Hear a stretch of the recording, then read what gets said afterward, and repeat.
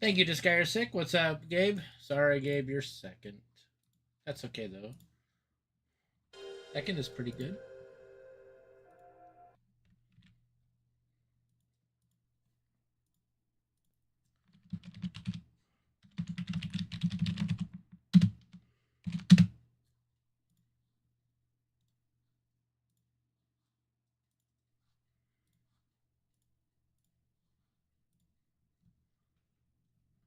Not. What's up, Thorum? How's it going, dude?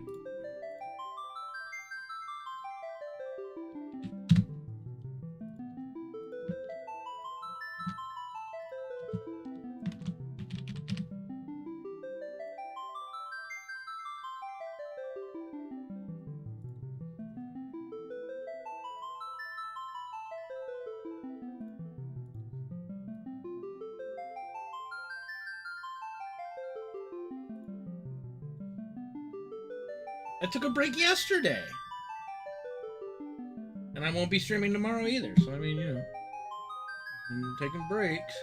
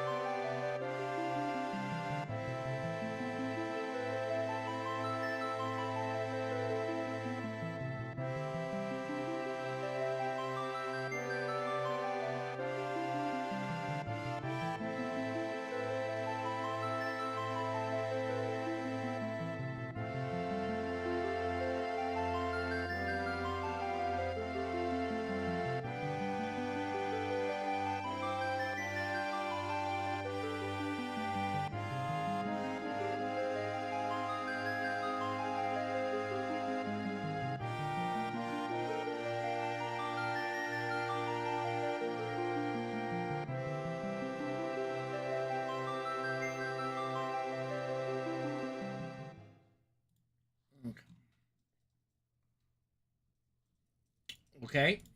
Don't know what that is, but all right. Okay, let me go to the bathroom really quick, and we'll get started here.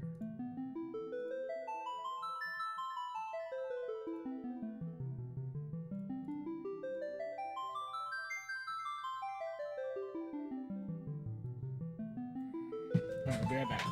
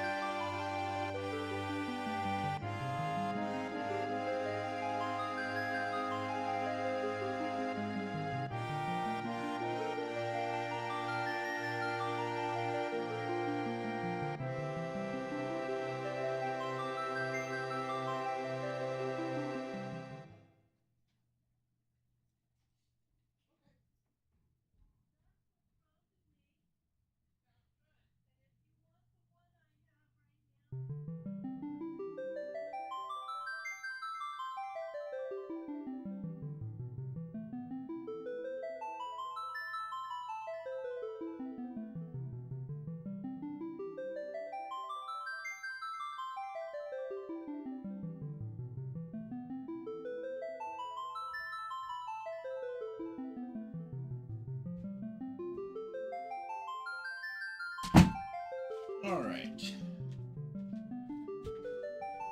Saturday run. Okay. Thank you, Go Get a Co, for the good luck. All right. How you doing, Skin? Let's go ahead and just do a quick refresh on everything.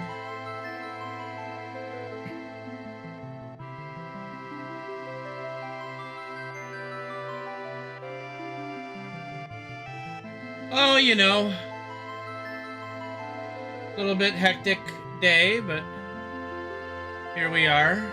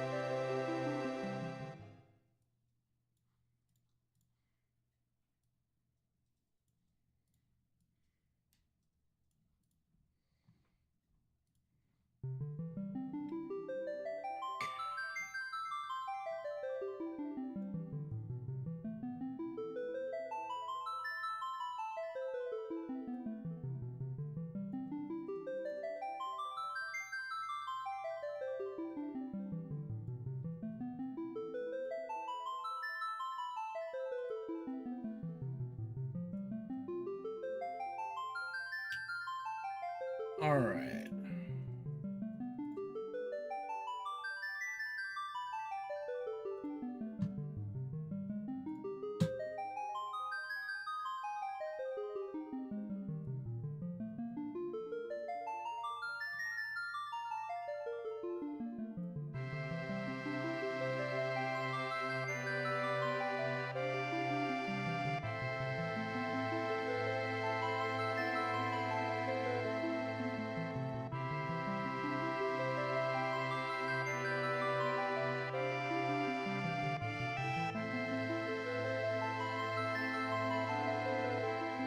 Huh?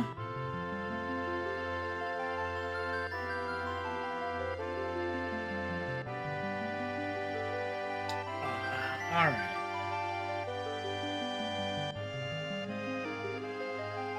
Okay. All right.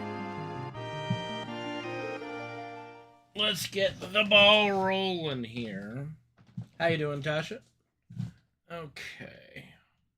Just make sure that yeah. Okay. All right.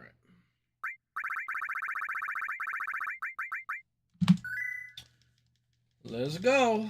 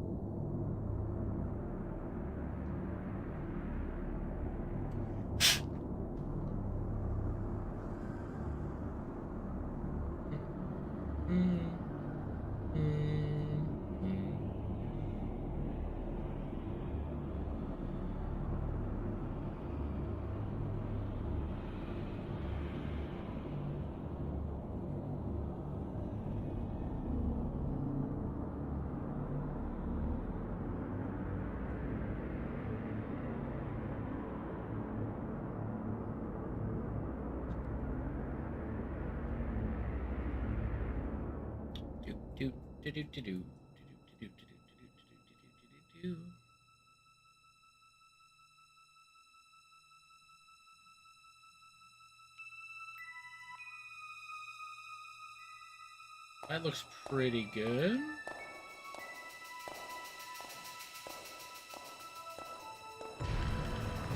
One frame up. I think that's... Yeah, okay. It's good.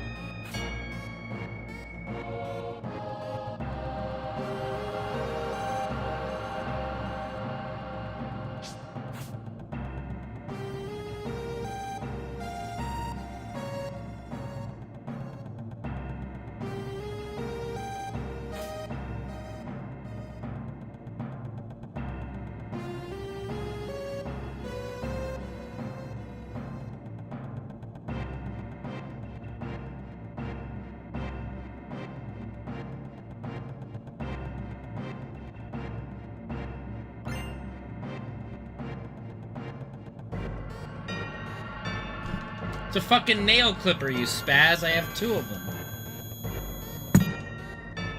Yeah. I mean, I'm not even biting my nails.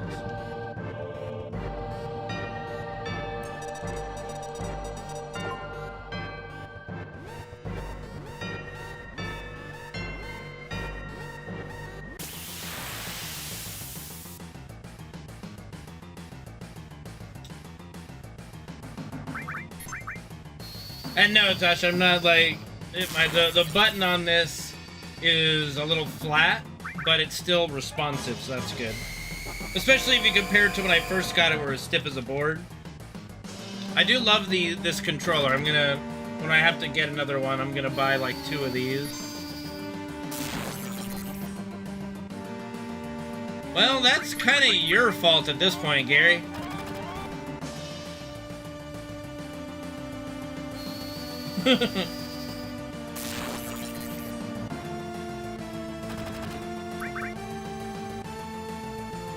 No, I would never play WoW on a controller.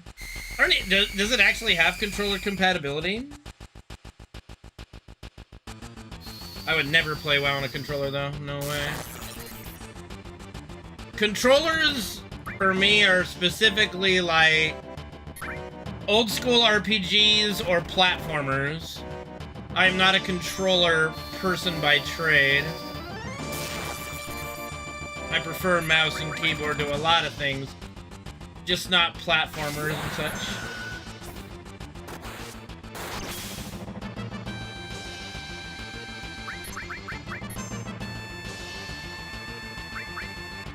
Gotcha.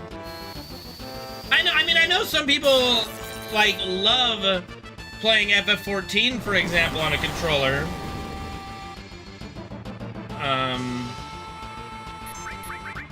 I'm just not one of them.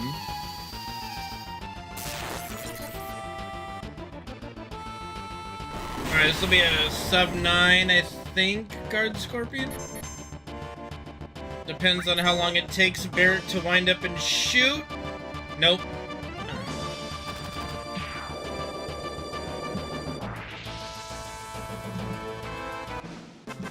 Oh, bro, I don't even use, like, half of the UI elements that exist, dude. Like, my footage is tame compared to what most players, especially, like, the top players in the world, use. I don't even have a UI. I use the default UI. I have literally, like, details from damage meters, and that's about it. And then weak auras, but weak auras doesn't show...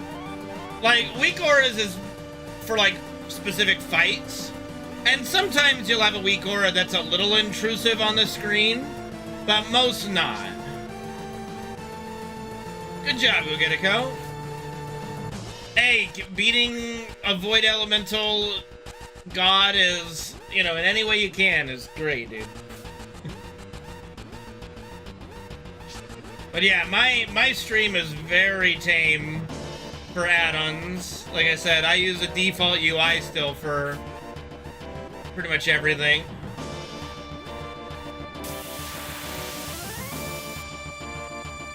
Excuse me. Well, Midnight is they're gonna be doing a crackdown on weak auras. I honestly hope that we don't have to rely on weak auras anymore. It takes a boss like Fractalus and completely,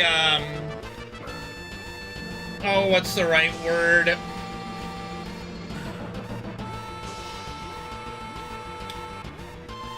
It's not delegitimized brain, it's, trivial! That's the word. Trivializes. Yes. An otherwise pretty interesting... Like, for a tank and spank, like, for a patchwork fight, Fractalus is interesting. You know? But it's completely trivialized by a weak aura that just tells everybody where to go. There's no thinking involved, and that when they can't even make a patchwork boss that doesn't get completely trivialized by a weak aura, they need to get rid of weak auras and what they're using to trivialize these fights. Because something like Fractalus, like, it should not be just that simple. And I think that they can, like, and I think they also need to, I think they're getting with that better this expansion than last expansion. But you can have a harder version of the mythic bosses for the race, and then you dial it back to kind of what you originally intended for all the plebs. Like, let's face it, everybody else in the world are plebs compared to, like, the top 10 guilds in the world, top 5 guilds in the world. And that's fine. I don't mind being a pleb. I'm not, you know... Yeah, but I think Fractalus, like, I get you would have to lower his HP, and that would make it even more trivial. I think that at least it's in a spot where it's harder than the first boss. It's harder than the second boss. Hey, Sam, thank you for that 118-month resub. Appreciate it, dude. You know, it's not harder than Lumathar. It's not harder than the Maniforge, so maybe making him 3rd or 4th. And then putting the Maniforge guy at, like, 5th. Maybe? I don't know. So, I think Blizzard's doing a much better job of having, like, 2 different versions of Mythic. The race Mythic and then everybody else Mythic. And so, I do believe going forward without weak auras, they'll be able to design some fights that are challenging, even to the top guilds, but they're not going to be unfair. When, like, some of these fights, if you didn't have weak auras, they'd be impossible, basically.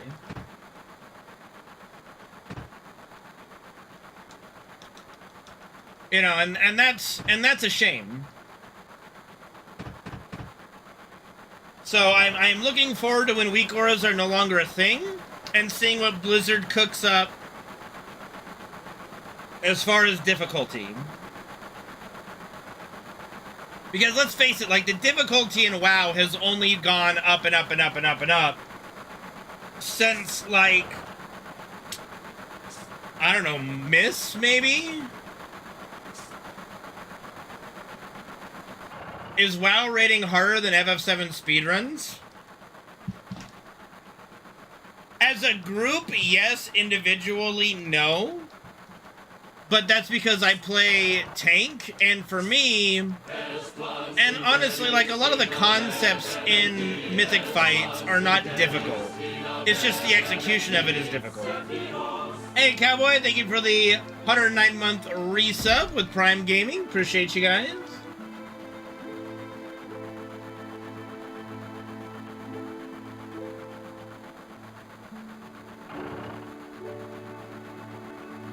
Hello, Jesse, talk to me. Thank you. Well, that's kind of why I never found, like, WoW Classic to be too interesting. And it's also why WoW Classic can be, like, the only version of WoW where they have a hardcore mode. Because it is that, like, it's... Let's put it this way. WoW, like, vanilla WoW is easy as hell, but it's also easy to die.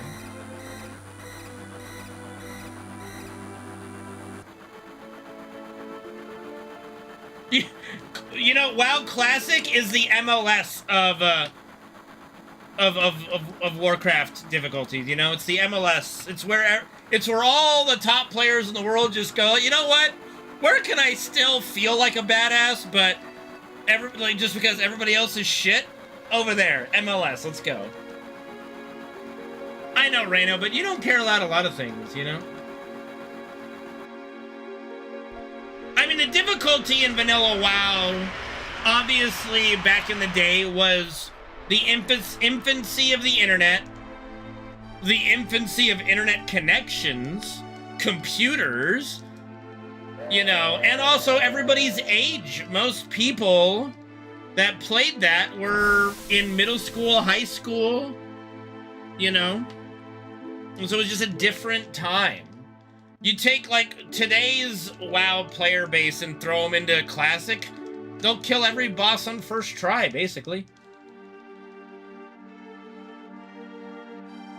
Yeah, I know, Reno, I know. I never got to play Wrath of the Lich King. I legitimately, like, I did a stint in Vanilla WoW when it first came out because some of my buddies wanted me to play, and I just couldn't dedicate the time that they could, and so I fell behind really fast. And then the same group convinced me to get Burning Crusade, and they said they would make a character to play with me so that, you know, but that quickly dissolved.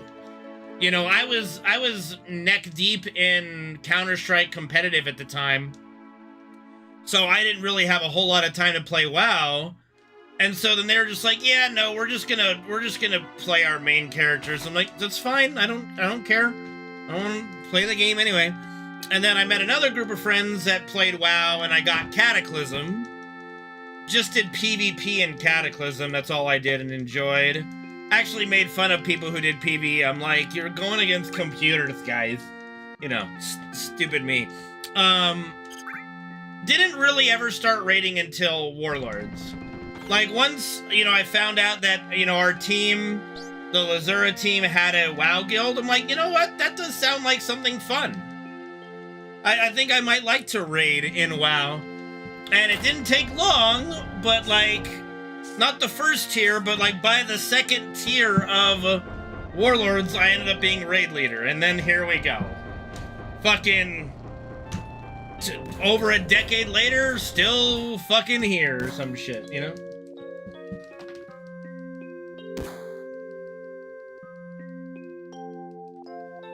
Okay.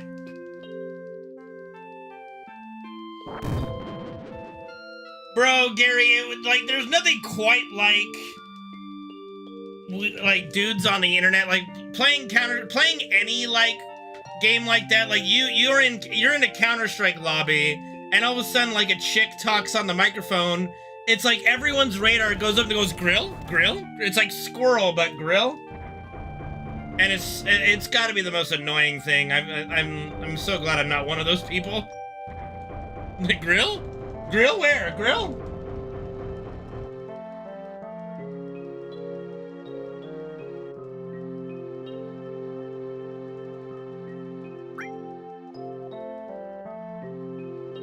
I got a radar, but it doesn't, you know, that doesn't give me a license to be an ass.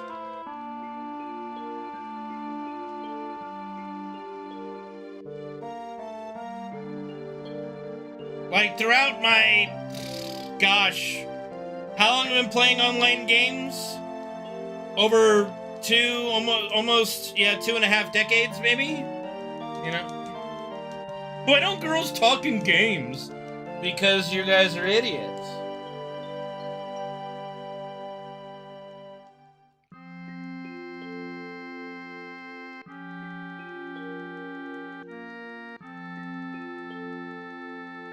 And you know what's interesting? Statistically speaking, one day you will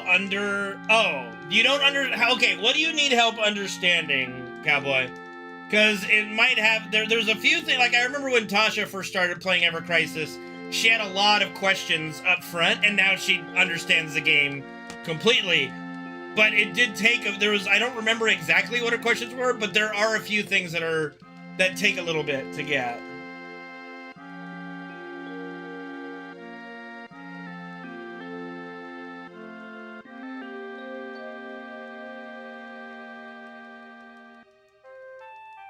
I mean, I still play Ever Crisis every day. I enjoy it. It's fun. But I can understand that. Go get a coat. His Veil buff? Oh. Yeah, okay. That's just a shield that you need to do damage through. Yeah. That's just, he just put a shield on himself that you just have to damage down. I mean, of course their approach hasn't worked. Like, I've literally played with dozens of chicks over the decades, and they just mute them. And yeah, I can get that, Reno, but yeah, you know. Yeah. And what I was gonna say is that if you look at it statistically, if you are playing a game with 10 players, like, statistically speaking, every Dead by Daylight game I play, which has 5 players, statistically, there's at least 1 or 2 girls in that game. That's how many girl gamers there are. In reality. Like, it's not how it used to be. Like, girls play games. They do. They're just not going to share that information with strangers because that's how shit happens, bro.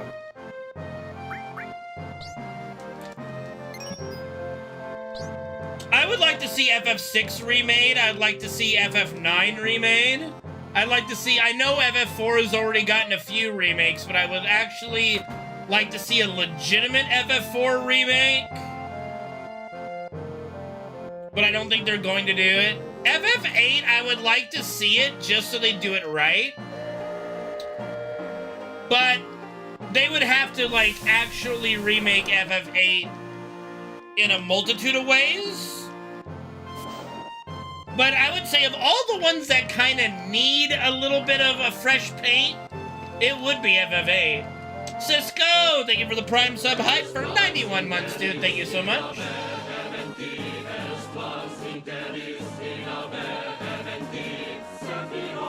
Yes, Reno, I know exactly how you feel, dude. I think there was one game where I think this guy, like, okay, so the chick ended up being my bomb site partner on, like, Inferno or something. And this guy, like, as soon as she was making a call for me as they were coming in, she's like, I'm flashed or something. And then we got through that. Then one of the other jackasses in the game just would not leave her alone for like the next 3 rounds. And I finally just had to say, dude, would you shut the fuck up? She's not gonna date you. Just play the damn game. Like, I don't know what these people think's gonna end up happening. Thanks, Dark Sword. I mean, I hope so. I always hope to get past bottom as well. You know? I don't mind a remake in parts if it's worth it. But the only problem with that is that it takes too long to get out. Like, honestly, FF7 Remake and Rebirth combined would be too much. So, you know, it had to be broken up into parts, and we're gonna get a part 3 that is literally like the culmination of everything. So I think if the game warrants multiple parts, it should get it.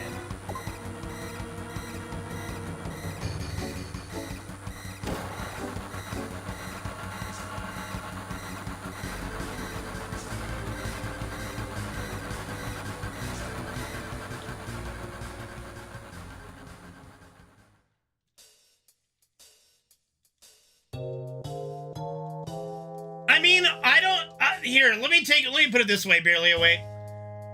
As somebody who absolutely despises and actively does not play, like, games like Diablo 2 or Diablo 3 or Diablo 4 anymore, or ladder-based games, because I hate that concept of seasons in games. Like, here's a season, 1, 2, 3, 4, 5, 6, 7, 8... 10, 11, 12, 13, 14. I absolutely hate spending hours upon hours grinding and grinding, acquiring stuff in a game, and then it's all reset, right? I absolutely despise that. For something like FF7 Remake and Rebirth, you have to do it that way. Otherwise, you'll just max out your character in Remake, and then you trivialize Rebirth. Now, the only way it would work differently, and then you would also probably dislike this, but it wouldn't be so different from how games are made anyway. Like, you'd have a max level in Remake, like 20. Your character's maxed out at 20.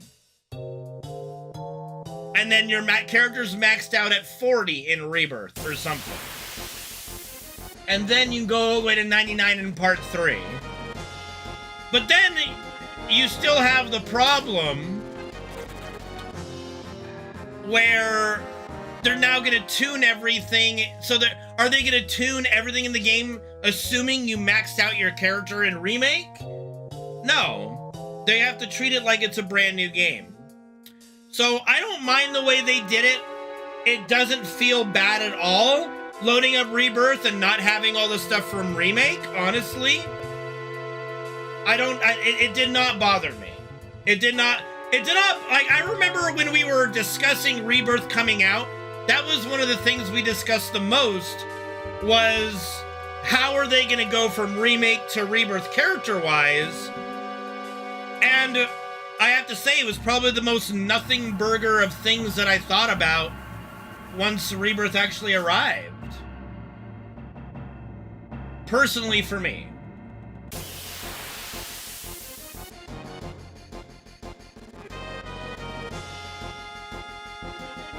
I mean, technically, some things did carry over. Here's what they probably did. I'm sure they would have had access to this information.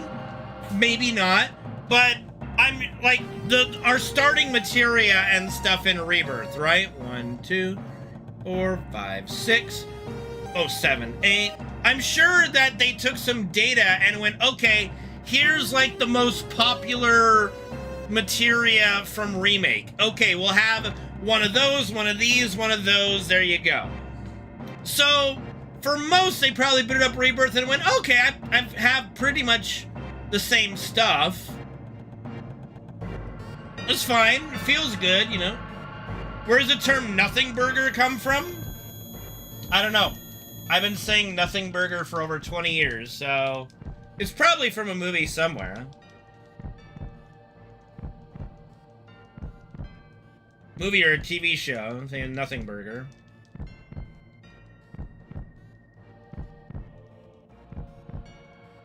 But yeah, for a part of the game, you know, it ended up being nothing. Like, I thought it was gonna be a big deal. How are they gonna go about this? How are they gonna consolidate Remake into Rebirth? And it just turned out, like I said, to be a nothing burger. No problem whatsoever. It was totally fine. I'm like, oh, didn't even think about it.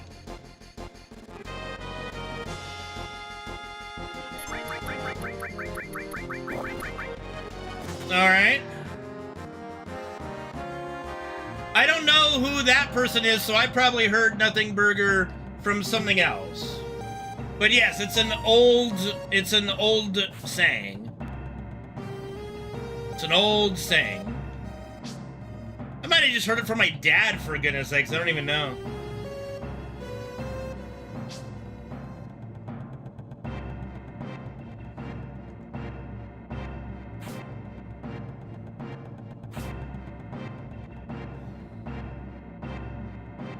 Oh my god, Gary, no, please don't. We are not making that a copy pasta, thank you very much. And so, you know, okay, so I platted Rebirth, right? There's so much stuff I have in Rebirth, right? 1, 2, 3, 4, 5, 6, 7, 8, 9, 10, 11, 12, 13, 14, 15, 16, 17, 18, 19, 21. So we'll see what ends up happening. Well, yeah, I've done a couple speedruns of it, Barely Awake, but I've already platted Rebirth, so I don't really have the inkling to just play it casually off stream. We'll play it again when we get a release date for FF7 Part 3.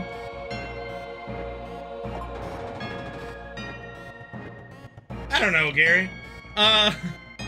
But yeah, I'll be curious to see if I feel like restricted in Part 3 or if it'll feel as seamless as going from Remake to Rebirth was.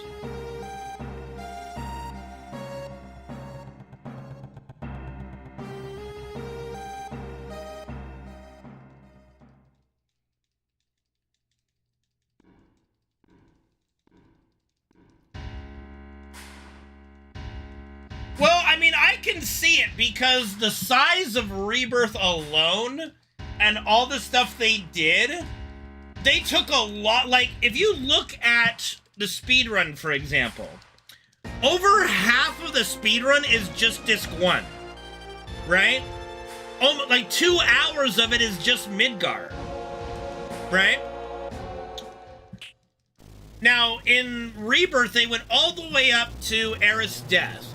After Aerith's death, like, you start to just bang, bang, bang, bang, bang through places, right? You have a Coffin Icicle Inn, you're in the Northern Crater for a little bit, then you're back in Junon, then you go to Mediel, then you fly around to Fort Condor, Corel, back to Mediel, you know, rescue Cloud, back to Junon, back to Rocket Town.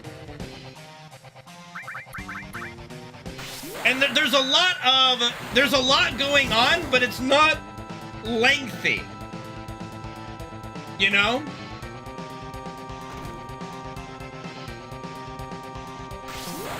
So they're probably going to emphasize bonus content the most in part 3 to an extent. I doubt, you know, I don't think we're going to have the same, I hope we don't anyway. I think it would be a big mistake is if they do the same collector thing they did in Rebirth, where it's like, all right, here's Icicle Inn, do all these things here for 100% completion. I would love side quests in Icicle Inn. I think doing a side quest to see Aerith's house and them, dude, I cannot wait, and they're not gonna back out on this, I know that, but I cannot wait to see all the tapes, like the Professor Gas tapes, in the remake style, like fully HD. You know, you're having Professor Gas, Efalna talking about Weapon, about the Ancients, about Genova, all that stuff. The lore that, like, all the lore that's remaining is all the best stuff in FF7, in my opinion. You also have the flashback of Zack. You have, you know, all of these, the flashback of Vincent. You know, you have the Wutai side quests. There's so much to do in part 3 from a lore perspective that I don't think we're going to have as much time to just do mindless collecting and just scanning weird little nodes for Chadley. I still think we're going to have some kind of area completion, but I don't think it's going to be that tedious, if that makes sense. I think if the weapon fights are not just like Shadow the Colossus style kaiju battles, it's gonna flop. They know they've got to make those epic as shit. So, like, Rebirth to me was the busy game, where it was just, okay, busybody, get through these parts of it, some of the tedious aspects, and then part 3 is like, all right, here, it's like, this is what everybody's been waiting for. This is the meat and potatoes. This is the dinner and the dessert of FF7 coming up right now. We just had an appetizer and, like, the first course, which is like bread, and you're like, nah. So part 3 I'm looking forward to the most, and with how well they've done remake part 1 and Rebirth, I have full confidence in what they'll do with part 3.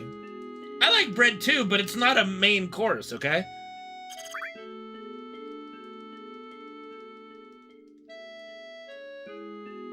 I love garlic bread, Reno, Jesus, shush. Dude, okay, Chadley, we're gonna have to fight Chadley, and it's gonna be great.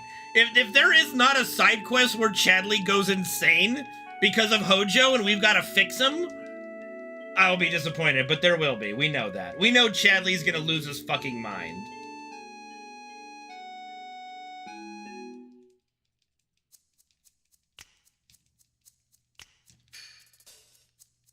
And yeah, I understand what you mean, Chobin, and I think we're gonna have a lot... Because here's the thing, Chobin. In part 3, we're gonna have access to the entire world, right? Like, every single location is gonna be accessible. Midgard, Junon, everything, Wutai, every place in FF7 is going to be accessible in part 3. So you're gonna have a whole lot of running around. A whole lot of running around all over the world, and it's gonna be great. Okay, let's be honest. Mai is 100 times better than Chadley. Like, I think we can all agree on that.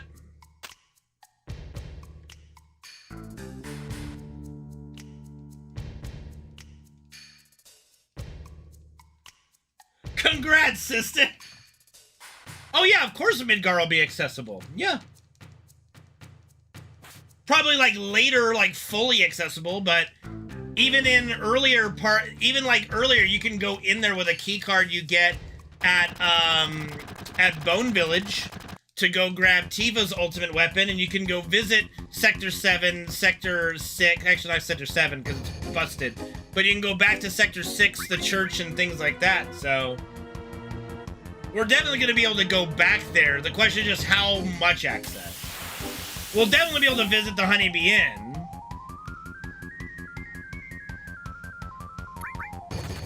Definitely going to be able to go back to the Honeybee Inn, I guarantee that.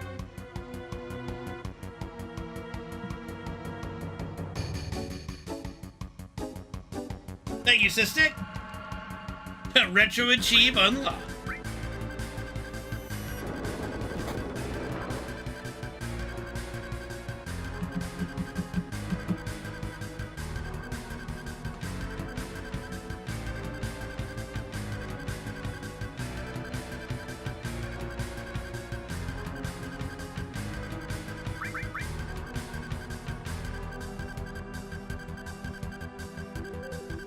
So yeah, I think when done right, and I think FF7 Remake is a good example of how to remake such a beloved game and such a big game. Do I want to see every company and their mother go this route? No. By all means, but by no means do I want them all to do this. But I think for some, it would be welcome. I would be lying if I said I wanted more from an FF Tactics remake, but, you know, the Evil East Chronicles and what we're gonna get is fine. I just hope that it spurs them to maybe make a new FF Tactics as a result that is gritty, dark, and with a more modern-looking style. I think something like Legend Dragoon, I would give my left kidney. Okay, that might be a bit extreme. Okay, both kidneys to get Legend Dragoon remake. Reno, every fucking time, dude. Every fucking time, bro.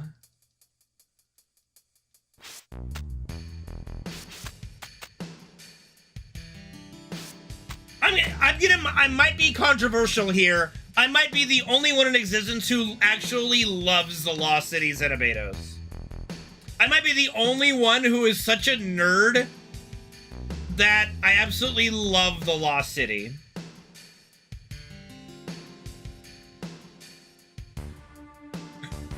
I just love the concept of the Lost City so much.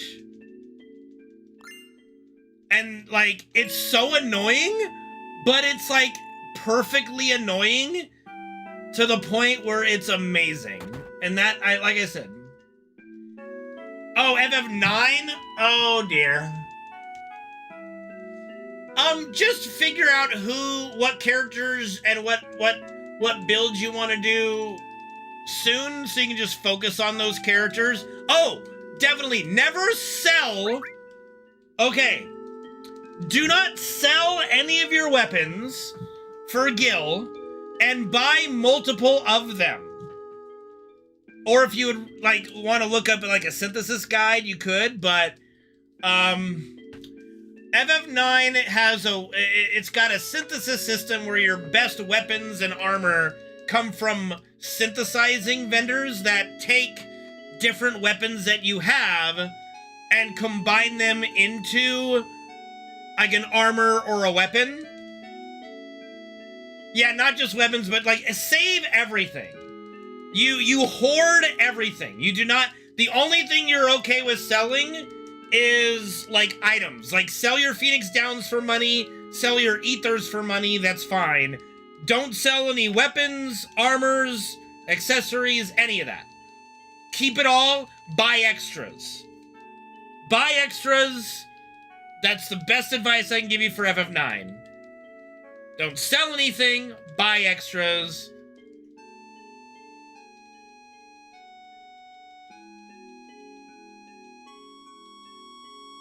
There is a really easy way to make money too by selling silk robes. So if you like want to do like an infinite money hack, you just buy a bunch of the combinations for a silk robe, and you just synthesize the silk robes and you sell all the silk robes. Scaling issues? Not really. Nothing to really worry about. There is min-maxing to a very small extent, with like your character's stats grow based on what accessories you have equipped. Like if you've got a dark matter equipped, your character will gain more strength over time, but it's not necessary. Cotton robes, thank you. It's cotton robes. Thank you. So, but as far as scaling goes, no. No scaling issues. You can out-level everything, have at it, be happy, play the game the way you want. You'll have a good time with FF9. Make sure you put the battle speed on maximum fast, or you're gonna be there for a long time. Even the fastest battle speed is super slow. The fastest battle speed in that game is super fucking slow. So absolutely bump it up. Use ATB weight though, if you like, if you want. But absolutely I would recommend doing the fastest battle speed, otherwise you're gonna double your playthrough speed time.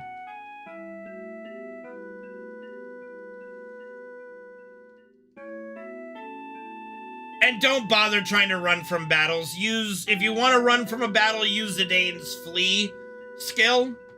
Boy, I'm going down the list, aren't I? Like, I should make a checklist of Beginner's Guide to FF9. Do not try to run away from a battle. Use Zidane's flee. Because the game sucks at letting you run away. It's horrid.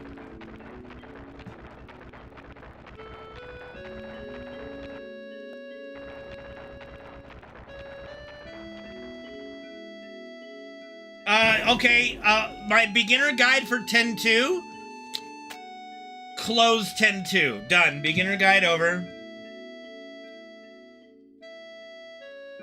Like a beginner's checklist to all the classic Final Fantasies. Beginner guide to 10.2. Yeah, put it away. Take the disc out, break it, and then there you go. Done. Problem solved.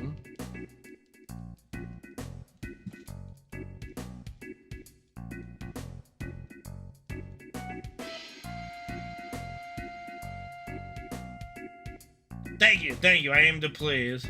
I'll make a good YouTube short. Yeah, tip for 10.2. I pull out my 10.2 disc, snap it on the screen, and then, yeah. You know what? I despise 10.2. And even I won't break it just because I'm a collector of sorts, but that would be very funny. You just fucking put it in a toaster.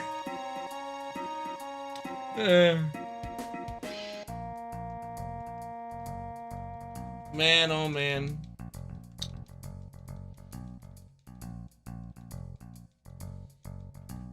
What's going on, Elusive? How you doing, buddy? But yeah, 10.2 is a shitload of fuck. Smash the toaster with and just shoot it off into space. I don't know, one of these days we gotta just do a tier list of all the Final Fantasy games. Now that I've played most of them, but I haven't played all of them yet.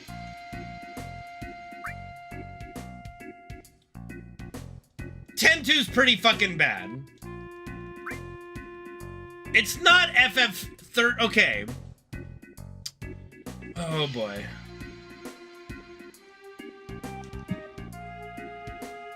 .16, I hope you enjoy it. I enjoyed it a lot. It's definitely different, but I really loved it. I don't know. I like the opening theme better than 1,000 words, I'll be honest. I'm not a huge fan of 1,000 words. How did that happen? You know, different directors, different, you know, leads, different ideas. 10-2 is horrible. It's Charlie's Angels, the Final Fantasy game, and it's horrible. It has no redeeming qualities in 10-2. And it's not, okay, let me put it this way. I don't dislike the concept of Charlie's Angels. I don't dislike Yuna. I don't dislike Riku. I don't even dislike Pain. But to go from the world of 10, and then what 10-2 is, I don't know. It's not compelling. Brother's a creep.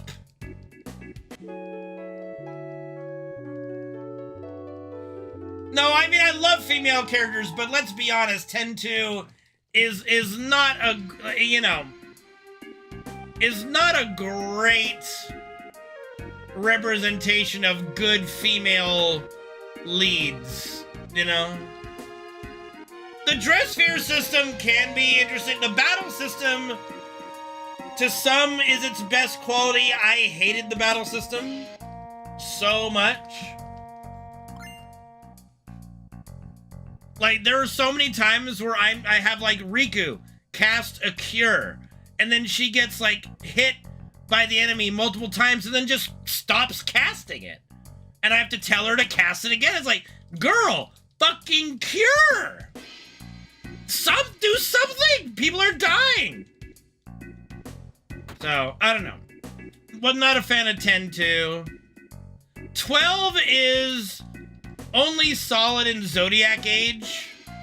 And even then, I'm not a huge fan of 12. But it's not 13 or 10-2.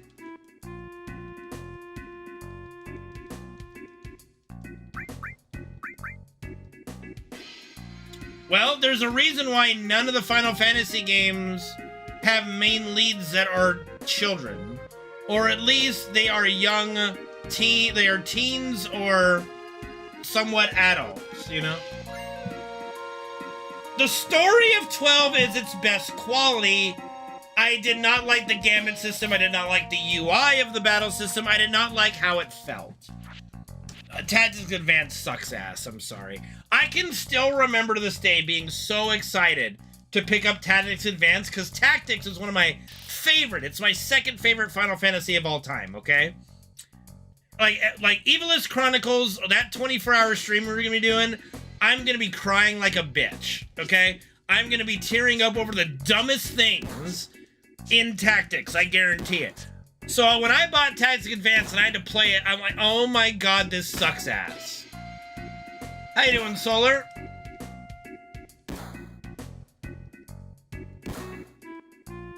I don't cry like a bitch at least 50% of the time.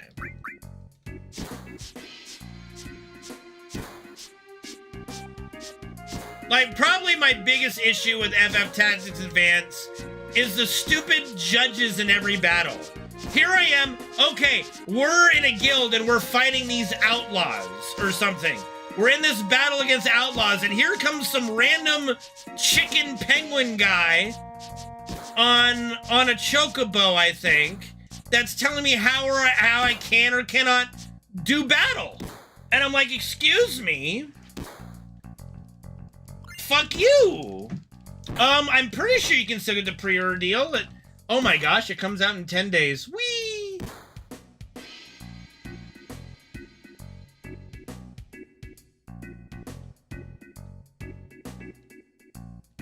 Oh, hi, Mark. Oh my god, Solar, you don't know what the room is? Jesus. What do you Europeans even do with your lives?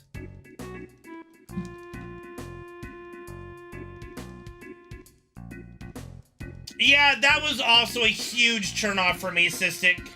Like, the original Tactics was so, like, I know it's 2D, like, pixel graphics, but it just, for the time, it seemed so gritty and realistic. It wasn't cartoonish. There was blood, there was gore, there was impalements. It was great. I'm like, wow. Like, Final Fantasy Tactics was Game of Thrones before Game of Thrones came out, you know? And it was brilliant. And so you get Tactics Advance, and you don't kill anybody. You have some jackass on a chocobo telling me how or I can or cannot fight. And it just pissed me off.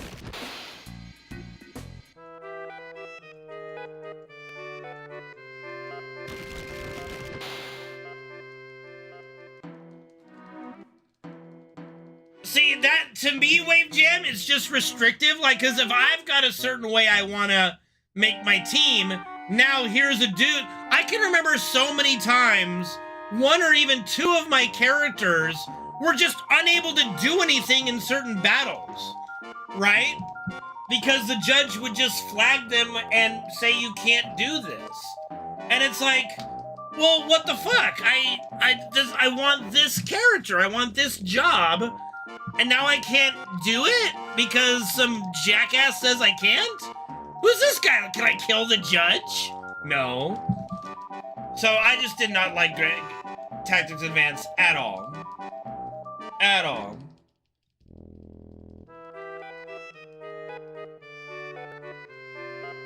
Yeah, but the majority of the game is centered around you're not killing anybody, you know. Are you waiting for, are you gonna watch me play it, Solar? I mean, yeah, if you, I would not recommend Tactics Advance. If you liked FF Tactics, I would not recommend Tactics Advance. I can't. If you're anything like me, at least, I wouldn't recommend it. You could love Tactics Advanced. You could. There are plenty of people, Wave Jam being one of them, loves Tactics Advance. Great. Not for me. Not my very big downgrade to OG Tactics in my mind. Yeah. Yes. War of the Lions is kind of like an updated version of original Tactics. Has some voice-acted cutscenes. And new classes and a new side quest that adds Balthier to the game. Balthier and Fran. It's fine. I played War of the Lions. I enjoyed it. But it also lets you become a Dark Knight, and it's overpowered as hell. It's just way too strong. It's just way too strong. The Dark Knight is just way too strong. I always wanted to be a Dark Knight as a kid. Like, when I'm going against Gafgarian, I always, like, loot his crystal. I'm hoping I'm gonna get the Dark Knight skill. But I wanted to be, like, Gafgarian levels of strength with it, where I'm doing, like, 70, 80 damage, not 999 damage every fucking hit, because it's broken. Like, 100 is fine. Maybe 90? I don't need to be doing just max damage on Night Sword, because the class is fucking broken, you know?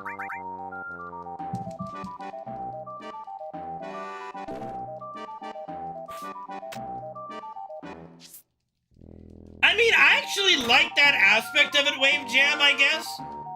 I guess for me, to me, it's like diving into the deep end, I suppose.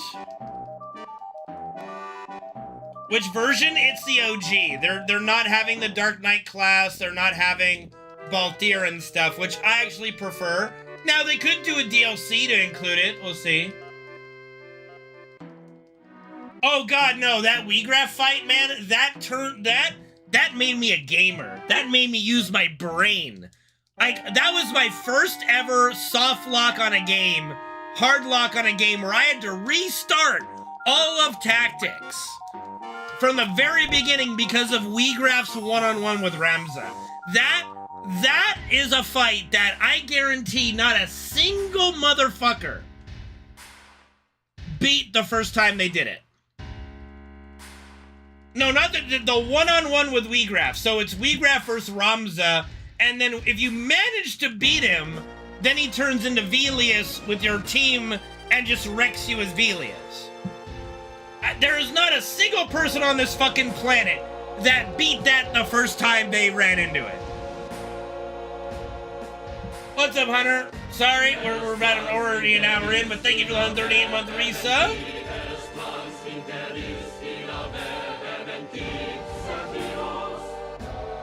I'm here. Please restart. Yeah, Reno. You should play FF Tactics, Reno. You'd probably like it. Screw up Motorball? Can't really screw up Motorball, but he could crit me to death.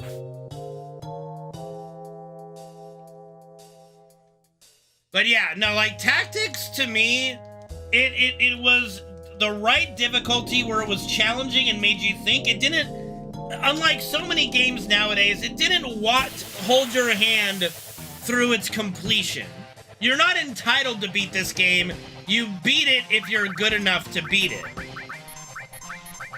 You beat it if you're prepared enough to beat it.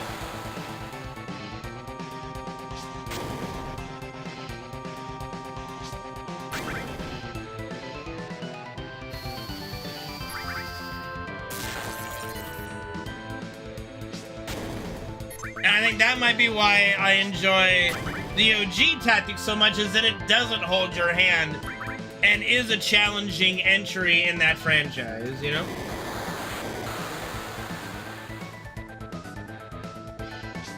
I've never played a Prince of Persia game, so I have no comment on that, unfortunately.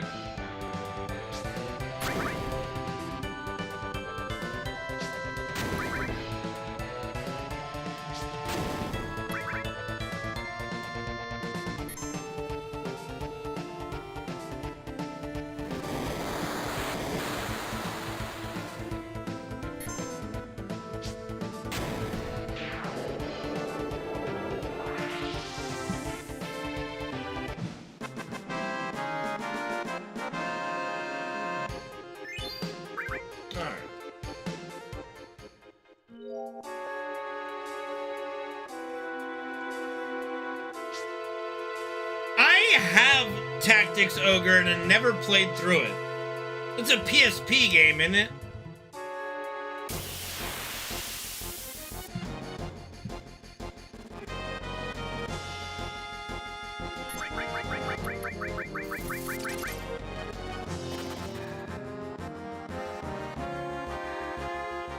Really? 1, 2, 3, 4.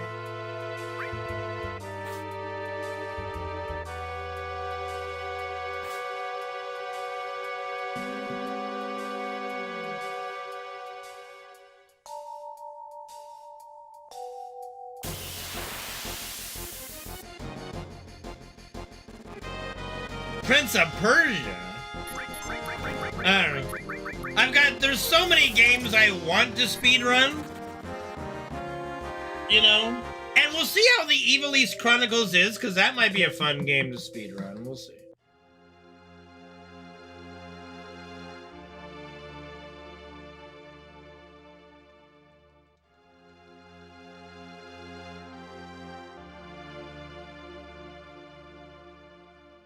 Yeah, I did. Yeah, I did. I played Disgaea. Yeah, I did. 1, 2, 3, 4, 5, 6, 7, 8, 10, 11, 12, 13, 14. That was with the, yeah, that was with the little vampire demon child and the playful, like, succubus chick, right? Like, is his name LeBlanc? No, it's not LeBlanc. It's it's La something. Hold on. Laharl. I got it before you typed it. Yeah, I played it. I thought it was good. I thought it was fun. The pretty dude. You had the printies. It was fun. It was a good game.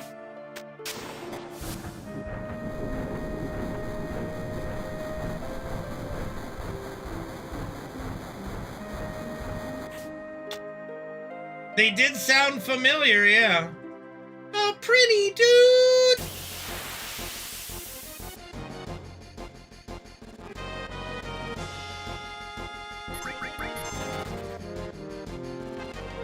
You know what's actually very funny about that is there are so many iconic, like, male characters in TV, cartoons, and stuff that are actually voiced by women.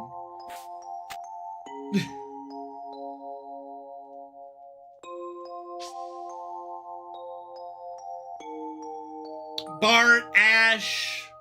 Like, there's a lot. Like, there's a lot of them. Luffy? There you go. That's another one. Naruto, yeah. Yeah, some of them are, like, Goku? Isn't Goku's voice actress in Japanese female? Right? Like, I'm not making that up, right? She's a female that does Goku, right? In Japanese? I'm like 99% sure on that.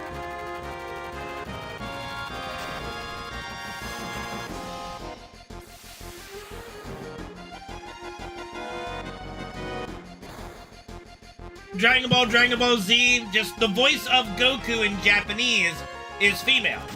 So, like, there's so many iconic characters in anime, television, cartoons that are male, like some of the best male protagonists of all time, and they're voiced by females. Yes, Bart Simpson is another one, yes. There's so many. There's so many.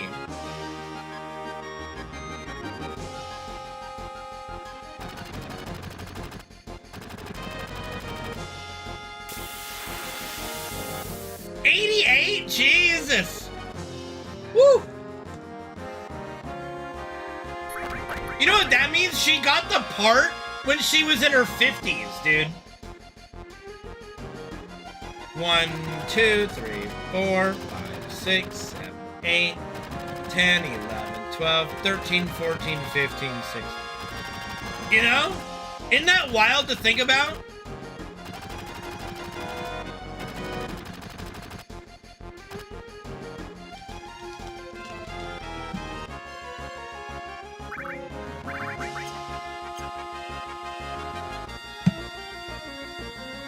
Da, da, da, da, da, da, da, da, da.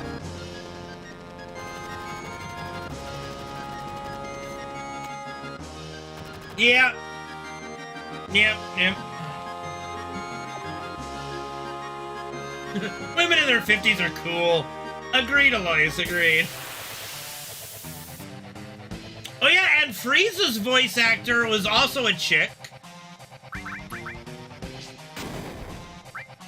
Which is probably why, as a kid, Frieza, I always thought was a chick.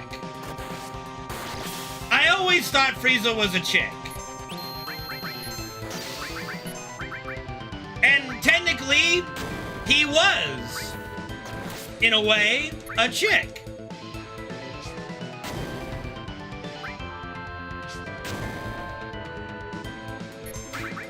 Yes, very similar in style, yeah.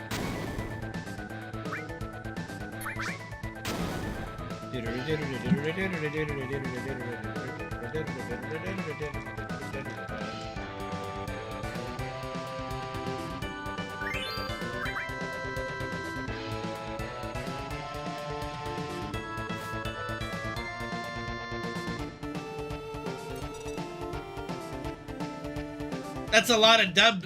No, you know what? English, there's like 7 or 8 different dubs of Dragon Ball. So it's not that crazy. There's the infamous big green dub of the Tree of Might, which is hilarious. If you're ever gonna just Google, just go on YouTube and put in big green dub and just enjoy, because it's so bad. It's so bad.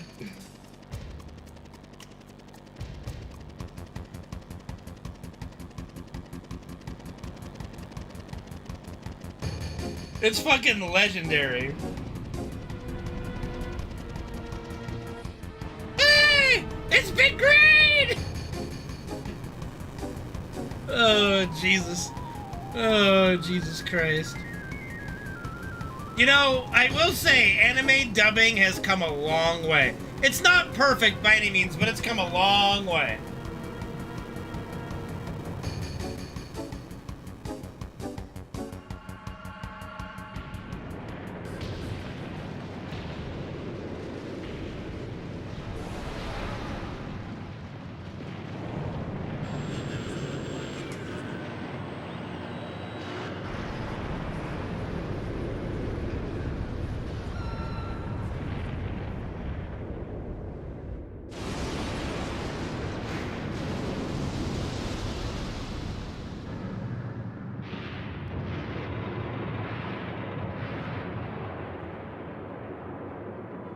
I pretty much I just exclusively watch anime and dub. I can't watch Japanese sub. I don't know why. I just can't do it. I just can't really get into the anime unless I'm watching it in English dub. I embrace my enjoyment of dub. Thank you very much. It is for people like me that dubs exist, and I'm very grateful for it.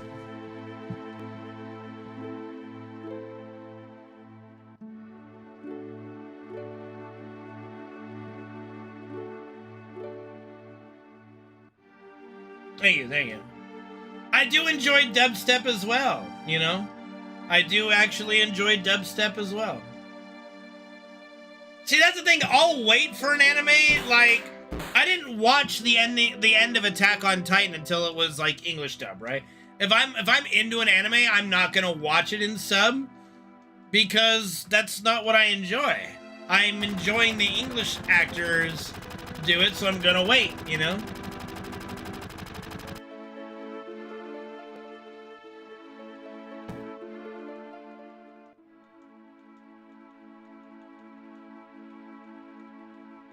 Yeah, DoorDash, like, would be, we're at home and we're tired, and it's like, you know, I don't feel like cooking and I don't feel like going out. Get DoorDash. Not, hey, we're already out, let's just go to drive-thru. Okay. Thanks, Greasy Hobo. How you doing, man? It's good to see you again, Hobolo. Hopefully you're doing well.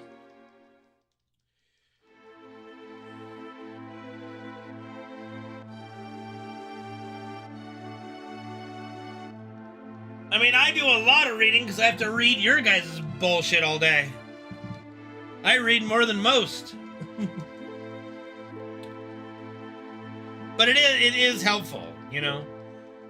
It is good for my brain that I'm reading on almost a daily basis.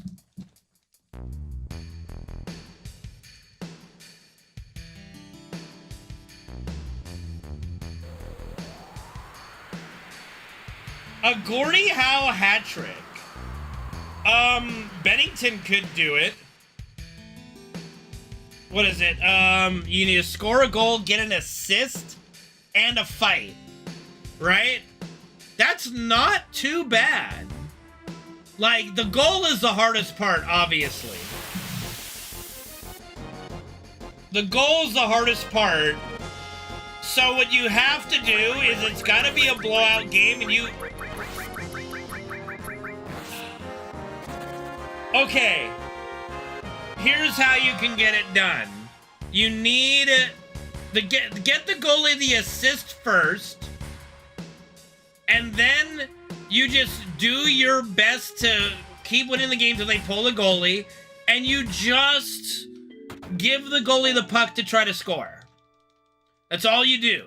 If he scores, he gets in a fight. He just goes and fights somebody. Just do it. That's why you have to do it. That's why the fight has to come at the end. The fight has to come at the end of the game. No, what did Dash run today? And how you doing, Leggett? Yeah, the fight has to be at the very end of the game.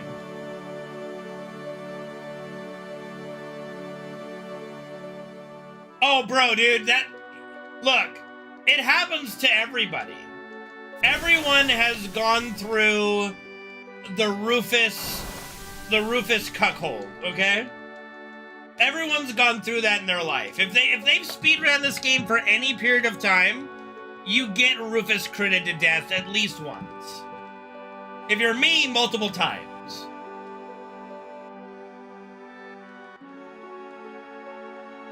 It's just going to happen.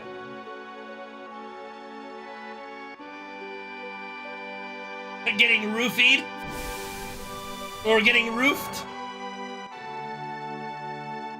I got Rufus-ed. What I want to know is, how do bullets crit?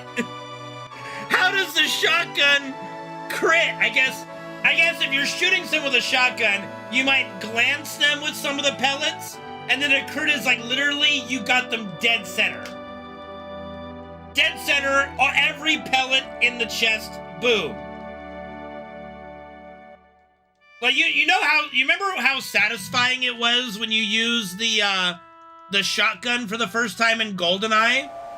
And like you'd have these glancing hits on the arm and like the leg, but then when you get that one, just every bullet just hits them right in the chest, and that splash, like the splash, the light, like you guys know what I'm talking about with gold, that the thud, just the impact sound that hitting every single bullet of that shotgun into the chest of an enemy in GoldenEye, you just see them just fall over.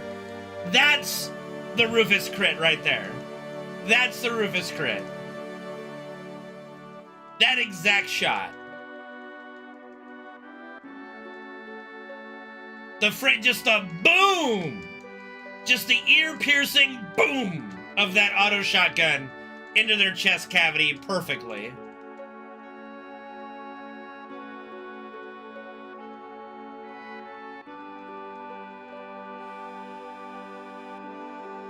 Alright, you wanna know what the low-key, one of the funniest and most fun things to do in GoldenEye is? To keep shooting an enemy in his gun. Like the guys that carry around the AK, or the FF7 Soviet, you know?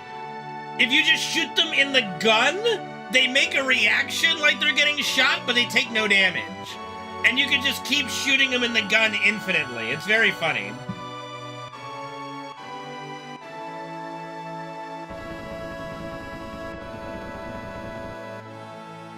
Yeah, auto-aim did seem to like to do that quite a bit.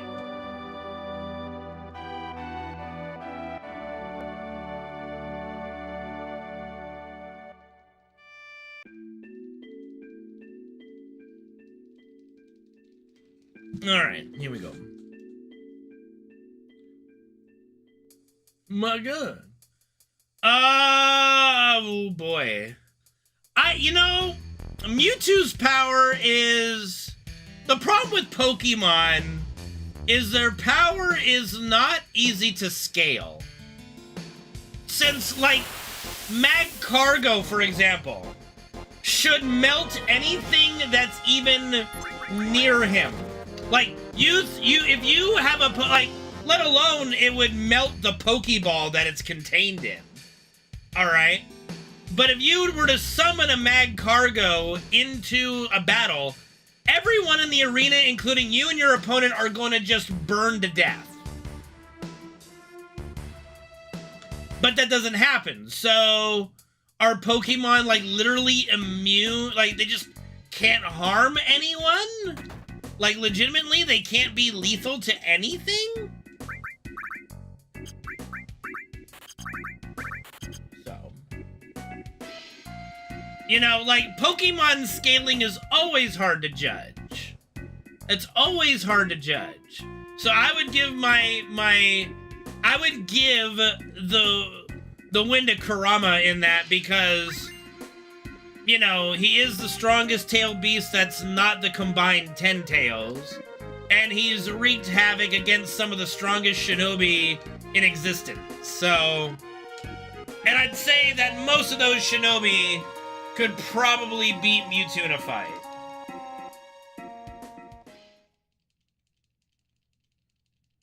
I don't know. I would give it to Kurama. But again, Pokemon power scaling is very hard to judge.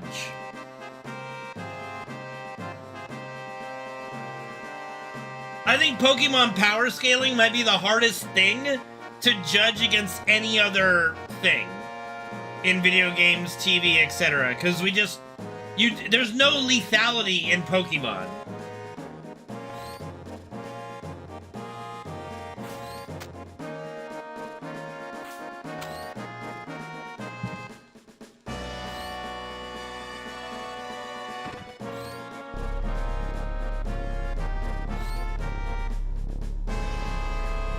Like, that's why there's that fan theory that Ash is dead at the beginning, you know? I mean, I guess he did kill some scientists, But we don't know how, really. We don't see, like, did he psychically just blow up their brain? I don't know. It's just really hard to figure out. Oh, bro, Goku beats Mewtwo 1,000,000 times out of 1,000,000.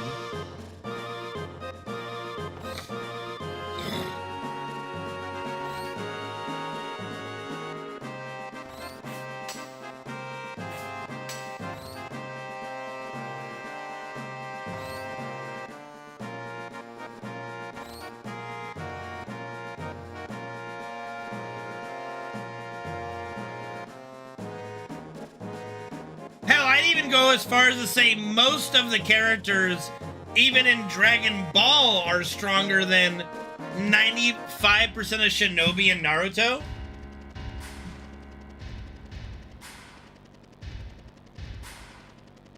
Diet M. Bison, yeah. He's got the Shadow Orb in Melee. Like, don't get me wrong, Mewtwo is my favorite Pokemon of all time, but I don't think anything in Pokemon there is scalable to other anime or anything like that, you know?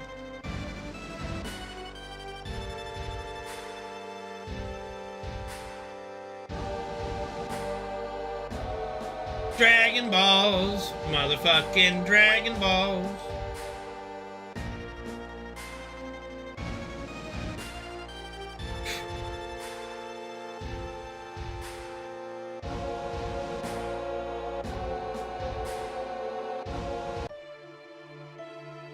Ash is Yamcha. No, only Yamcha is Yamcha, but yeah.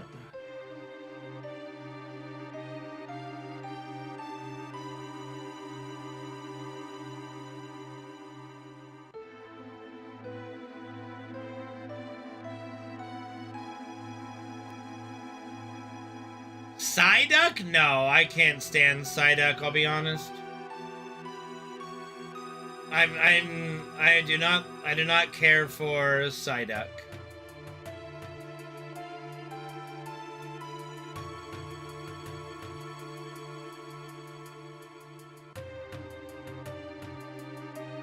I mean, Gabe, let me be honest, if I were to think of a Pokemon personification of you, it would be a Psyduck. So that's appropriate.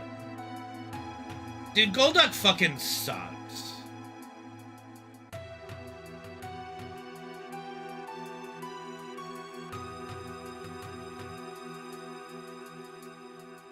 Indeed, Reno, indeed. Jean-Claude, as in Van Damme. When did they say Ash is Pikachu's name?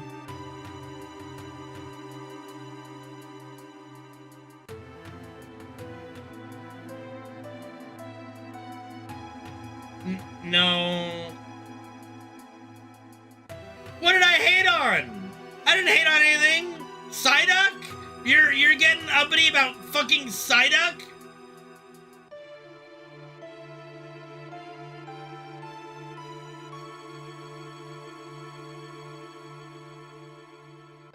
I hate on subs? What kind of subs? I don't like turkey subs. I don't like veggie subs. I don't like many subs. Except, like, subtitles. I don't hate on subtitles. If you want to watch it, fine. I just prefer dub. I have nothing against people who enjoy subtitles. Unlike y'all, elitist motherfuckers that make fun of me for watching dub, I don't care if you prefer sub. Go ahead.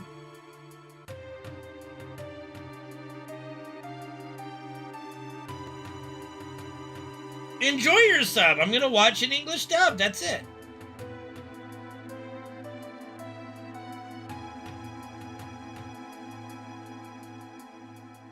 It isn't cope. It's reality. I don't care how you guys watch your fucking anime. I just prefer dub. That's it. I'll always prefer dub. I enjoy anime in dub.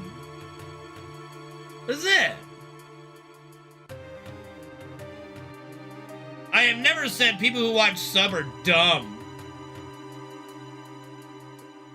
You know, stuff like that. I mean, watching anime in VR does sound like fun.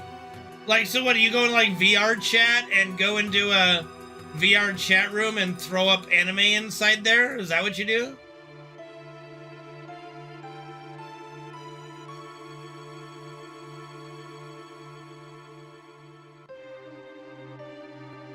I like ham in my as a sub, or pastrami. Pastrami is my favorite, you know.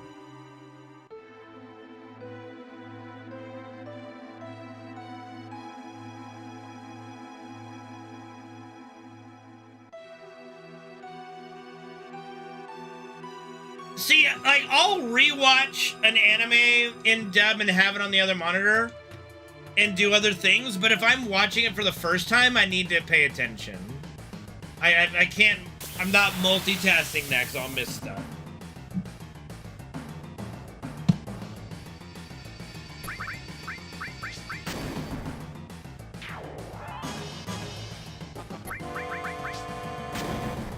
I watch while eating, like, yeah, absolutely.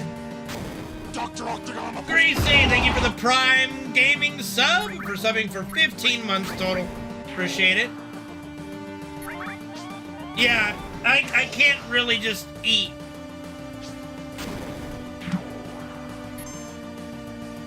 I can't really just eat either. I'm always watching something when I eat. Thank you, Greasy.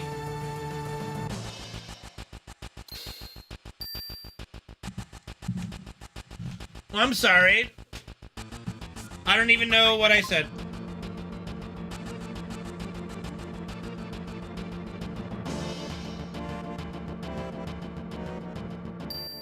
Yeah, I'll throw up anime when I'm at the gym, and if I'm like jogging on a mill or running on or doing a stationary bike, yeah, I'll get an episode done or something.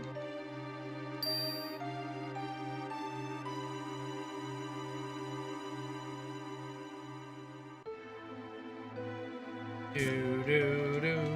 Just keep swimming. Just keep swimming. Just keep swimming, swimming, swimming. Do we do? We swim, swim.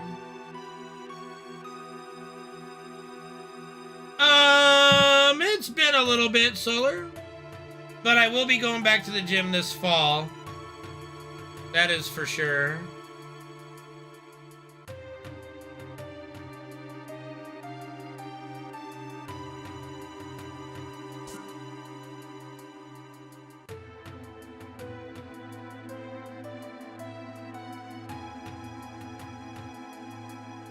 No, like, the biggest thing with sub is that while I'm reading the subtitles, my eyes are not focused on what's going on, and you miss what's happening. Like, I don't remember which great anime maker said it, but they basically said that he recommends people watch anime in their native language so they can watch and pay attention and appreciate, you know, the anime in their language.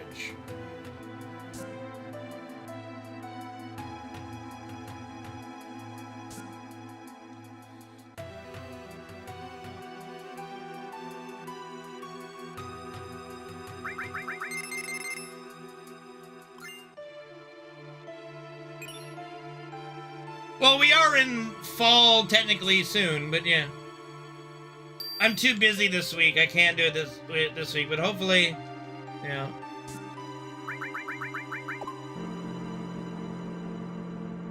Why? Because it's cooler?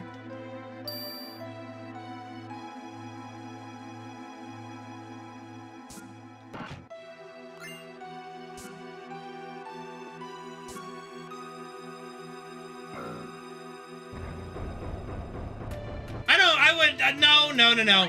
The Clarith fandom is the worst fandom on the internet. I have seen many a fandom, and that is by far the worst. Not even close. Not even fucking close.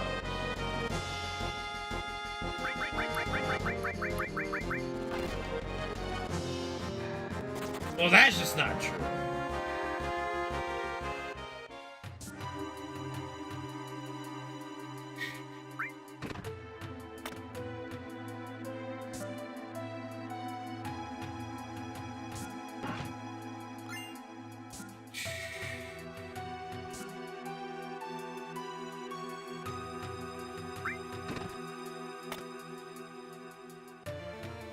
I mean, it includes a lot of things. Doesn't mean it means anything.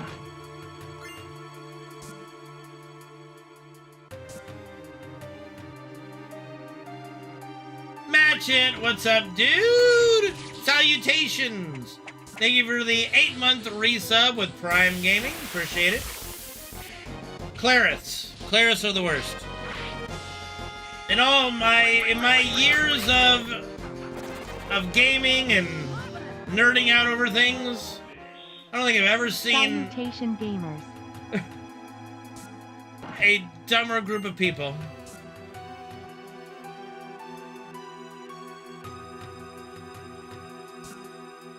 The Fellowship Beta? Okay.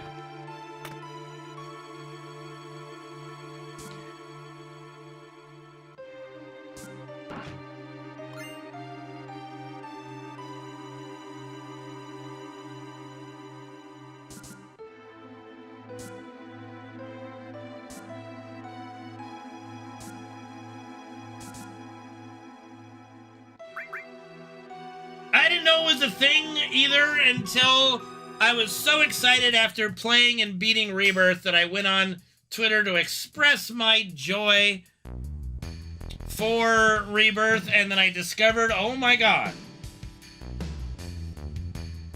there are some really dumb, really toxic, really degenerate people on this planet. I'm not a huge fan of M+, no. What it is, Greasy, and how you doing, Nick? Good to see you, buddy. Clarith is a shipping fandom that ship Cloud with Aerith, and they represent that Cloud and Aerith are an actual couple.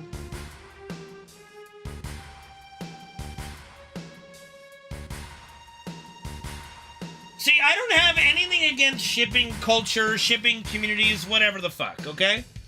I don't care. Like, you can ship who you want with anybody. I don't care. You could have Tifa and Aerith in a lesbian ship. I don't care. It's the moment you start trying to claim something is canon to the story, when it's not, is when I get upset. Alright? That's when I get offended. That's my problem with the Clarith fandom, is they can't just enjoy their fan fiction. You know, they can't just enjoy the fact that it is fiction and it is fan-made fiction.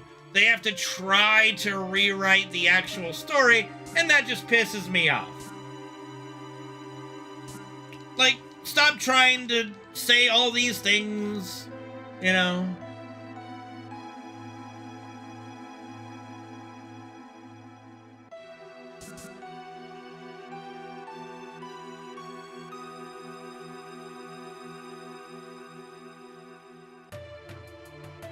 I mean, you can't tell these people that, though, Frankenstein. They don't want to hear it. They don't actually enjoy the canon story of FF7, so they try. Like, I had this argument with the Clarith yesterday, or it would have been Friday. Yeah, was that yesterday?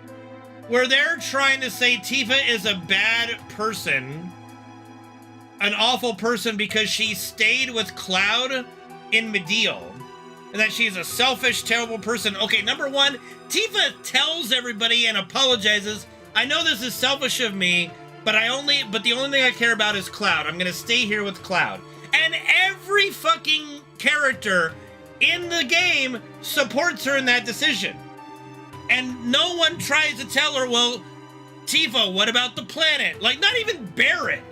Barrett is all like, yeah, you stay here. That's what's best. You know?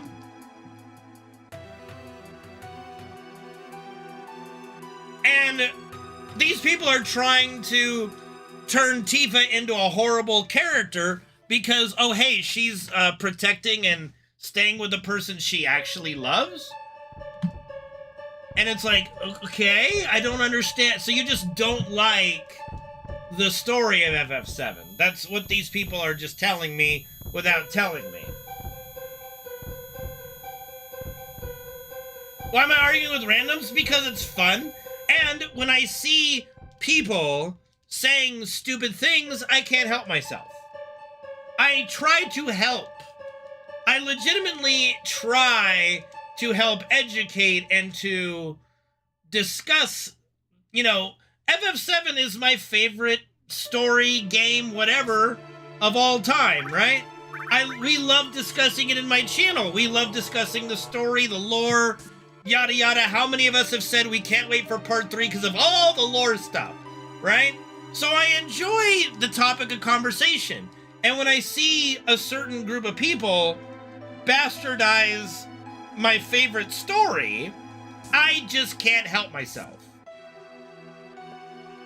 but respond and try to, I don't know, educate, make them not stupid. I don't know what the right word for it is, you know? I do think Remake did a better job for Aerith, yes, but I also don't have anything against Aerith. She's just not Cloud's girlfriend. She's not alive long enough to be. And Cloud wasn't like ever that way with her anyway.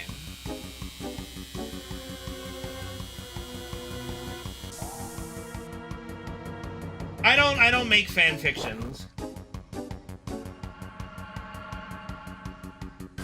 Yeah, Aerith, and like, which is why I loved Advent Children's ending that shows there's Aerith, there's Zack in the afterlife. You show these people Advent Children, I shit you not.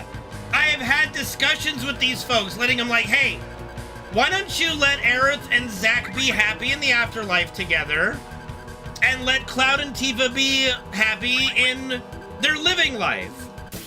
And I shit you not, I've had people argue with me that Zack wasn't actually there. It was all in Cloud's mind. And I just, and at that point, I got like nothing left that I can say to this person, because they're just in denial of reality. You know? Alright, we got a Braver for the doggo. We'll see how that goes.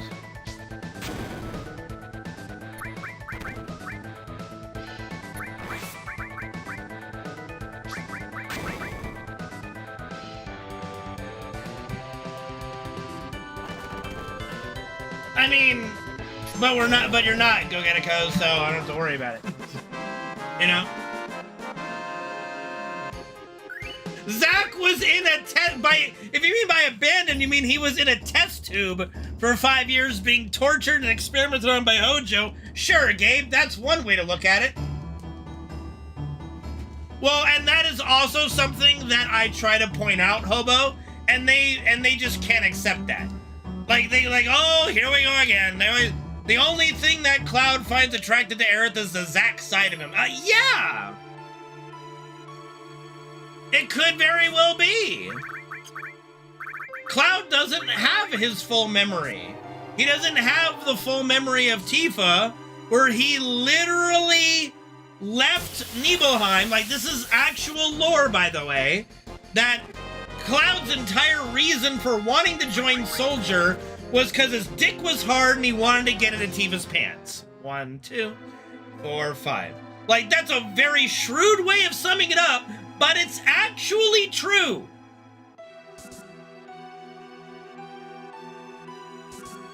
He had such a crush on Tifa when they were kids, he left Nibelheim to go to Midgard to become a soldier so that Tifa would notice him. That is Cloud's whole character arc as a kid. Is I like Tifa, I want to be someone special to Tifa, I need to go become the next Sephiroth so she'll notice me and I can get my dick sucked. Obviously, that last little bit is my own interpretation, but he's a guy!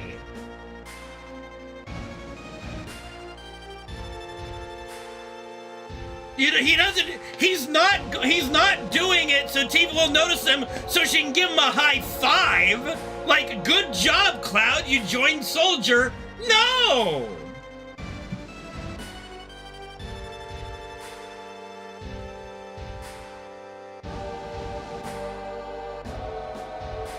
And in Rebirth, they made a point to really harp on the Tifa. Like, I wasn't expecting this in Rebirth, but it was actually very welcomed for me. They went all in on the Tifa Cloud dynamic very early on. Like, this is stuff that wasn't really even addressed in the OG, and they went ham city on the Cloud and Tifa narrative very early in Rebirth, and it culminated with Cloud kissing Tifa, and that's before Cloud even remembers how much he's liked her in the past.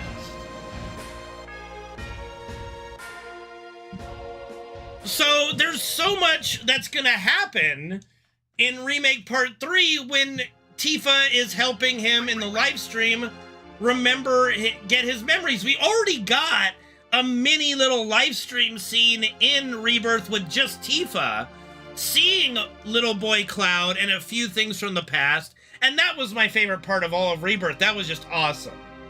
All right? Well, I'm sorry, the embargo's been lifted a long time ago. Rebirth is fair game to talk about. It's on every platform. Buy it, play it. No one kissed in the original game. You can argue though, and it's, you know, very much inferred that Tifa and Cloud did do the dirty before going to the final battle. There's even data, which you can go YouTube this if you want. There is actual data on the discs of a scene that was cut from the game, but it's still in the data, of Cloud and Tifa exiting the Chocobo stable together, like one after another, and Tifa coming like, you know, do you think anybody saw us? And I think he said the Chocobo did or something. It's very, it's like, it very much tells you that they did the deed without showing you that they did the deed. You know. So, we know by Advent Children that they are in a relationship together. We know by Dirge that they have continued their relationship together. And what a lot of people, like, don't understand is they're, like, in their mid-20s by Dirge, and so, like, the Claire's fandom is so annoying because they're shitting on Cloud and Tifa's dynamic in Advent Children when he's still getting over his own inadequacies. He's also got geostigma. He doesn't want to put Tifa and the kids through all that shit with his geostigma. And he's 23. She's 22, etc. You know? Like, guys, they're not that old. They're like, people expect them to be hooked, like married with like 3 kids or something by Advent Children if they were actually in a relationship. That's not how that works.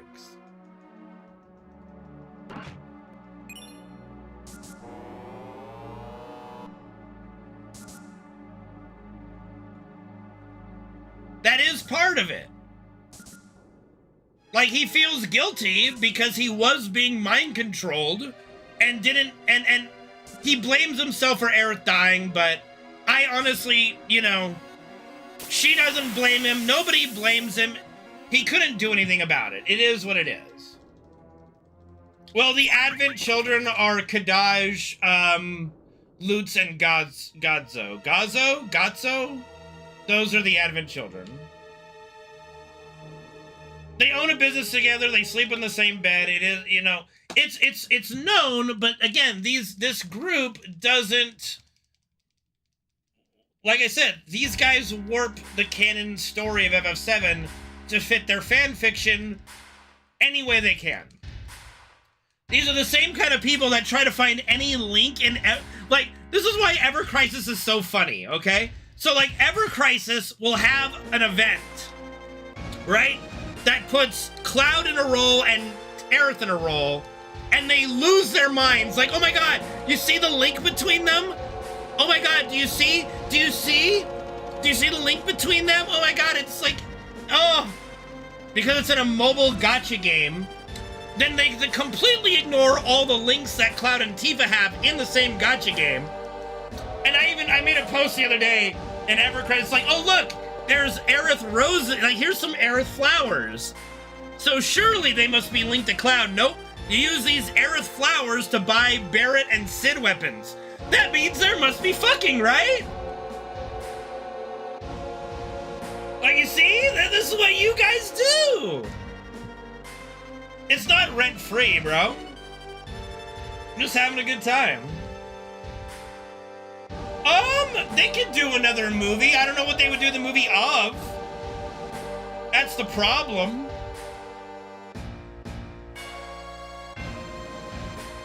Would they do a movie of the story of FF7? I don't know. Advent Children is 2 years after FF7. Dirge is 4 years after. What could they do after that? Not much. If they, I mean, I don't know. I would love to see a story, I'd love to see a movie of the actual game.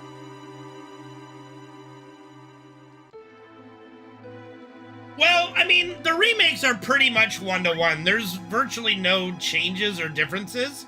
There is expansion and addition, but it's nothing that's like, that would make you go, oh, this is not plausible to have been happen in the original. I mean, I'm not gonna record myself at the gym. I'm not a jackass. I would love to play a DLC of Advent Children. I think that would be fine. Ow.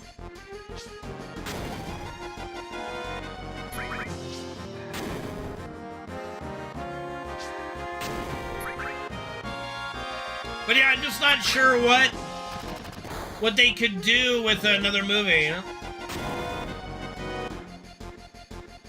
Well, that's the only way you would watch me, Bunin.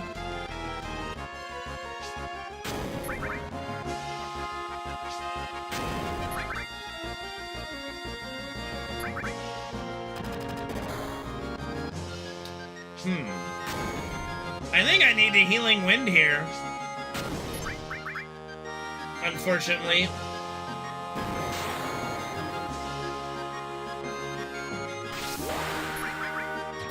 Yeah, but the whole point of that, Holy, is concept art is just what it is, concept. And they took the part that they wanted for Cloud to have a relationship with the character and gave that to Tifa, and then the person they wanted to sacrifice, they kept and put that with Aerith as a separate character. Yes, originally, one of the concepts was for Aerith and Sephiroth to be related. And they scrapped that idea, which is a good idea, I think. Thank you, Tyr. So, I mean, concept is just what it is. It's concept. There's a million concepts that don't get into a release. None of that makes it canon.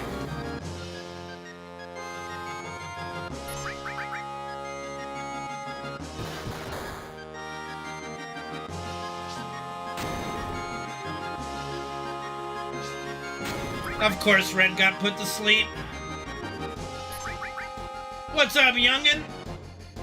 So, I mean, to me, like, I don't ship characters. Like, if I watch an anime and I like the relationship between characters, then I'm like, okay, great, I like that. I don't ship characters. Like, I'll watch Naruto and go, I fucking hate Sakura. I fucking hate, Sasuke. They deserve each other. Hinata, best grill, right? Good for Naruto. So happy Naruto ended up with Hinata.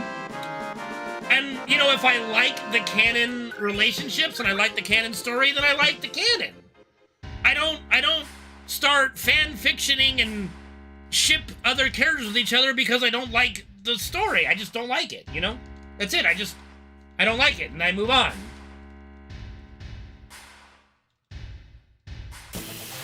Thanks, Delary. I'm glad you're having a good time. I hope you get some sleep, though, when you do. I mean, shipping can be fun, for sure.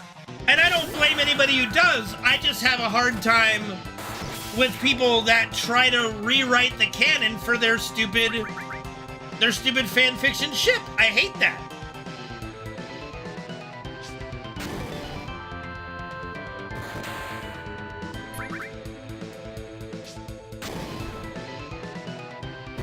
Alright, I actually am hoping for a Rufus crit. Alright, we'll wait one more shot just so I guarantee the limit break. Well, yeah, I like that. I prefer that too. But, you know, like watching an anime like Fairy Tail, I love all the relationship dynamics. I love Gray and Juvia. I love Natsu and Lucy, Urza and Jalal. Like, there's so many just well-written, fun relationships in that, but it's not what the anime is about, but it's a fun aspect of it, you know?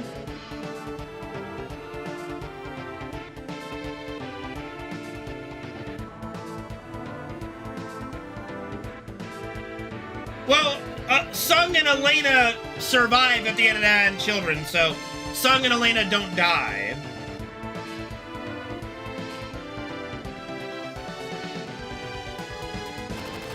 Bro, I'll be the first to say I love Nick like a brother, okay? I love Nick like a brother. He's a good dude. I will defend Nick to death. He's a nice guy. He just drives me fucking nuts.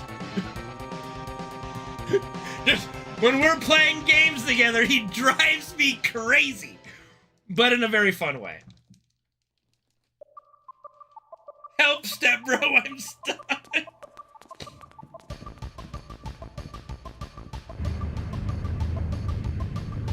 Yeah, we know Sung survives Rebirth already. Yeah. Well, we know he survives because, you know, he's in Advent Children. But yeah. It was assumed, yeah. That's fair to say. Happy and Carla is... It's so funny, dude. I love Happy and Carla. I just did not have time to fuck around with what... Like, the whole thing with Weiss is I would have had to max out leveling up Yuffie and shit. Like, no, I'm not doing that. Then we did not have time. Rebirth was coming out the next day. I literally finished Intergrade the day before Rebirth came out. Yeah, I'm pretty sure Cloud and Tiva have officially adopted Denzel, but it's not like we're ever shown an adoption paper, but he lives with them, and they're basically taking care of Marlene while Barrett is out as well, so, you know. Who didn't you kill? I know you killed me. Or you knocked me out with a grenade or something. What up, Star Platinum? How you doing? Like there's so many layers to the FF7 story. That's what makes it great, is that it's just beyond what is shown to you. And it is a really in-depth story. I really do enjoy it. What's up, Suede?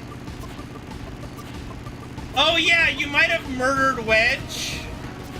That, you know, I didn't think about the NPCs, Nick. There is I think you did murder Wedge.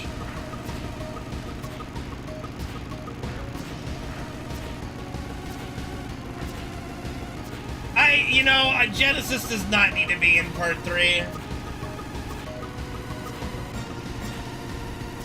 Oh, you know it's coming, Holy. You know we're gonna get one more flashback of Yuffie with, what's his name? I don't even know his name.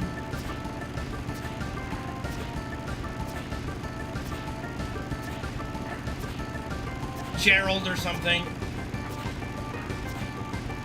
Sonon! Yeah, Sonon. That guy.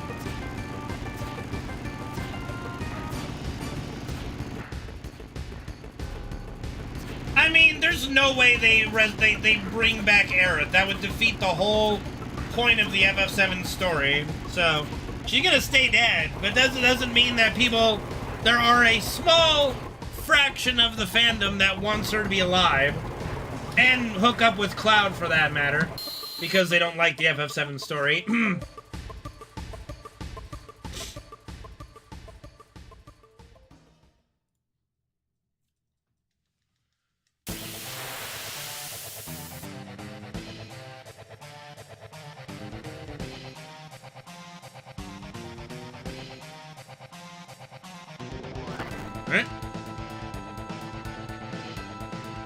Yeah, we're gonna see Aerith, of course.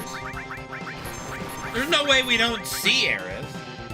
My prediction is we're gonna get, like I said, my prediction for the ending is while Aerith is using her powers to get the live stream to come up and stop the meteor, right? She's gonna be assaulted in the live stream by Jenova, Roth, Sephiroth, yada yada, right? With the ghost that Tifa saw. And Zack is gonna be protecting her.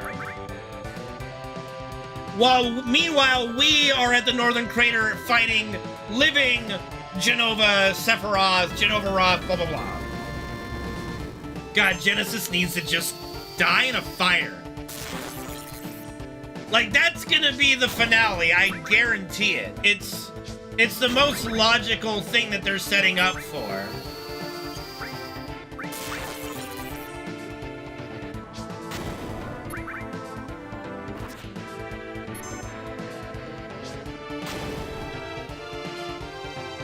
Oh my god. I hate all of you guys with your Genesis nonsense.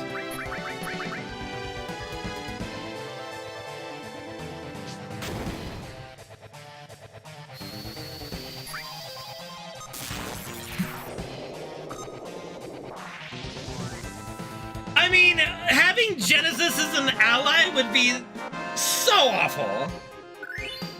It'd be so, like, okay, if he pulls a Vegeta against Cell for us, I'm gonna be pissed. That's all I'm gonna say. That's all I'm gonna say. If Genesis somehow pulls a Vegeta against Cell for us, I'm gonna lose my fucking mind. Okay? And if you don't know what I'm talking about, if you don't remember Dragon Ball Z, when Gohan and Cell are doing their beam, fight, Vegeta does a big blast into Cell's back, which weakens him enough for Gohan to overpower him. And it's just like, Deus Ex Vegeta!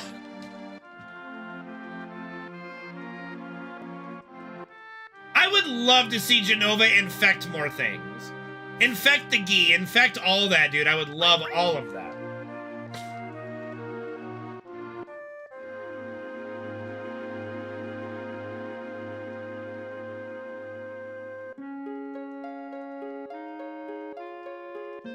Yeah, but that was more metaphorical than Goku actually helping Gohan, but I know what you mean. But that was more metaphorical or symbolic than Goku actually giving him power.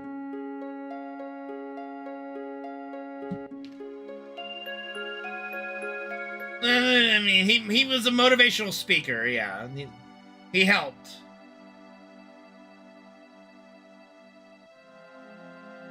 Nothing shall forestall his... Bro, he's been degrading... I don't want to think of Genesis. Thank you very much.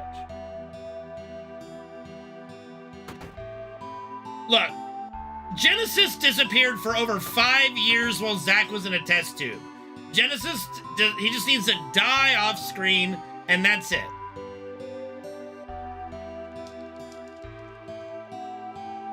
Yes, I know Gohan's whole thing is that he was a bitch. Yes, I know.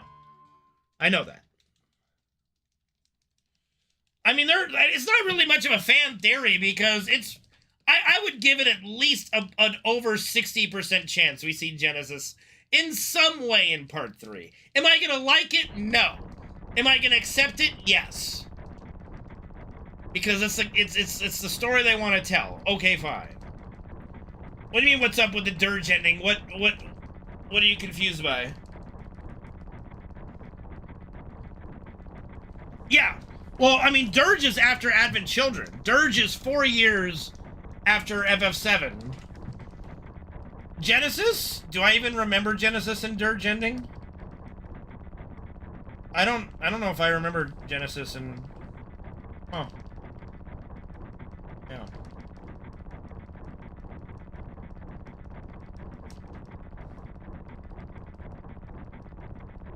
Yeah, I don't remember. Wasn't memorable.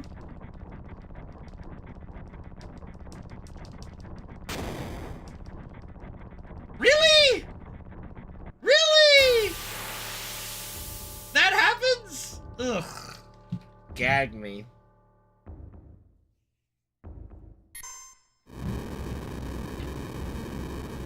Oh, come on, Sephiroth! Don't res me. No, Dirge isn't on rails.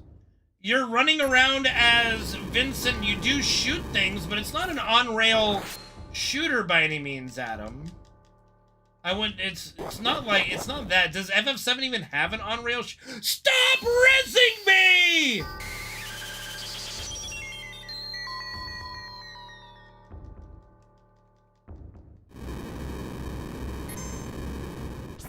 Yeah, it's a third-person shooter. Like, Vincent runs around, you shoot people in third person, you can also melee them. But no, it's not an on-rail shooter. Like, on rails is like House of the Dead or Area 51. That's an on-rail shooter. Something that automatically moves your character from position to position after you clear enemies. You know.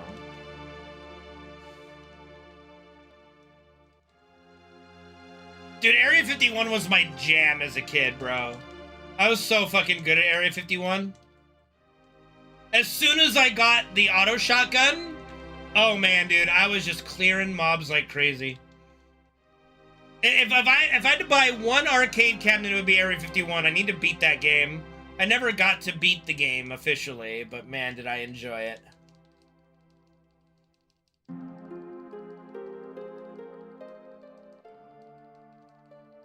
Time Crisis? I own Time Crisis 2. Is that what that is? No. No. No.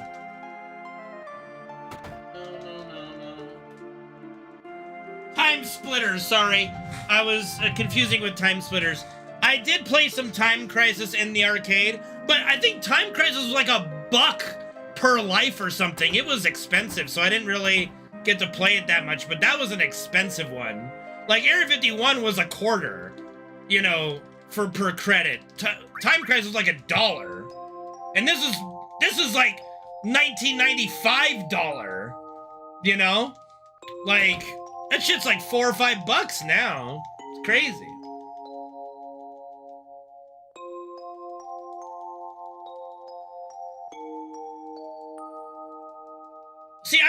I just have a hard time figuring out what that would be, Cross. Like, the only thing that could work, okay, would be some existential threat like Jenova's hubby, like, shows up or something. Like we learned that Jenova's not the only, because we don't know anything about Jenova's alien species, whatever. Is she a one-off? Is she part of a race? What have you? And, like, her hubby finds out, or, like, tracks her down and starts trying to destroy everything. I don't know. But how do you even make a sequel to FF7 at this point? I don't know. Like, it would have to involve Jenova, and people would be over that at this point, I think. You know? You can't keep bringing Sephiroth back every single time. You know? Like, having Sephiroth show up at Advent Children, he does say, I will never be a memory, but man, Sephiroth can't just carry the load every single time. You just can't. That's why Sephiroth did not appear in Dirge.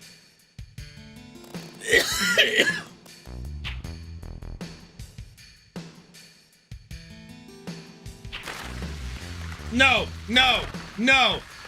I'm sorry, I am vehemently against anything that makes Sephiroth a good guy. No. I already hate Crisis Core for that little bit of trying to make Sephiroth likable and sympathetic. No, fuck him. Everything about him needs to stay evil.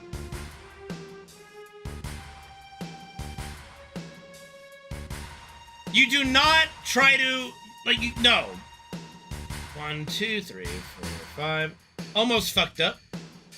No, he's not misunderstood. He's evil.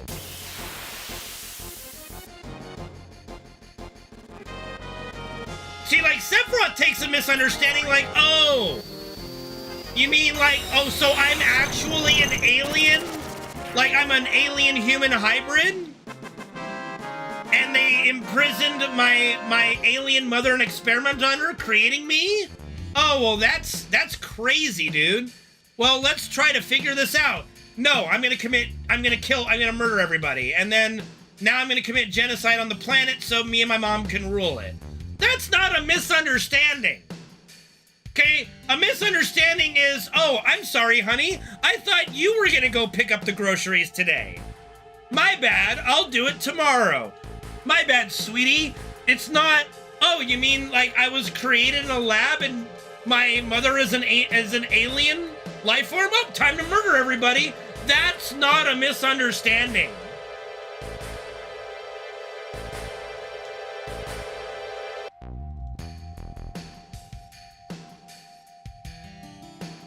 Like, none of that is a misunderstanding.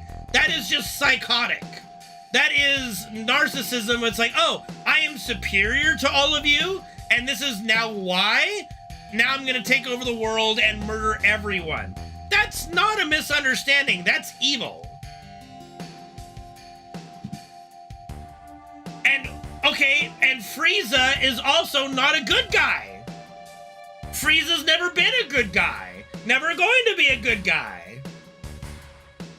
Frieza joined the Tournament of Power because he didn't want to be erased from existence.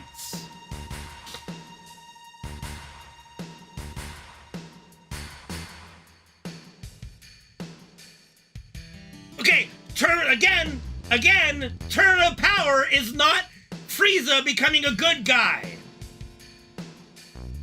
That's him not wanting to be wiped from all existence.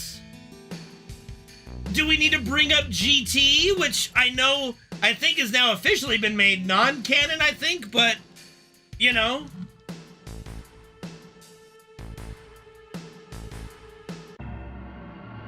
Yeah, but Frieza doesn't kill Goku and Vegeta, number one, because it would not be so easy, and number two, you never know what, they're very useful to have around. And they're not stopping Frieza, they're not looking to kill Frieza. So, you know, Frieza's like, all right, cool.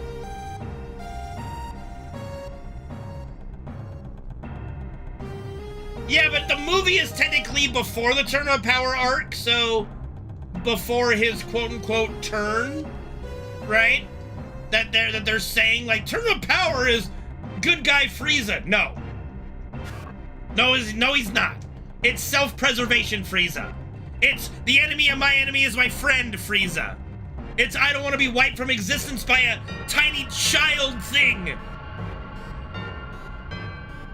You know, that just erases galaxies on a whim. Why? Because I don't know. Because nothing in this fucking universe makes any sense ever anymore.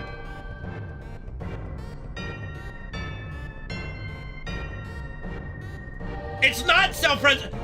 Nobody was trying to kill Sephiroth.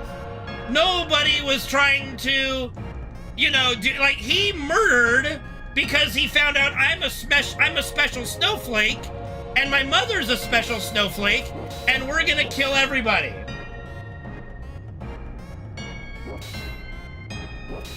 How would I react? I would be like, well, that's interesting.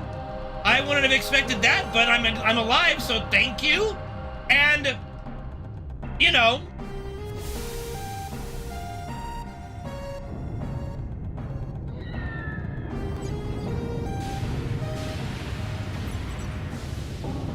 well, yeah, because Sephiroth did, like, single-handedly basically win the war. But the point is that nobody is wanting to harm Sephiroth for his origins. Am I having a rant? No. Yes. Maybe. Look. Sephiroth, the point is, no, he did not, because Sephiroth is the only Jenova experiment that actually was done with, let's say, biologically, quote-unquote, right. Again, Lucrezia is Hojo's biological and birth mother. We don't know for sure whether Hojo actually did the deed himself and actually banged Lucrezia. To me, Hojo does not fit the description or make me think of somebody that would ever fuck another human being. I don't know why, just Hojo does not strike me as someone who gives a flying fuck where his penis goes. That's just me. So I'm of the mind that he impregnated Lucrezia via, syringe or whatever you would do, in vitro fertilization, whatever it is, right? That whole thing. So Lucrezia has an egg, right? And Hojo gets his sperm, right? And injects it into her. Lucrezia is now pregnant, and now he takes Jenova cells and injects it into Lucrezia while she is pregnant with her child, their child, and through the whole gestation period, Sephiroth is gestating, which is the scientific term for baby growing, in Lucrezia's womb with Jenova cells growing with it. Yeah, we saw him with the groupies. You know what he wanted to do to those groupies? He wanted to make them into science experiments. He wanted to experiment with them. Okay? So again, what's up, Kim? So Sephiroth is not made inside of a test tube like all these other experiments. He is the only... Well, that's not true because Crisis Core changes this. Crisis Core turns Angeal's mother and I think Genesis' mother into the same person, and they're also injected with Sephiroth cells, and they just don't work out. Yeah. So Crisis Core did change this. Something that, one of the bits of knowledge that I garnered from replaying it recently, that like, oh, okay, so I guess I must have missed that the first time. Yeah, Reno, yeah. Well, I mean, yeah, they do. That's what Crisis Core just said to me, basically. Yeah, no, I think that's true. I think Angeal's mom is Genesis' mom. They were both I'm pretty sure. I'm pretty sure that's what Reunion just said to me. There's definitely a part in there, yeah. Genesis gets Angeal's... Okay. But why? Like, I remember from the playthrough, when Genesis killed Angeal's mom, they made it seem like he killed his own mom by doing that. That's what they were representing.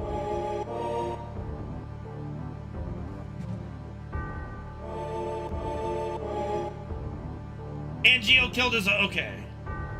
Did he? Are we sure? I thought they said... Okay, maybe. Anyway. No real characters that we know are pod-grown people.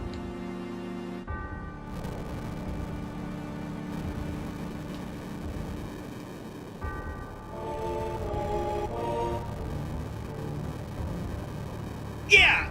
There you go. So see, yeah, Jillian is technically Genesis's mother. And Genesis killed her, I think.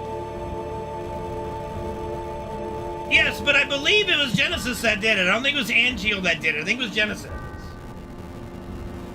No, Roche would be somebody that, he would have been a soldier that was just injected with Jenova cells.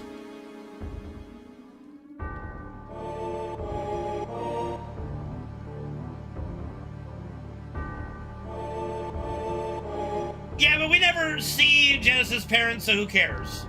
They're not important enough to the story to matter. Angio's mother is the important one in that whole story arc, which is all that really matters at the end of the day. Like, Genesis' parents don't even get the Lucrezia treatment.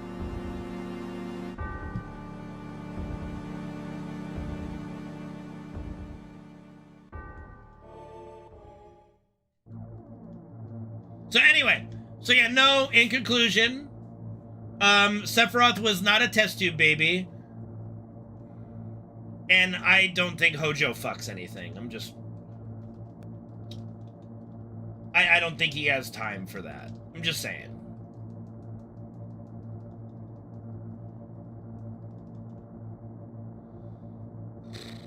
I don't know, dude. I don't know. I'm not convinced on that one. Now, maybe, if we get to see a little bit of romance or a little bit of, like, if we see Hojo and Lucrezia, like, doing any kind of flirting or hugging or holding hand, like, if part 3 gives us anything that shows affection between the two of them, I will immediately go, okay, Hojo fucked Lucrezia. No problem.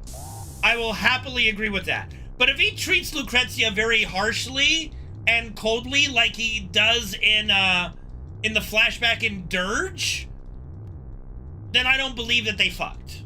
I don't believe that they fucked. I don't. I think she signed up to be an experiment. Hojo obliged, but there's no way he put his dick in there.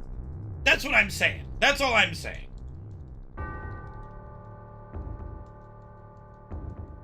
Like, there is no evidence from Hojo that would say that he ever fucked anything. That's just my perspective. Now, if he was gonna fuck something, he would have wanted to fuck Afalna or Genova. Those are the only two things, the only two entities I think he would ever put his dick in is Afalna or Genova.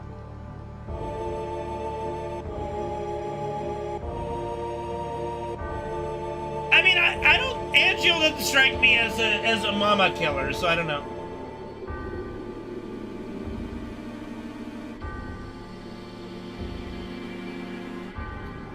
So yeah, that's my perspective on that. And I'm always willing to be wrong. Kind of, user one, but it's not something that you look at and go, that's tender. It's like a very brief shot of Lucrezia breaking away from Vincent and running to Hojo, who is like holding her like this, but that doesn't really mean anything. To me, it's not enough to show affection and warmth compared to the same level that you see Afalna with Professor Gast, for example. Right, Lucrezia is immortal because of the Genova cells, yeah. Do I think Genova is lightning? No. No. No. That is a... Oh my god. Oh my lord. Oh my lord. Oh my lord.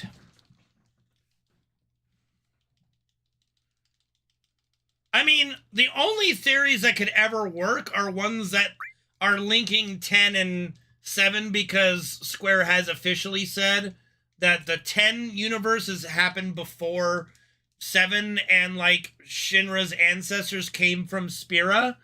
You know, as annoying as that little tidbit of canon information is to swallow, that's the most we have of any cross-game link. So lightning is nowhere in that equation.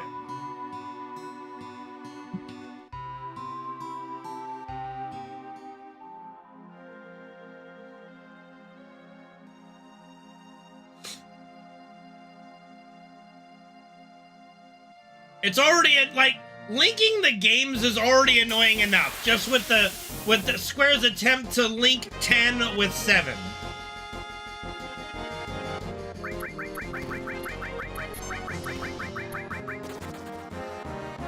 No, we don't, and I'm not discussing any more credence to some FF7, FF13 link. Nope, I am not being a part of that.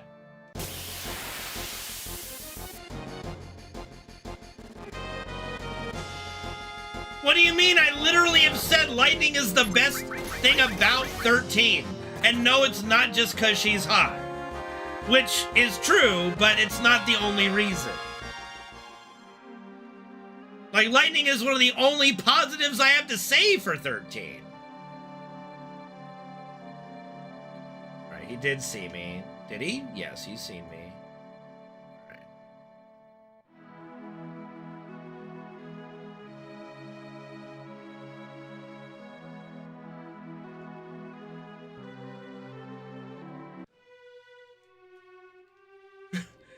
Shocker, right? Hope's appearance there almost ruins it. And I know Hope in there is actually the god guy, whatever, but it still almost ruins it. I don't even remember his name. I don't give a shit. Oh, dear. 13, bro. Oh yeah, Bunavelza, Jesus. Benavelza, Bunavelza, Benavelza.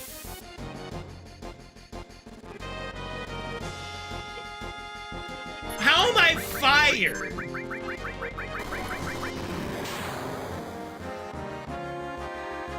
What screen? What happened? What did they do now? What did Boss not do? Did Boss take the picture the wrong direction? Oh, my lord. Okay, that's a Boss issue, not mine. Okay, well then Boss didn't follow instructions. I said which way to look. And if everybody else is looking the way I said, except him, it ain't my fucking fault. That's him. Oh yeah, 19 people fucked up, not the camera guy. Uh-huh. Yep. Jesus Christ.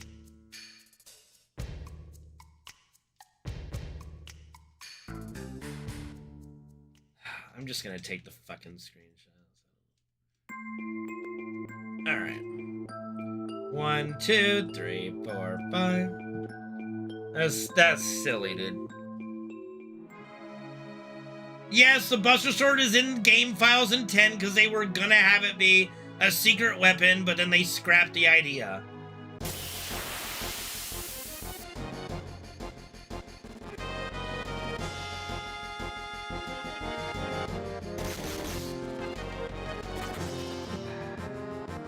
Well, just have a fun time with the screenshot. It's a protest. I don't know.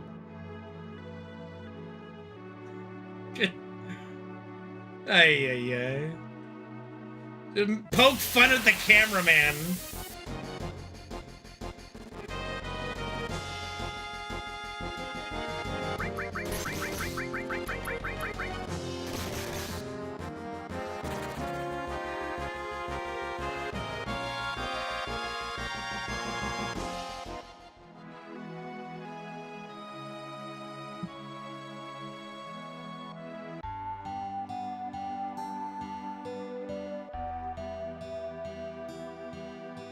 Well, then that's 2 people that can't listen to instruction.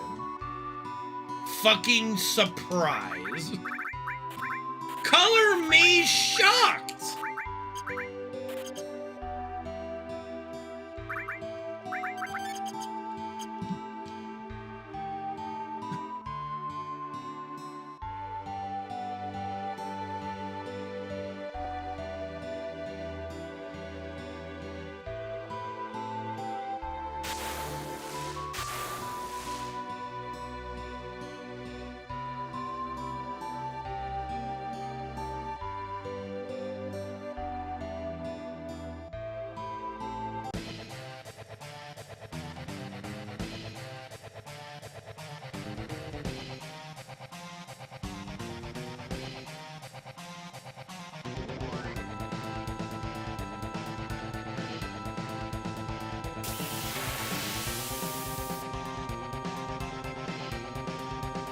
Alright, let's see if I can get a poison today.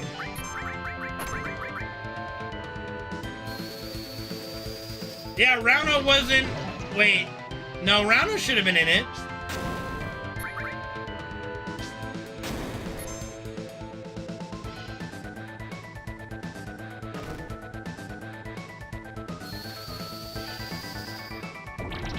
Yeah. Rauno should have been in it.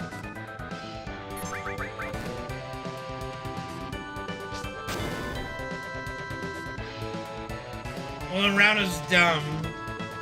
No surprise there.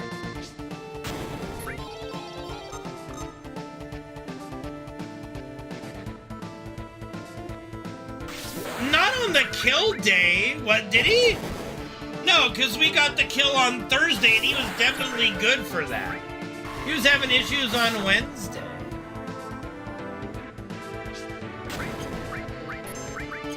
I didn't send shit. I'm not the cameraman. I washed my hands of that. It's not my fault.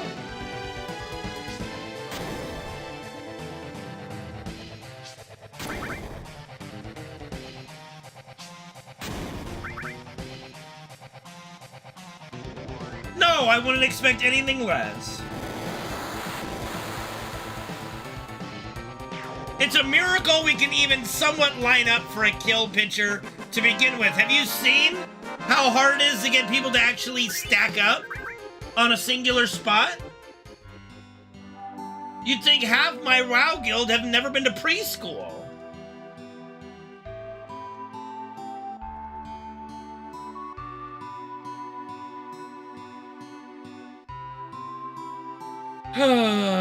Yep, that's it. That's the reason. Jesus.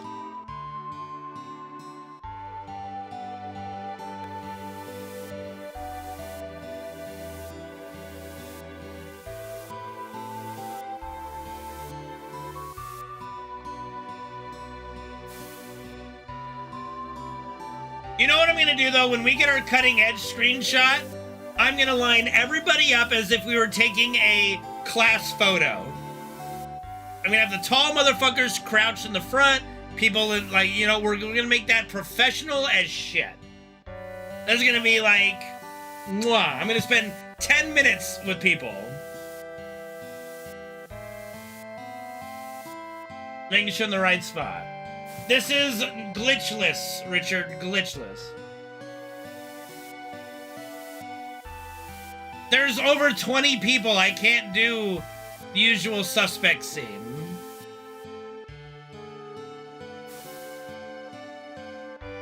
Thank you, Regis. Thank you.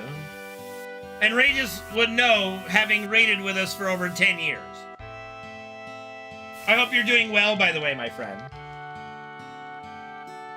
If you zoom out too much, you can't see anybody. Like, the WoW screenshot's gotta be good enough that you see everybody and you can identify them. Yeah.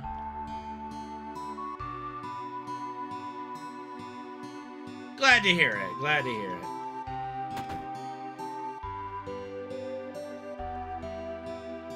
What's my you know what, Reno? I don't know. You're right. I don't know. Ooh, rock climbing. Sounds fun. Safe rock climbing, right? You're not like... You're not Tom Cruising it, are you? Like, you know? You're yeah? Indoor only? Okay, good.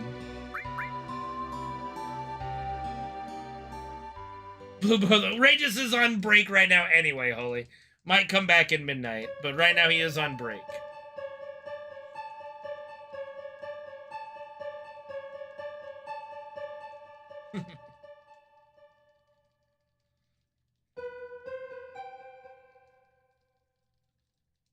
A much needed break, I'm sure.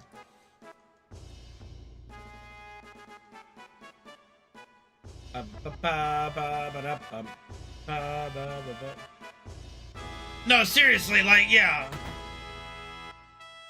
Like, you know, I'm all for challenging yourself and maybe being a little bit of a thrill seeker, but,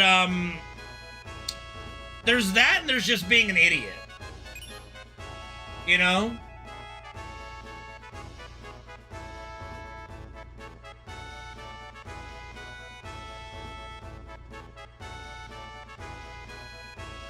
How to die cave diving? We were on a break!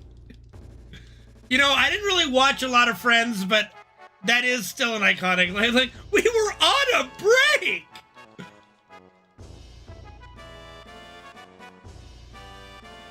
There are people who will do so many things for their 15 seconds of fame, Gary.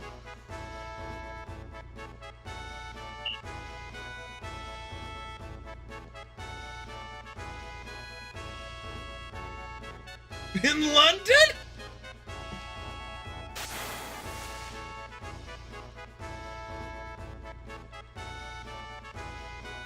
I'm too fat, I'm sorry. Fuck that. Well, see, it's like, we're not cats, okay? Like, have you ever seen a cat? They can fit through, like, the smallest little hole because of the way their bones and their organs in their body can just, it can scrunch down and be intact. Our body cannot do that. Our body cannot do that. No. We are no. We do not work that way. Our bones are very solid.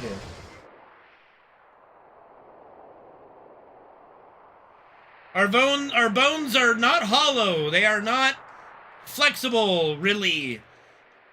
That's why they break so easily in comparison. Was I surprised? Not at all. I thought the dolphin minigame, I'm like, well, that's as good as I thought they were going to be able to do with it.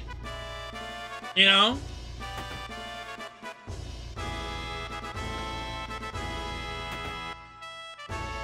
So no, I was not surprised in the slightest by the dolphin minigame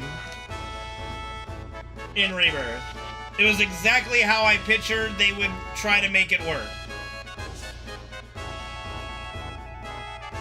It was that, or it was just gonna be a straight up cutscene where Cloud stood on the dolphin and they blew the whistle and launched him up. I thought that would be dumb. I'm like, it's probably gonna be something where the dolphin would have to build up some speed and then go for this big jump.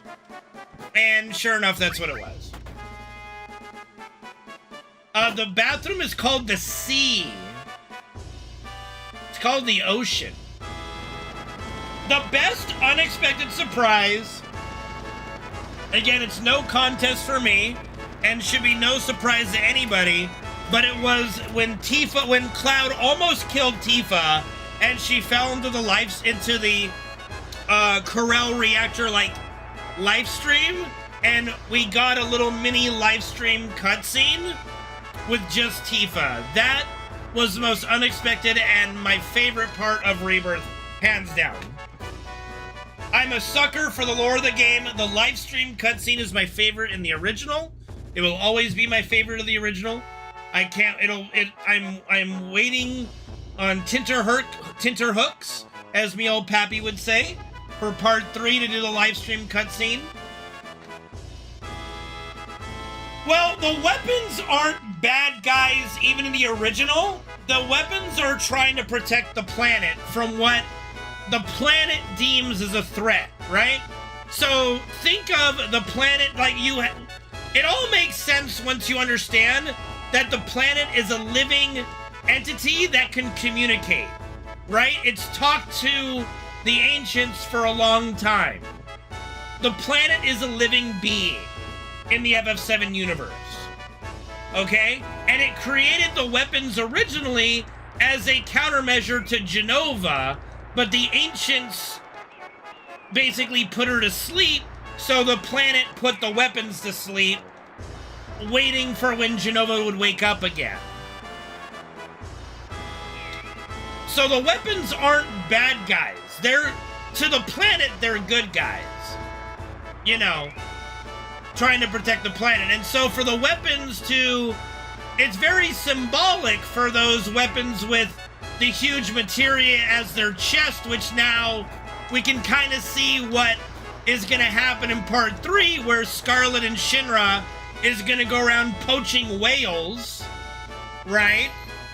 He's going to go around poaching, they're going to go around poaching whales for the materia. But what the plan, like the symbolism of that is those weapons, when Tifa found the live stream, protected her because they acknowledge and understand she is not a bad guy. She is someone to protect. And even potentially die for, because they protected her from the Genova Whispers and the Genova Wrath that tried to kill her, right? So those weapons perceive her important enough to protect with their lives. No, poaching, not punching. Poaching whales. No, but that's by design, because they tell you in the original Cross that the weapons are the planet's weapons, and they will go after whatever the planet seems is a threat.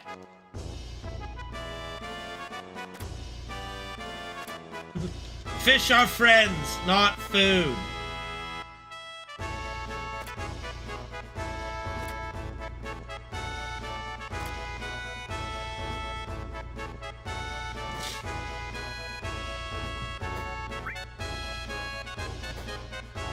And the Dutch.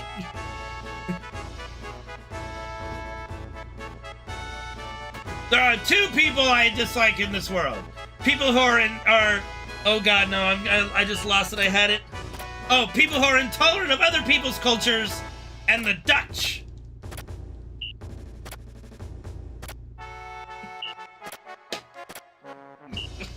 Why? I just why?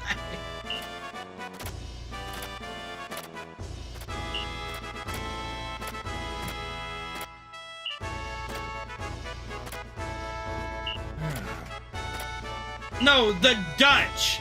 Go to bed, Reno. Your hearing is not working. It's your hearing is not working. Yeah, the parade minigame was a lot of fun, yeah.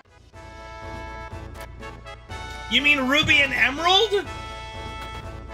Like, Sapphire's the one that gets its head blown off. Ruby and Emerald are the super bosses we fight. Do.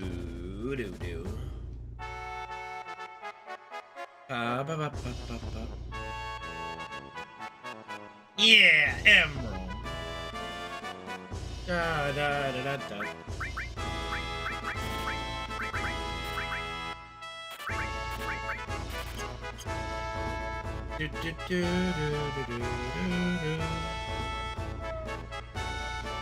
Yeah, I know. Brain gets in the way sometimes.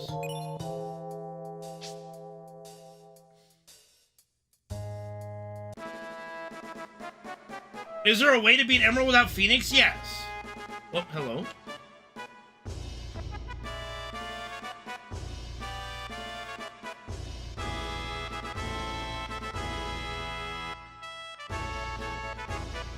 Well, Junon did have the giant cannon. I think he was also going after the people, since President Shinra was there. I don't think their target was strictly reactors. I think it was the people. I think Sapphire Weapon was targeting Heidegger, Scarlet, Rufus, etc.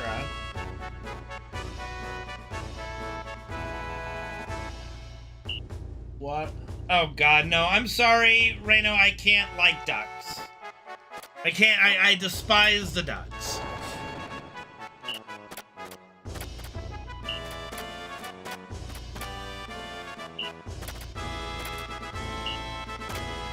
The ducks are assholes. They're very delicious, though. I do enjoy me some roast duck.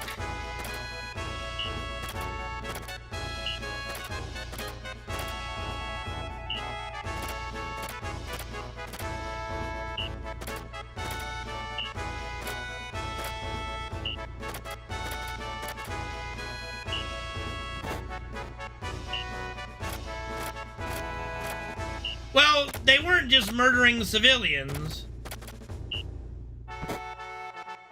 The only thing you can argue is when Ultimate Weapon is flying around and he stops to Ultima Beam over cities, right?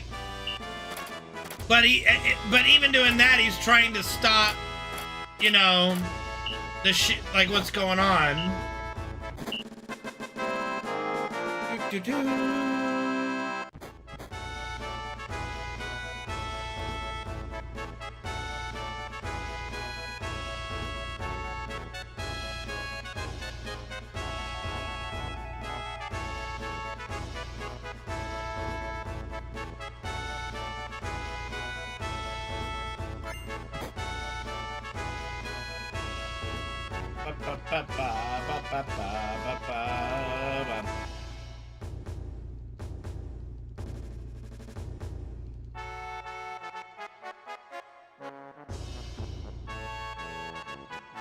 I hate everything about the ducks. I'm sorry, Elusive. Everything about the ducks.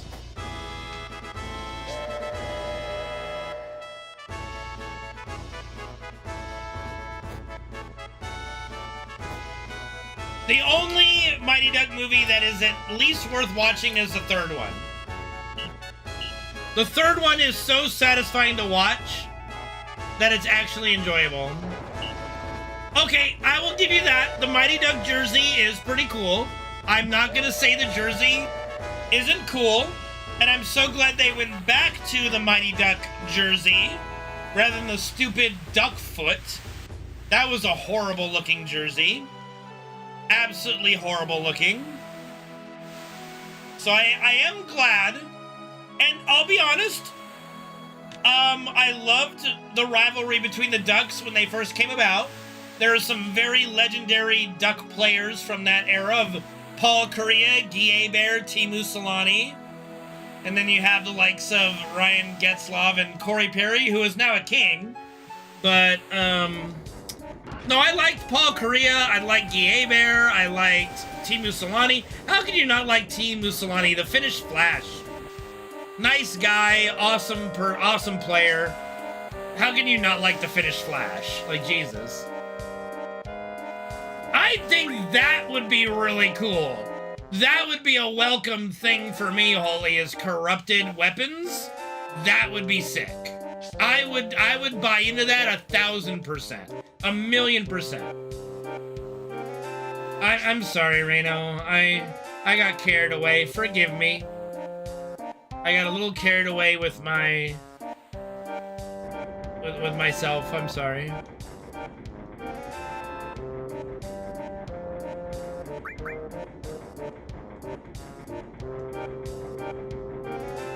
Go to bed. Fucking Swede. Goddamn Swede.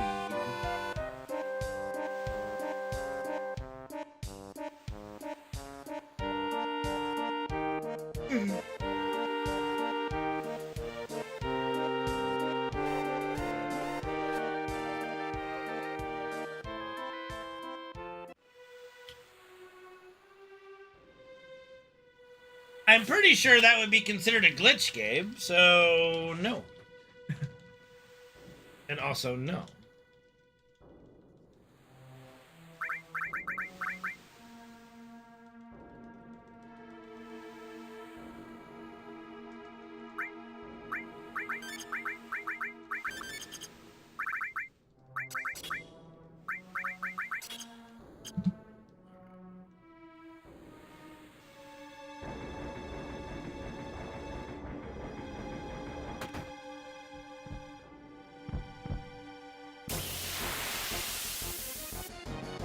Yeah.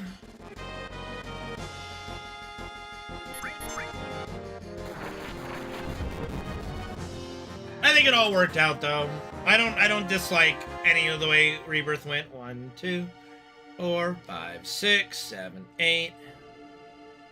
I think Rebirth was chef's kiss. It was a little tedious to 100% everything, but I didn't mind it. It like for as somebody who has never trophy hunted really or platinumed any games, it was a fun thing to just grind it all the way through and platinum. it was satisfying to plat the game.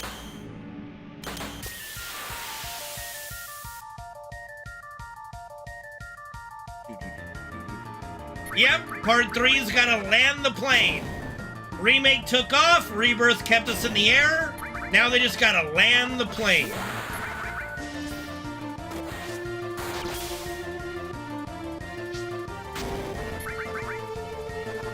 Why is saying chef's kiss so weird? Like chef's kiss, mwah. Tastes good, yummy, yummy. Delicious.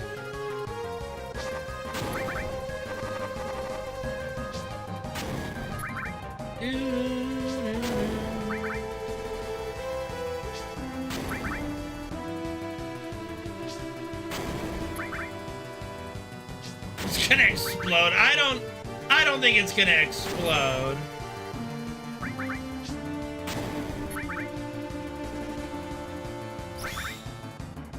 Mwah. Chef's kiss. But you have to emphasize chef's kiss. Mwah. Chef's kiss. Mwah.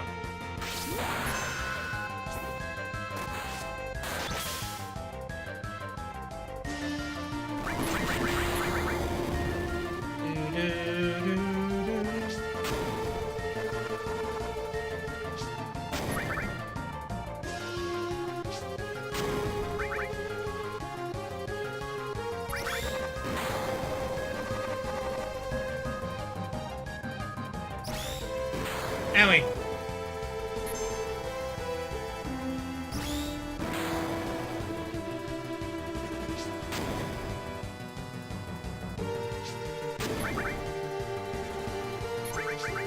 Oh, Queen's Blood's gonna be in it. We know that.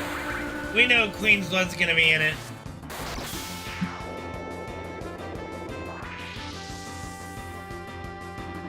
Ah!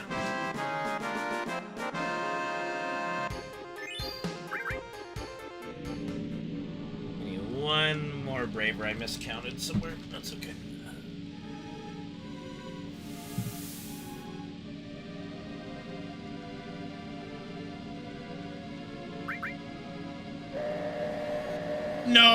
No, we're not Yu-Gi-Oh-ing FF7.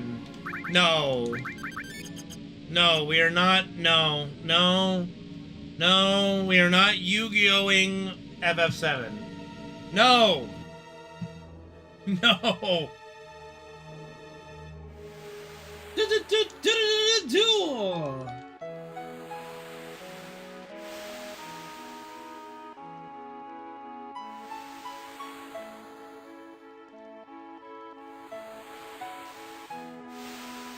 It's not the only way to make Queen's Blood good. I'm gonna be honest, the Queen's Blood side story was very intriguing and very cool. Like, that was, I mean, that was Yu-Gi-Oh! Enough as it was. Like an evil version of Yami. That's what it is, right? Yami, Yugi, Yami? Pretty sure it's Yami, right? Yami?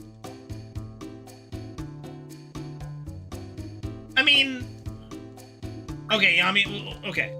Yami, like, you had her possess the, I think she was an android? Like, that whole thing was a little weird. Like, I'm gonna be honest, like, the, I don't know, Pacific Island chick, for lack of a better phrasing, with the pink and whatever highlights were in her hair. I mean, she was pretty hot, but she was like an android? She was like a robot? And she got possessed somehow by the Queen card, despite being like an android? I don't know how that works. But that happened. That was the thing. And it was really cool. I just thought it was also really weird that Vincent was like secretly an amazing Queen's Blood player. Like, okay, Vincent, I mean, where'd you find the time? But I guess in the basement, in the coffin, I guess he had to be doing something when he wasn't always sleeping. I guess he was playing solitaire with Queen's Blood cards. My grandpa's deck has no bad cards, Kaiba. I'm sorry, Elizabeth. I was enthralled with the Yu-Gi-Oh! FF7 discussion. My apologies. What are the chances they put Queen's Blood into Ever Crisis? That would be interesting. Probably not, but it would be very interesting.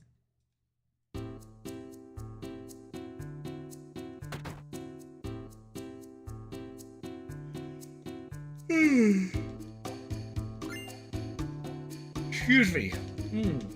Pardon me. Excuse me. For stats magic.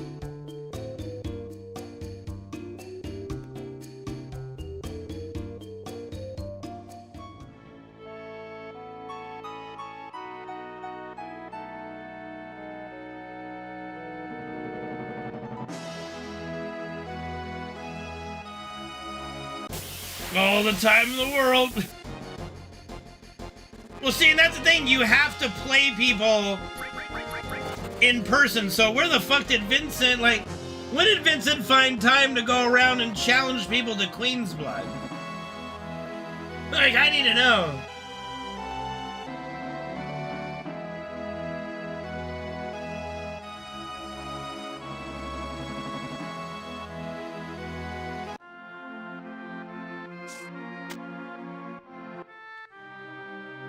That's not a bad rebuttal, Gary. I mean, that's not the dumbest reasoning I've ever heard.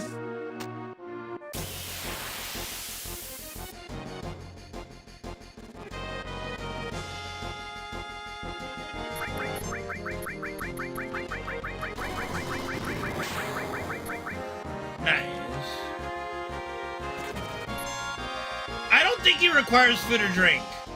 1, 2, 3, 4, 5, 6, 7. I don't think it's a requirement for him. I think he drinks water. He gives Cloud water, I think, in Having Children. Maybe. I think he gives sustenance at some point to somebody in something.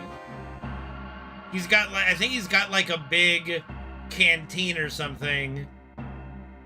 If I remember right. I'm vaguely remembering a scene. But I don't think he is required to.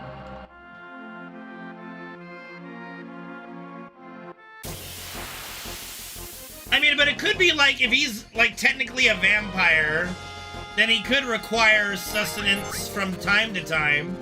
Like, vampires will in lore technically die if they don't drink blood, you know.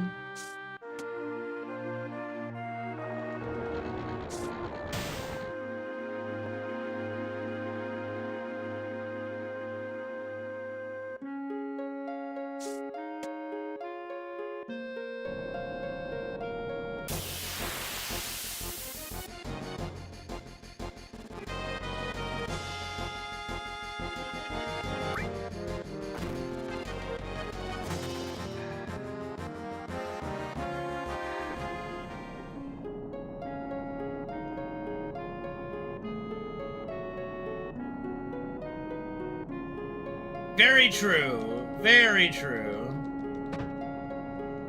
Vincent be slacking, dude. There are 3 memorias right now. There's the one you got for free. There's one for finishing up the 2nd anniversary mission cards, and there's the Bahamut Sin one you unlock for the Advent Children event.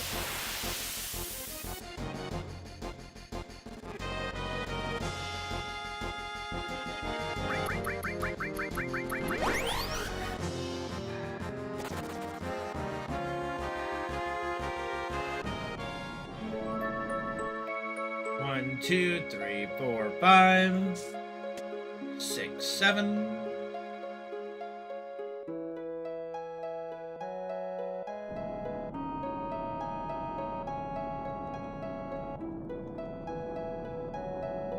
Did you not get the first one they gave you? What did we have to do for that one?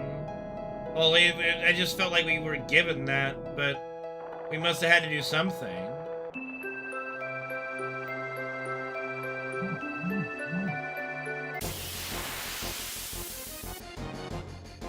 No, the Bahamut Sin one is the one with the ice boost.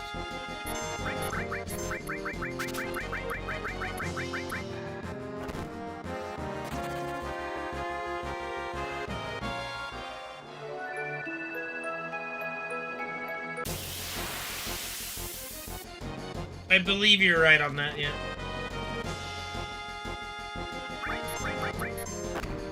Oh, damn.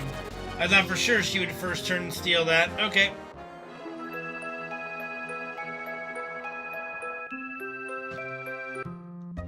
I mean, like, I don't know.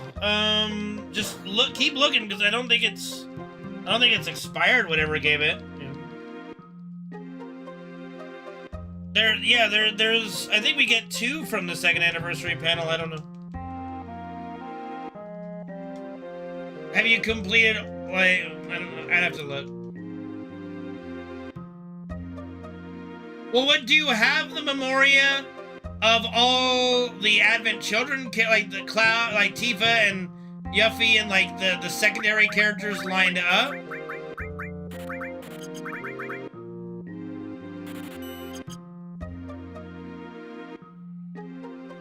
Or do you have the one that's like Cloud and Sephiroth attacking each other? Because that's the first one we got, was the level 1 one with Cloud and Sephiroth attacking each other.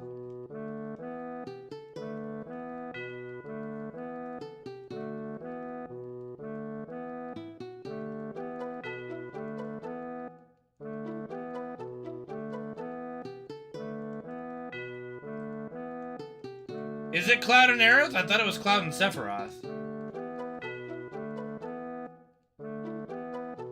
Okay, yeah, that's the first Memoria you get, is the Cloud and Sephiroth. Then there's Bahamut Sin, and then there's a 2nd anniversary panel one you get. You have to unlock.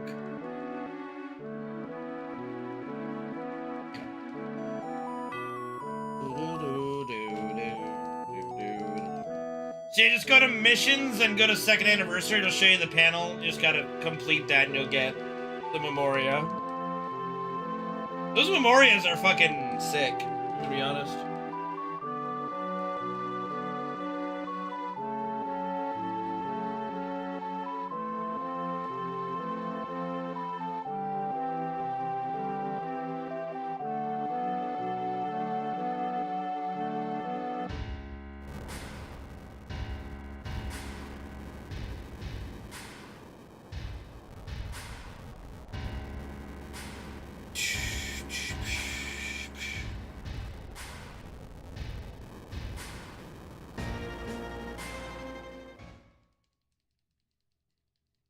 I always love how that one, like, buff construction worker, village people looking motherfucker is just running out and then just falls over and dies from, like, from N64 GoldenEye. The death pose out of GoldenEye. I'm convinced that's a literal, I think that's an ode to GoldenEye. When there's, like, 2 or 3 times in this game where characters die doing that very, like, iconic GoldenEye death pose.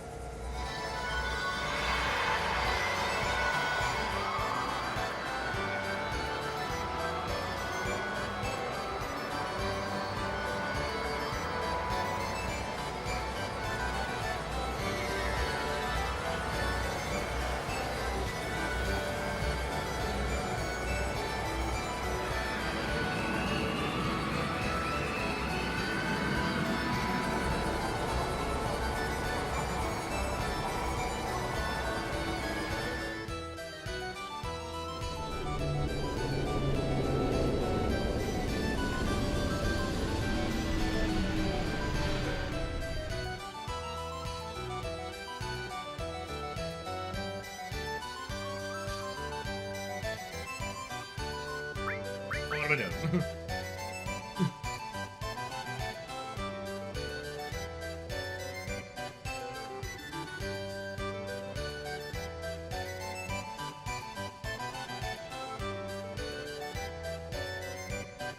Who the fuck is JP?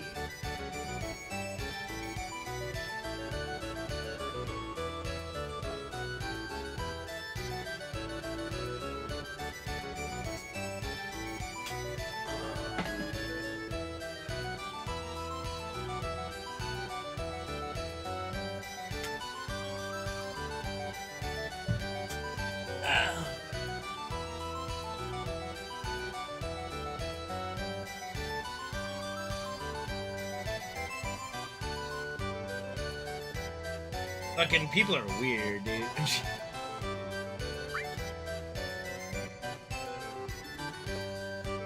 Yep. It's like, oh gosh, this is my tragic backstory. Let's go play at Disneyland!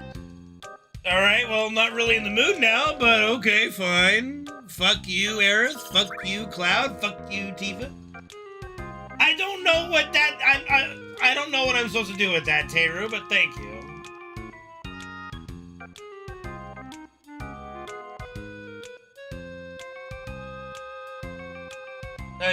I appreciate the forwarding it. I ain't blaming you, I just said I fucking appreciate it. I don't know what it fucking means.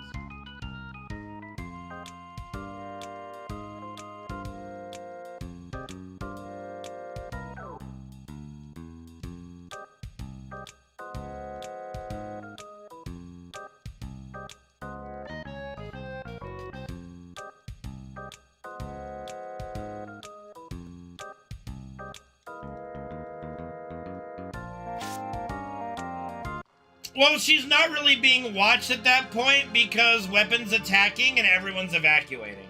So no, it's not a plot hole. If you would pay the fuck attention, Gary, you'd see that as soon as they close the chamber on her, weapons starts attacking and everybody panics and starts running around like crazy people. So no, at that point, no one's watching. They're like, let's get getting the fuck out of here.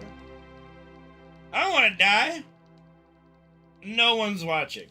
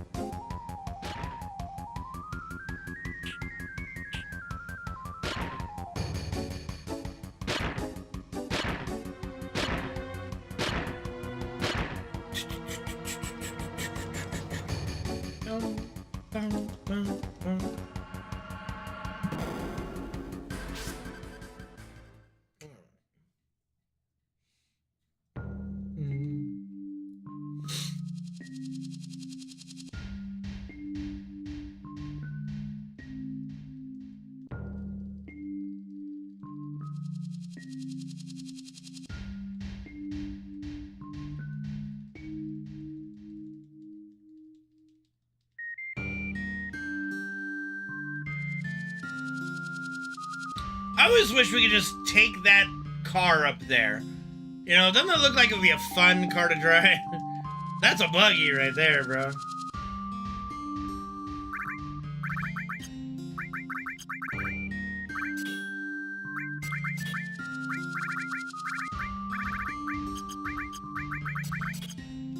Okay. Would I rate Orlando? Oh, no, dude. Orlando's fucking broken. He might be... For the game he is in, comparatively, he might be the most broken character that's ever existed in Final Fantasy. Orlando might be the most broken character in existence. I did hear rumors. Hold on, I gotta count. 1, 2, 3, 4, 5, 6, 7, 8, 9, 10, 11, 12. I did hear rumors that Orlando is going to be nerfed a bit in Ivalice Chronicles, which I will actually welcome. And I also hear there's going to be like 3 different difficulty settings. Now, this will make Penguin happy, even though Penguin's not here right now. I will be playing Ivalice Chronicles on the hardest difficulty. Absolutely. How do you nerf the Thunder God? Because he's so fucking strong. He's too fucking broken.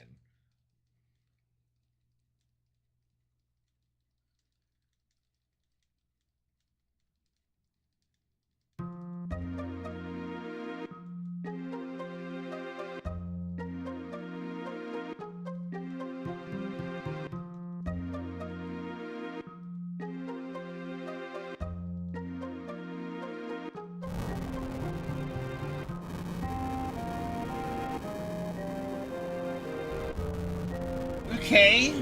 I've never played Fire Emblem.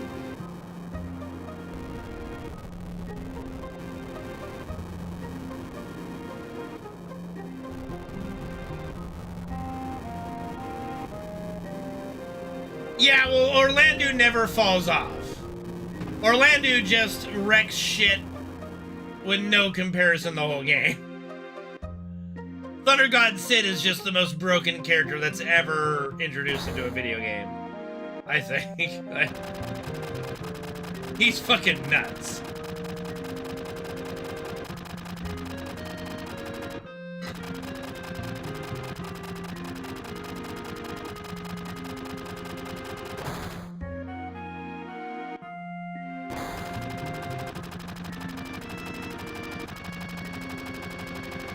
Final Fantasy Tactics.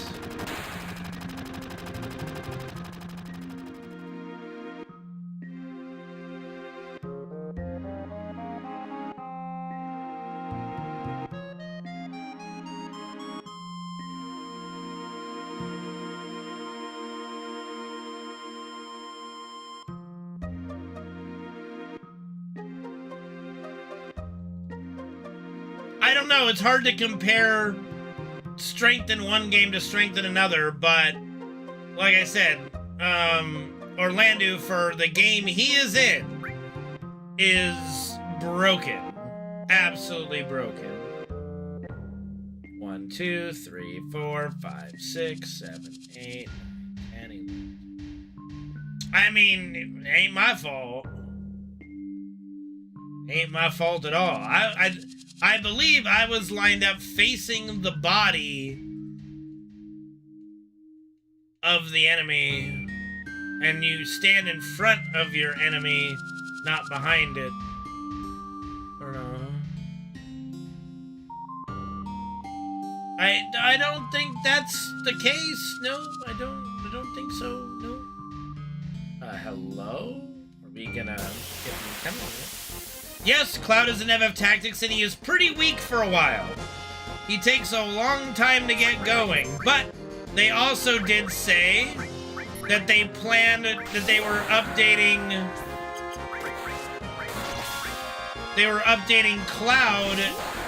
Cloud's appearance too, so we'll get him much sooner.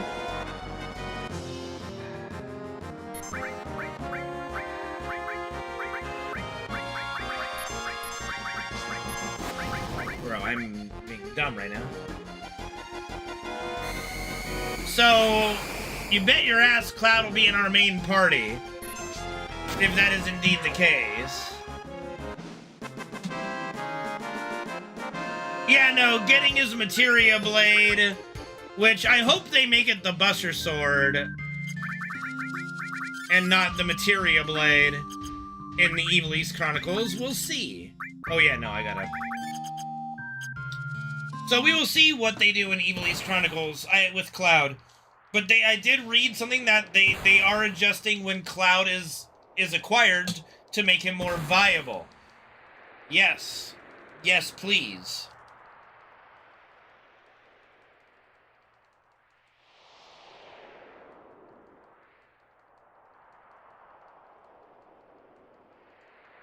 What day is the 30th again? Like...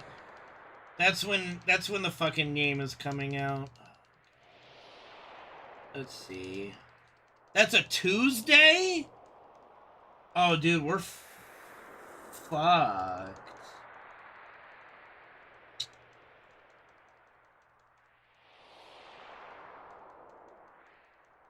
Oh, that throws a monkey wrench in my plans. Yeah, user. It has happened, but not very often. So, like, oh, man, that's the last day of September, too. Fuck me. Alright.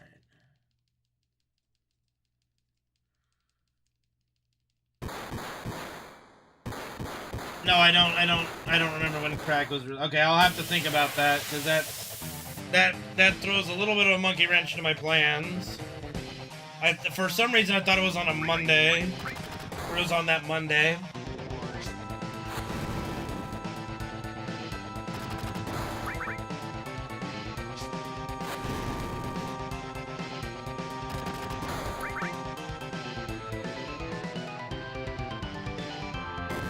Well, what we'll do is I'll still be doing a 24-hour stream, I guess, on that Tuesday. It'll just have a 3-hour break at WoW raid time, and then back to tactics.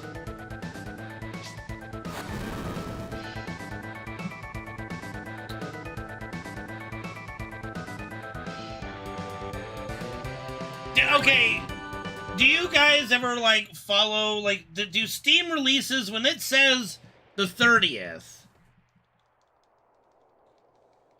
What do you mean cancel my order so I can, wait, what? Why shouldn't, what?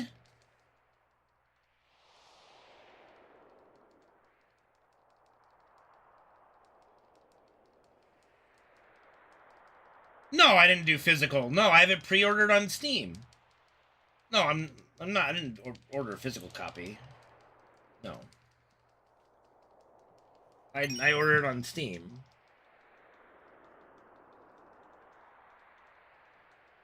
I used up, like, the last of the, of my Steam bucks I had on it.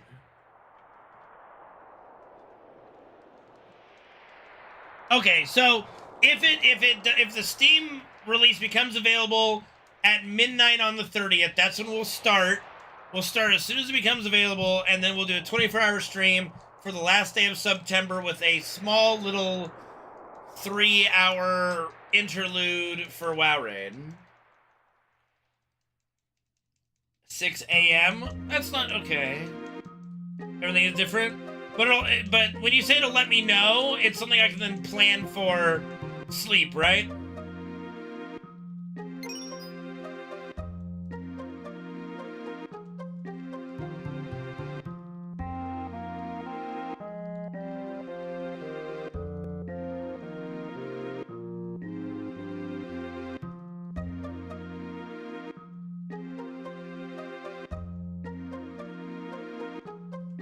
Okay. I mean, I didn't even think about getting it for the PS5, but I had Steam balance. I used the last of my Steam balance to pick up Evil East Chronicles, you know? I didn't have $60 to throw at it regularly on my PS5 right now.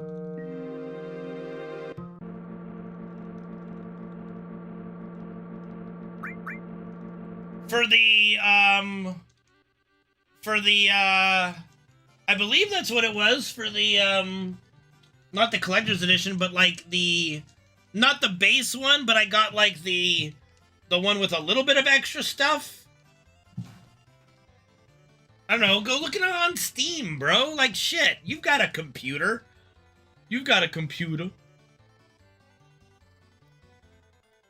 Oh my god. Says the guy who ordered the fucking the collector's edition for statues and shit. Fuck you.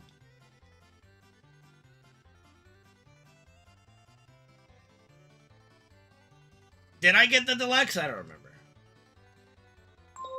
That's fine, Nick. I'm not judging. I'm just saying. Yeah, I'm sure it does. I'm sure it goes great.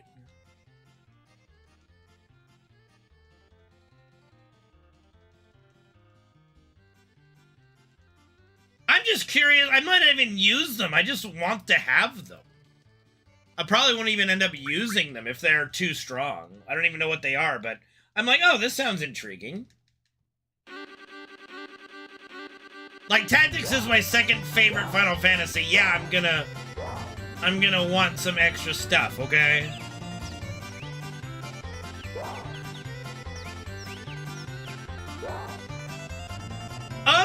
I'm very curious how Evil East Chronicles is gonna go, and then I probably would love to do some Tactics runs again. The problem is, the Evil East Chronicles comes with, like, fast forward, and that's gonna, like, I don't know. I hate speedruns that are, like, I don't know, where you do gimmicks like speeding up and shit. So we'll see. But if I were to speedrun it, I'd probably do it without speed up or something.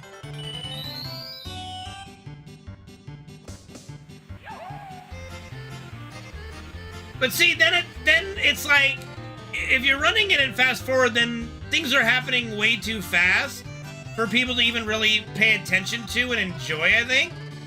So I don't know, like I said, I'm gonna have to see. It's something I am definitely considering and would love to do.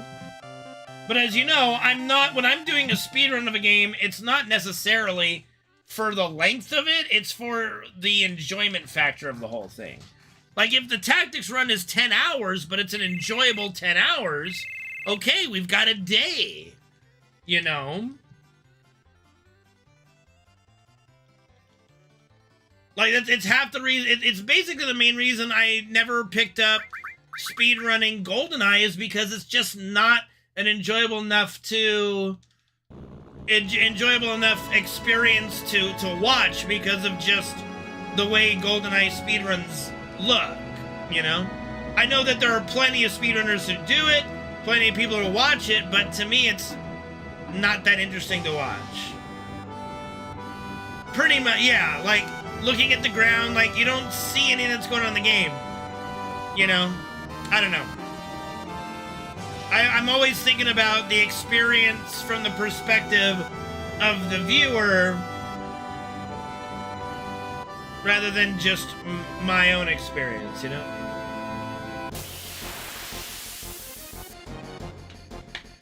Motherfucker! Stupid fucking egg. Well, we're gonna lose all our time. We're gonna fall really far behind.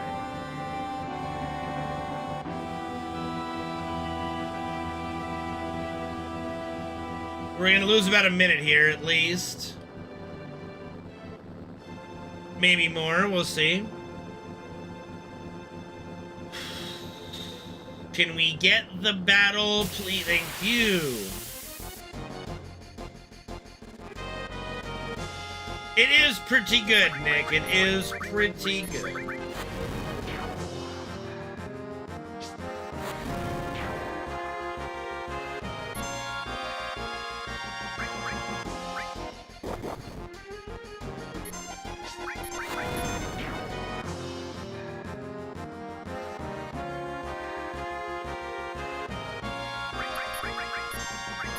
No raise. Let's not go crazy here.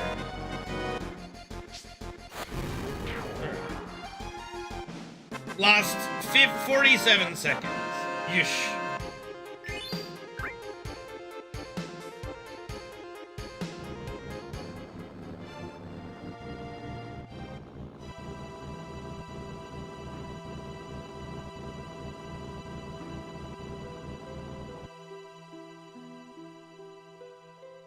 Nice, Nick.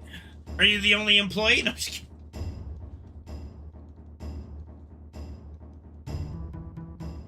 I've never been in a type of environment that has an employee of the month, does that shit actually work, or does it just create resentment between everybody?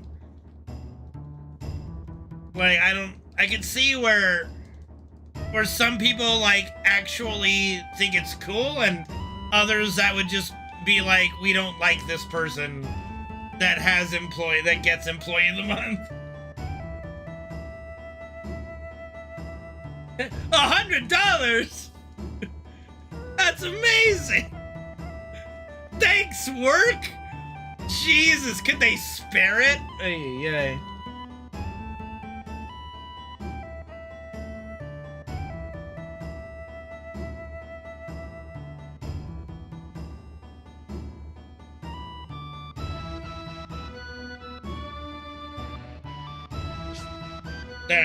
Thanks.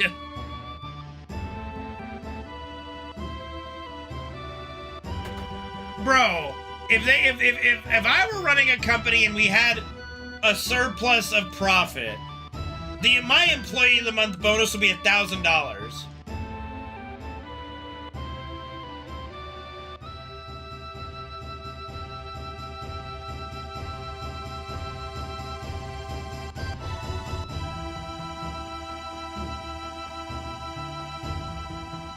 Like, legit, like, you want to get workers to work good? Put $1,000 bonus on the line. They're not combined. I have them in 2 different chats.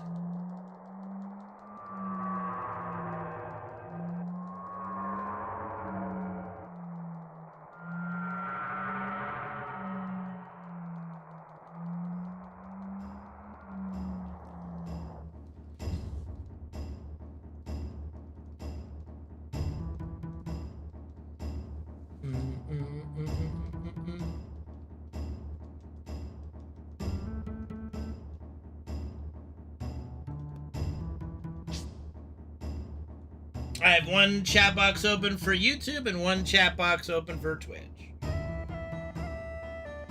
They are not combined. They display on stream. Oh my god. Click the button. But that doesn't mean that I have them combined.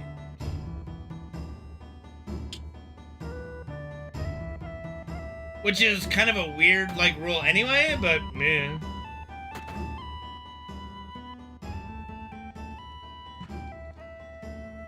I think they want you to be using their chat. Like, Twitch wants to be using their chat, so. Does he have feet? Yes. Yes, we see his feet in Rebirth. He definitely has legs and feet.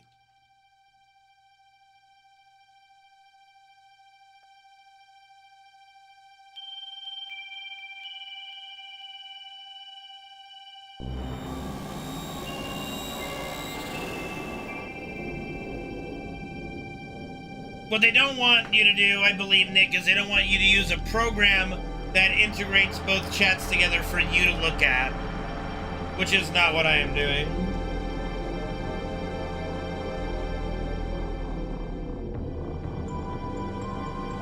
Oh, knower! I would challenge you on that, sir. Thank you for the hydrate, just in time for my piss break.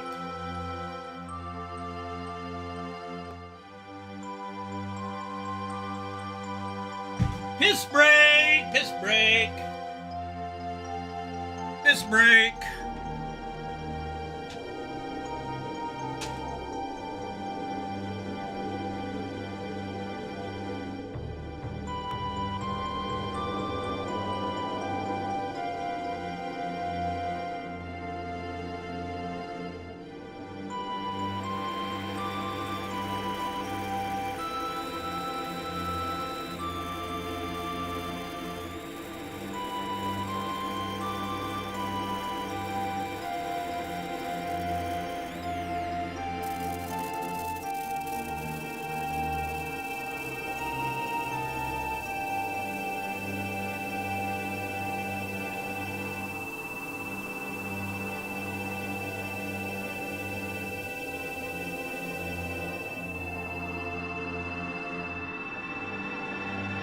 Yeah.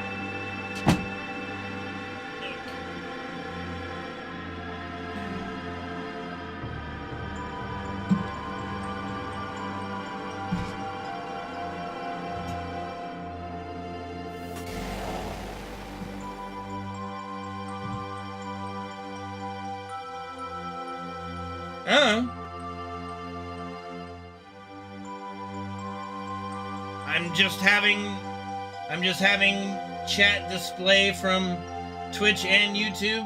I don't think that's an issue. I don't think they're gonna get upset about it. We'll let them hit me with a warning if so.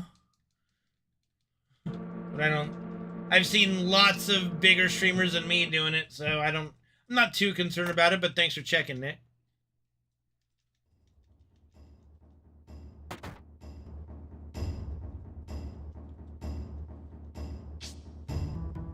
Hey, if I get big enough, I get a warning?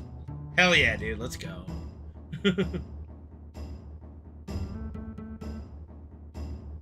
I mean, honestly, YouTube doesn't talk a lot, and it does seem to, like, all in one go do a repeat.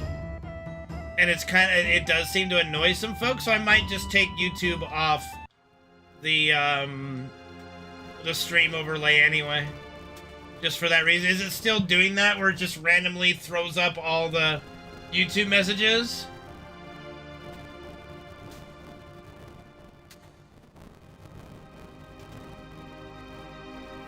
I don't know who Mitch is, but like, is it like, cause the last message was over an hour ago, so if it just threw up a bunch of YouTube ones randomly, then yeah, it's still doing that weird shit, and I'll just disable the YouTube integration with the chat box.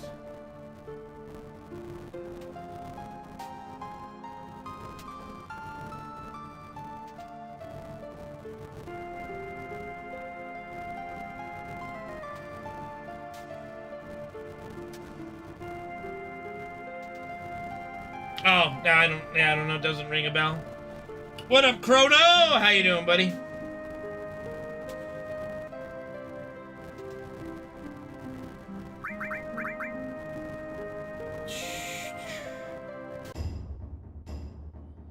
That, like I said, doesn't ring a bell. I don't get to watch many other people stream. I occasionally get to watch Nick. I occasionally get to watch Tasha when she streams occasionally. And that's about it, besides, like, watching tournaments for things. That's basically the extent of my viewing capabilities. I just am not able to watch a lot of things. I watch a lot of VODs because of that, you know. I've never watched Super Mario Bros. 3 speedruns.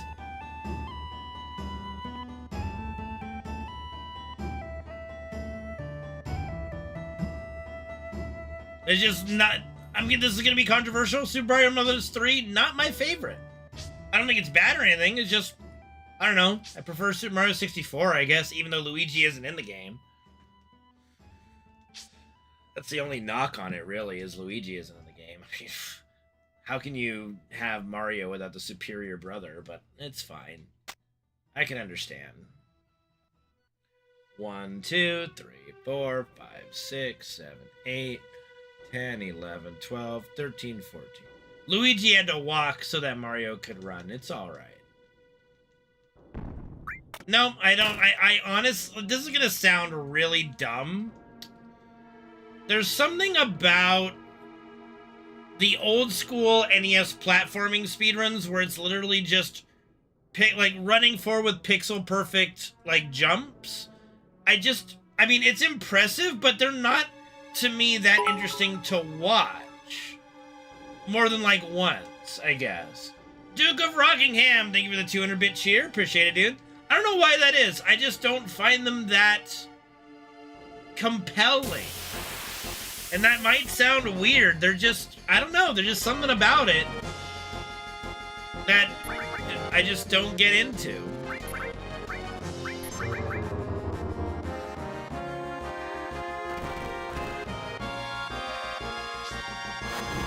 Like, there's a lot of skill to it, of course, and learning how to do all those jumps, it's highly skilled. I wouldn't take that away. but it's just not interesting enough for me to enjoy watching a lot, I suppose. I don't know. I'm weird. I'm weird. I'm weird. I like Banjo-Kazooie hundos. I like Super Mario 64 hundos. I like Ocarina of Time hundos. Link to the Past kind of hundos. You know. I don't know. I like longer speedruns, honestly. I really do. I think that's why I prefer doing longer speedruns. Majora's Mask is a fun speedrun to watch as well, you know? Alright, 1, 2, 3, 4, 5. I don't know if you guys have ever gotten a chance to watch a Majora's Mask speedrun, but oh, come on. But they are very fun to watch. I don't know if you could speedrun Ever Crisis, honestly.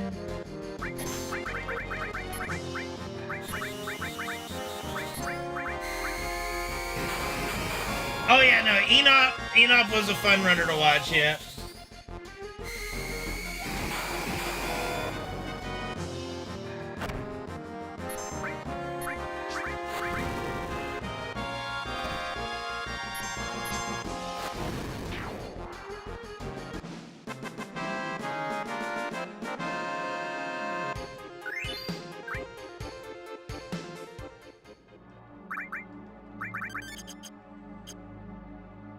Yeah, no, never really watched Super Mario Brothers 1 speedruns either.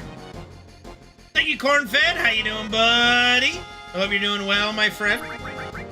Whoops, daisy. That's...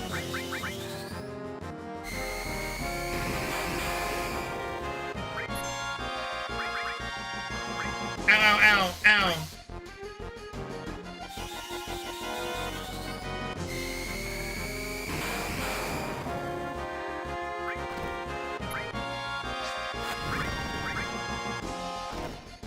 Nice. Quick stingers. Like, my favorite Zelda games are literally the Triforce, in my opinion, of Link to the Past, Ocarina of Time, and Majora's Mask. Those are my favorite Zelda games. Was not a fan of Wind Waker. I didn't play it, but the art style, and I've watched, you know, parts of the game, I'm just not a fan of it. I don't know.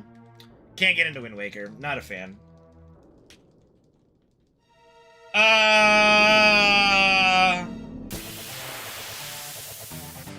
I'm gonna give Link the edge on that one.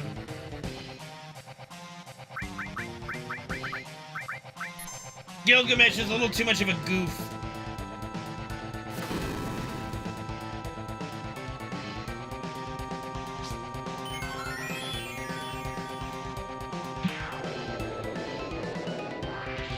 Hardest boss ever, dude. Honestly, Geen Attack, if you don't just elixir him, can be pretty annoying. In a casual playthrough, like, I remember my first playthrough against this guy being, like, so annoying as a kid. Like, holy shit, he hurt. Like, if you weren't using, like, Big Guard or any kind of, I don't think he had Barrier by then. Oh yeah, no, if you're not doing back row shenanigans, and you're just playing like a casual playthrough, he like spears you for 600 damage, and his fire guys do 400. You're like, damn, this motherfucker, he hurts. Jesus, he hurts.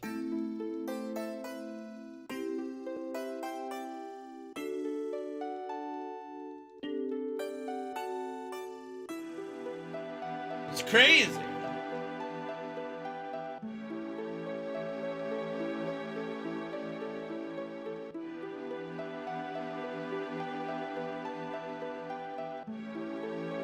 So, Cornfed, somebody told me that you have beaten my time. What's my time to beat now for this category? So I have at least something to go after.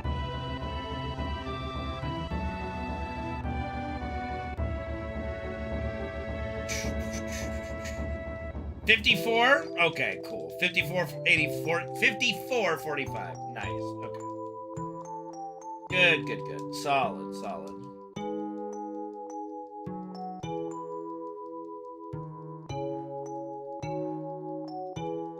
Oh yeah, no, I think we can get this down to like a 750-ish.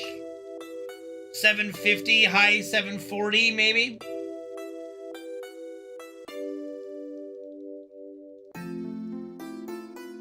Did my step route help at all, or is it useless?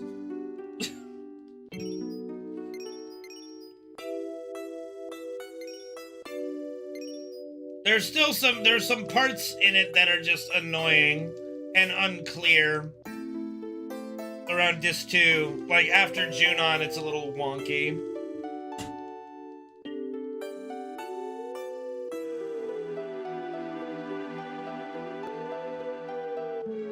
Okay.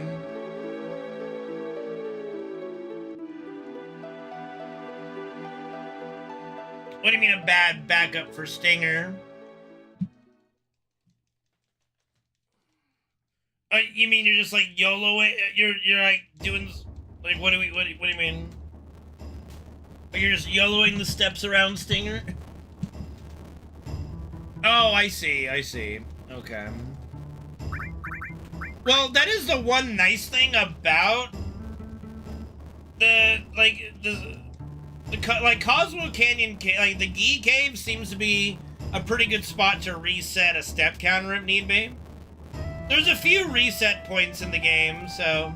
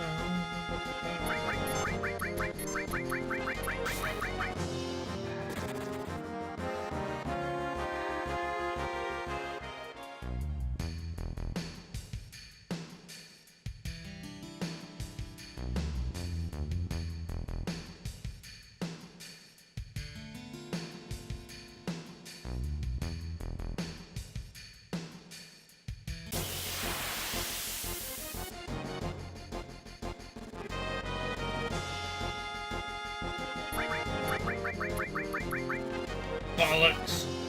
Owie.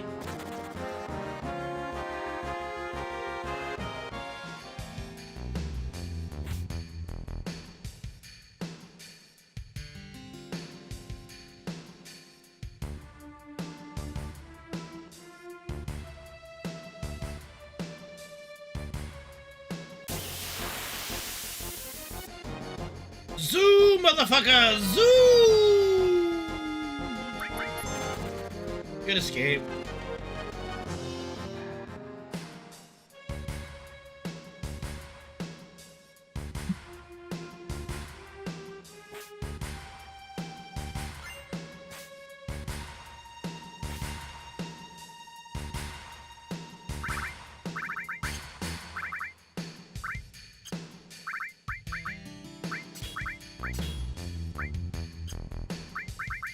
Okay, we need 5 materia. That's fine.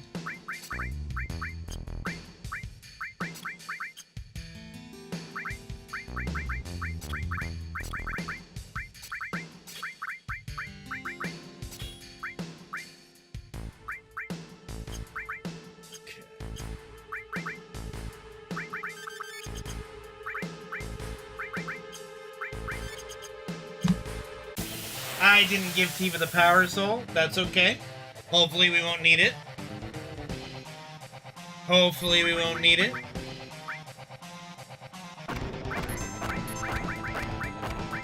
Ouchies.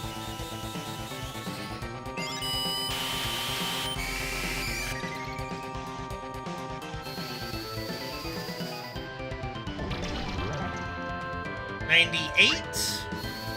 No poison.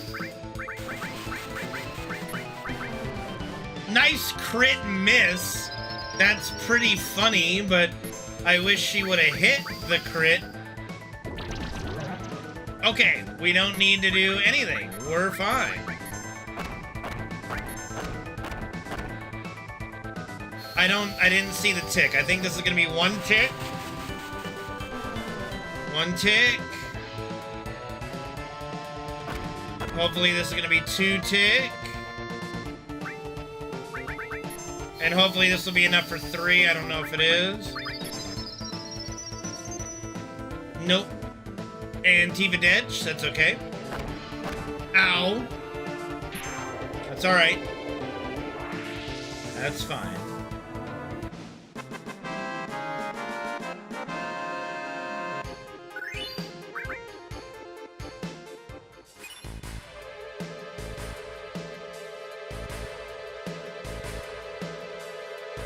Big trade, big trade.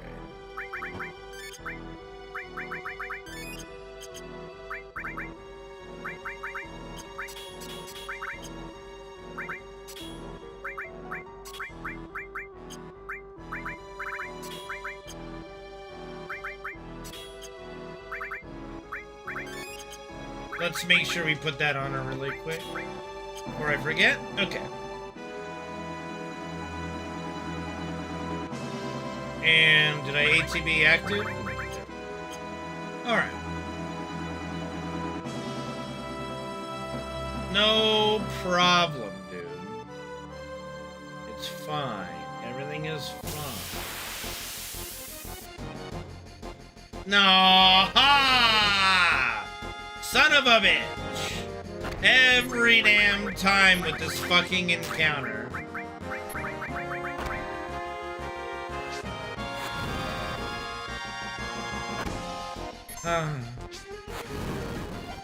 Well, that puts me at not enough Molotovs for Palmer now.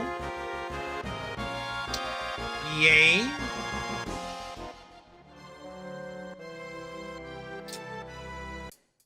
That is not fun.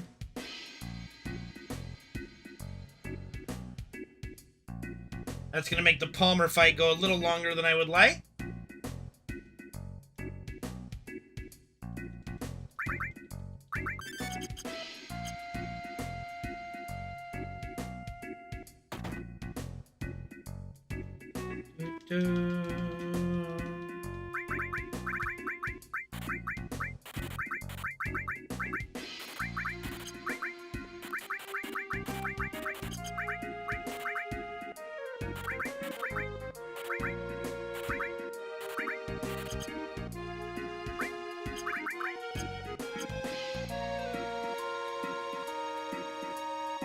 I mean, so above average, I still lost time, but that's because my PB had a very perfect Materia Keeper fight. It was like the only fight that actually went good, I think.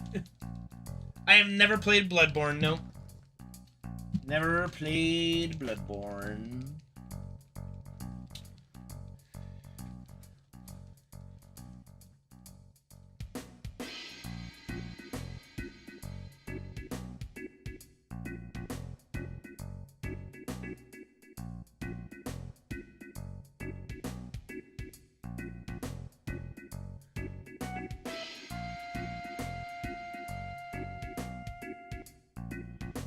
I I mean, I'm gonna wait till the Bloodborne remaster comes out, you know? There's no point in playing the OG at this point. So dated. Oh, that should get some people upset. That ought to get them going.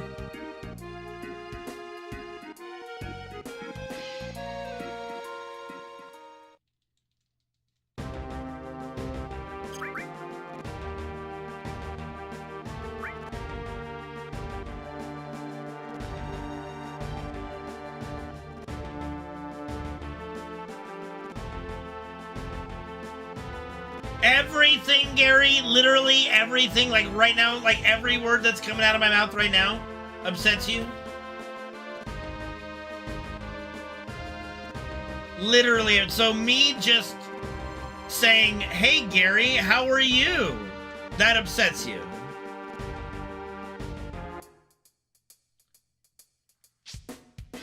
That's fair. That's fair. That is fair.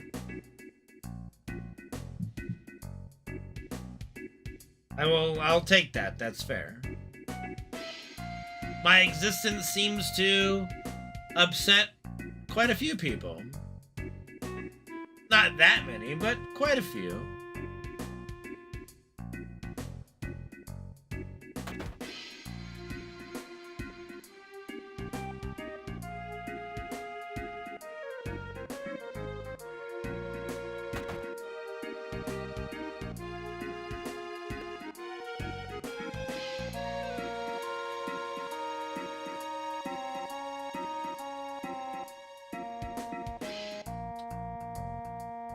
Now, see, that's narcissism.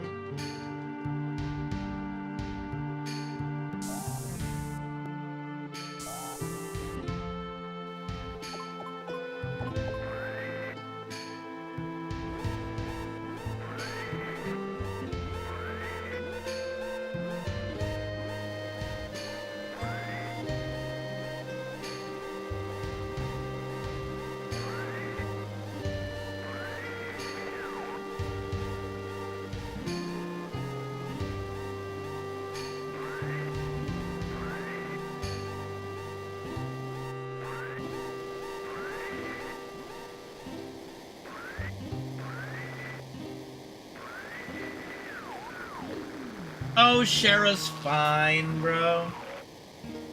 She's fine.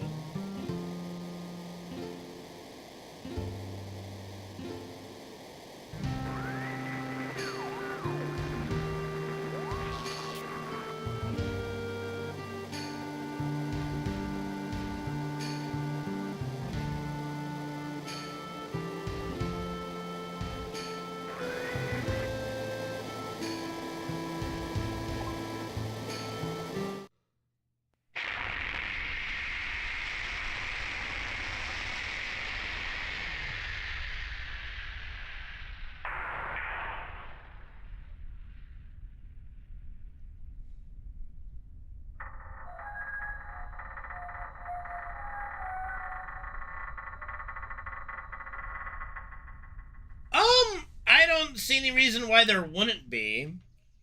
I don't think Genova's a one-off, but do I think that they could actually explore that concept? Probably not, without it being a little too cliche. But if done well, they might be able to. I don't know, like...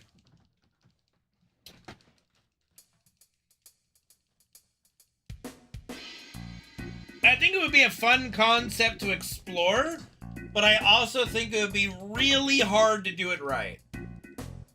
if that makes sense. I think it's a great idea to look into and maybe explore. Well, yeah, the first, like, every time you do a co-op mission the first time, it's free.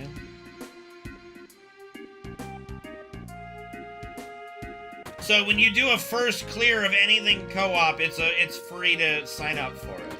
It doesn't cost anything for the first clear.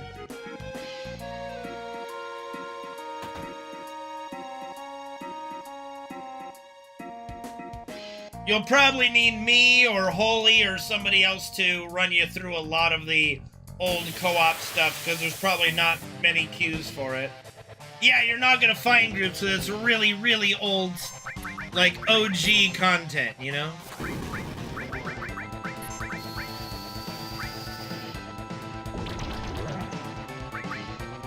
So you'll probably just need, like, me or Holy or somebody like this, just spend a day and just run you through them as a duo.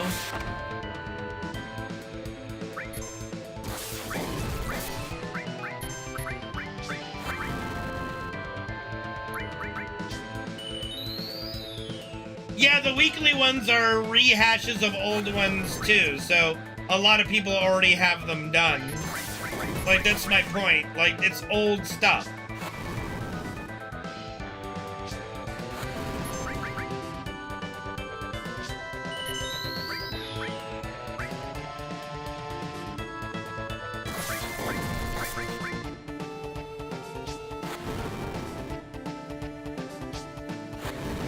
I can probably do a lot of those with you tomorrow at some point.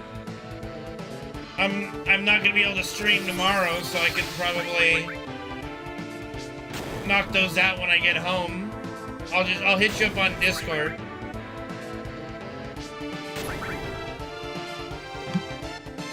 You know what? That wasn't too bad for not having enough Molotovs. The first turn poison helped.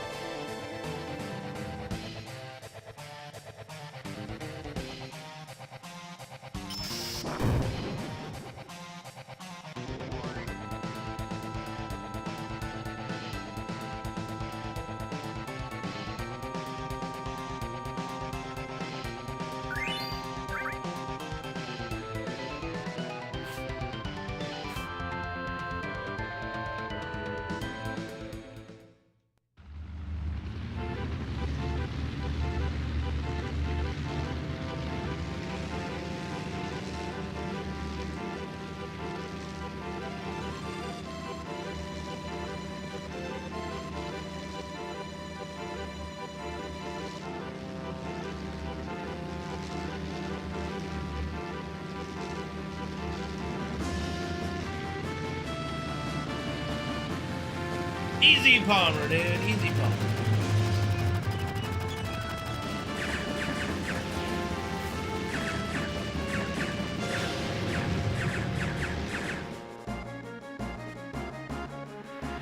Oh!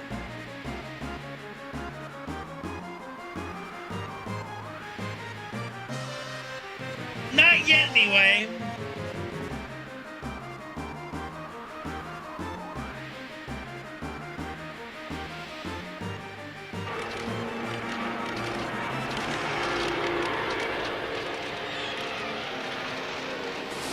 I'll bet, here's what I'll bet. Because you gotta remember, the tiny Bronco needed to be repaired and such after we crashed it. And that's what Sid was kind of doing at the end of Rebirth. I have a feeling we're gonna start the game at Rocket Town. And he's gonna try to have Shara help fix it up. Then Ruva's gonna show up. All that's gonna happen, and then we're gonna go to Wutai, and then we're gonna go to the northern, then we'll end up at the Icicle Inn, etc. That's what I think is gonna happen. I don't think we're gonna go straight to the Icicle Inn from the beginning. I think there's gonna be some build-up before we go there. So I think we're gonna start with going to Rocket Town, and Sid's gonna need Shara's help, and we're gonna be introduced to Shara for the first time there. And then we'll get a glimpse of quote-unquote rude Sid. Somewhat rude Sid. He's not going to be as bad. Probably. We'll see. Probably. That's just what I think. It's how I would do it at least. That's how I would start part 3.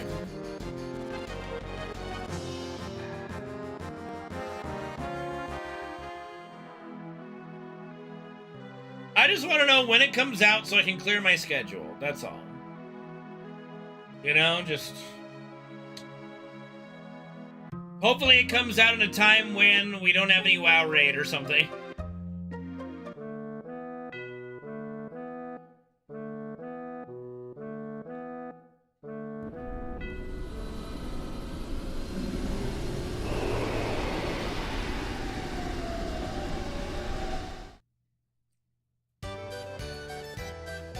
Yep, we got Vincent in Rebirth, but he wasn't a playable character, but yeah. The whole cast and crew are together in Rebirth. Every single person is accounted for.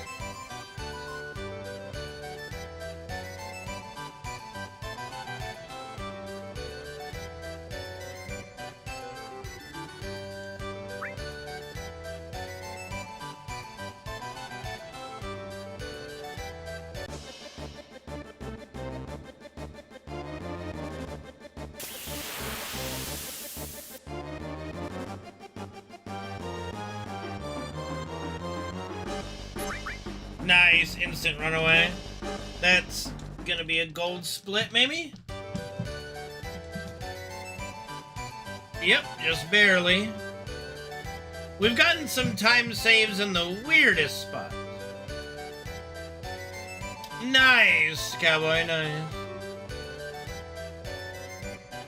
There's a lot of co-op battles, though. There's, like, so many. You've probably got, like, over 10,000 crystal in just first-time clears of the co-op battles alone to get done.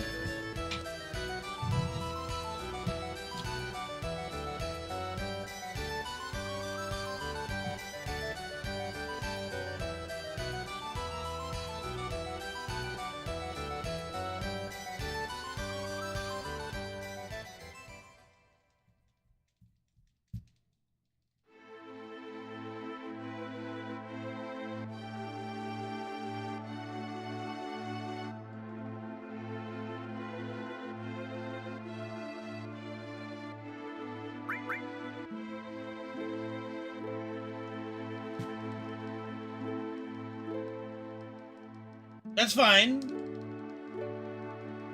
That's usually the event stuff. You just spam the event stuff. After you do your first clear, you just spam the highest difficulty of them.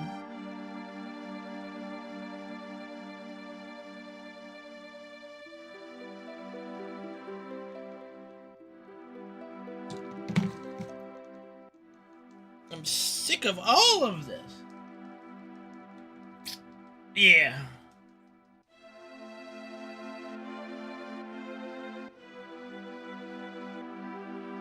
Yeah, unlocking the summons are very important, especially like Ifrit, Shiva, Ramu.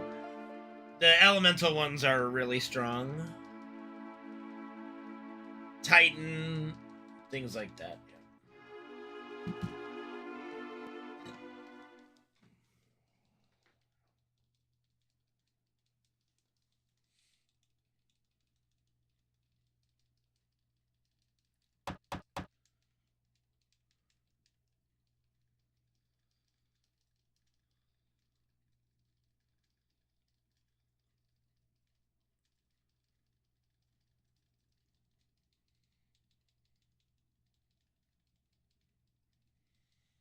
I don't think, I mean, I think it's gonna be guild battles.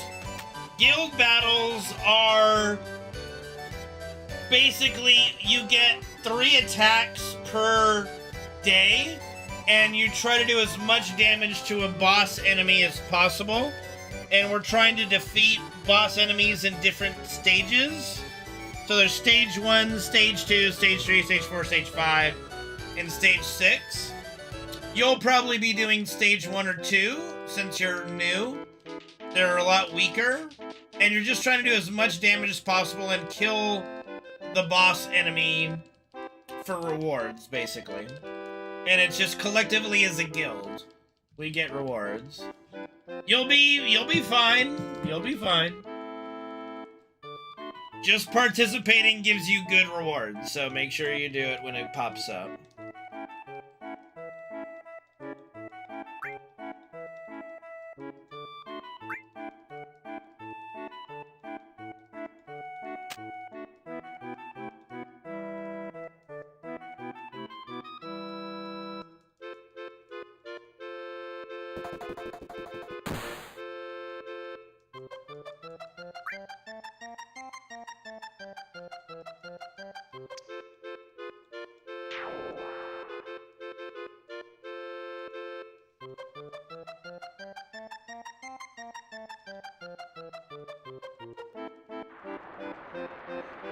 You know, Nick, you sell yourself short. There were definitely a few times where you were helpful in art. And not just getting lost or losing a pterodactyl or pteranodon. Or getting lost in a cave.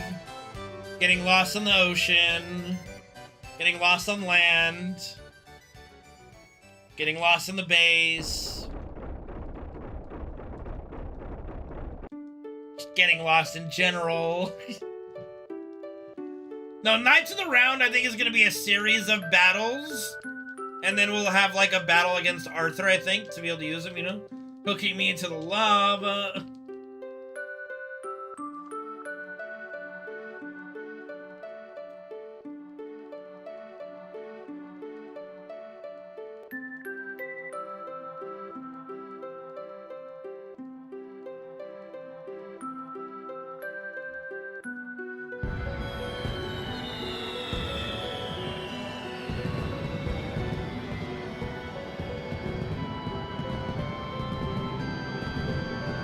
Yeah, Aerith is the one that is the easiest state to get.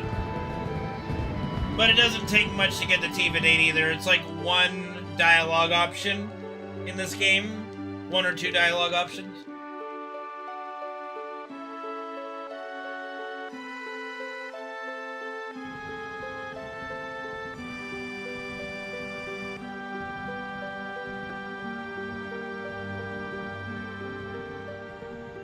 There is no date with Red in the OG. Barrett's is arguably the funniest. Yuffie's pretty funny too.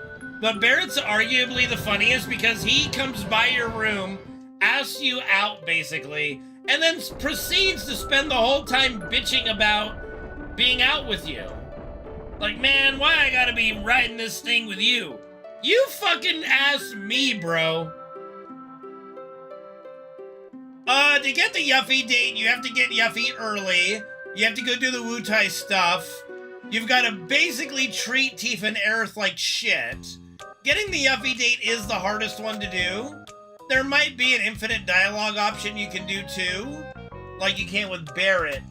I don't know though.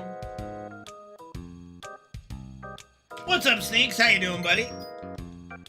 But yeah, the Yuffie date's really funny because Yuffie actually, like, kisses Cloud.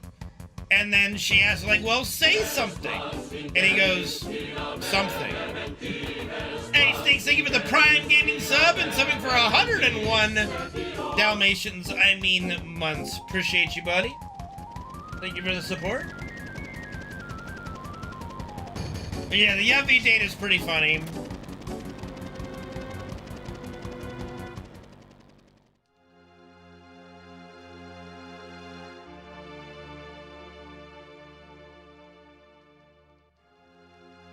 Going all right, you know?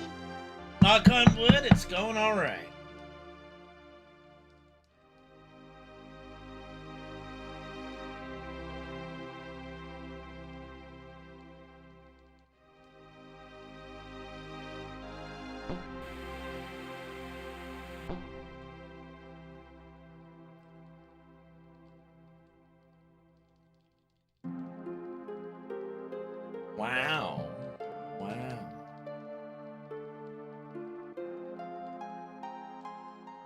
All right.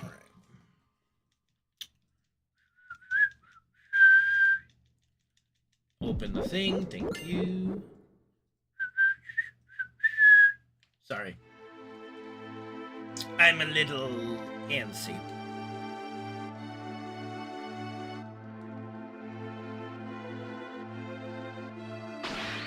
Thank you for all your support. Whoa, whoa, whoa! Thank you for the gifted sub, Sneaks, but I would recommend holding off on any gifted subs until I guess like the last week of September is when Twitch is doing the sub gifting giveaway bonus bullshit, right? But thank you for gifting a sub to the channel, gifting 32 total. Do you remember what they did? Like, I think it was last September or one before, where it's like, if you gift, then Twitch gave like out a random between like 1 and 100 or something. So you could like roulette wheel, get like 80 gifted subs from Twitch or some bullshit. So like, I think Skin said that starting in the last week of September.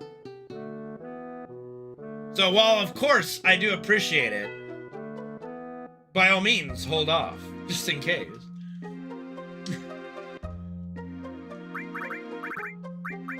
What am I'm selling the Eden code, that's what I'm selling. I gotta pick up a few more, yeah. Yeah, I mean, that's what Skin told me, and Skin is not one to give me false information about that kind of stuff, so I trust him on that one.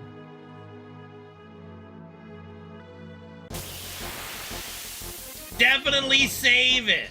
Definitely save it. Absolutely, and thank you for the thought, my friend. I really appreciate it. You guys are awesome. I would not have a stream if it weren't for you guys, so I do appreciate it.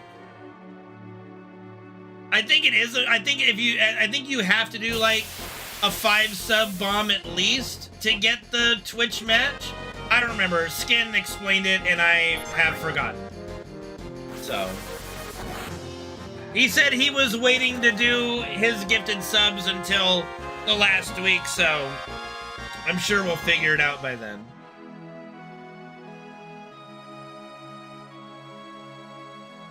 Okay, hopefully not 3 encounters on the way. That would be tragic. I'm already gonna lose time here.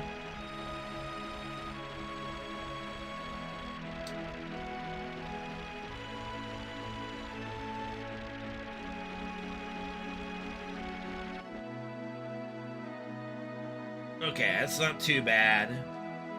It's not wonderful, but it's not too bad.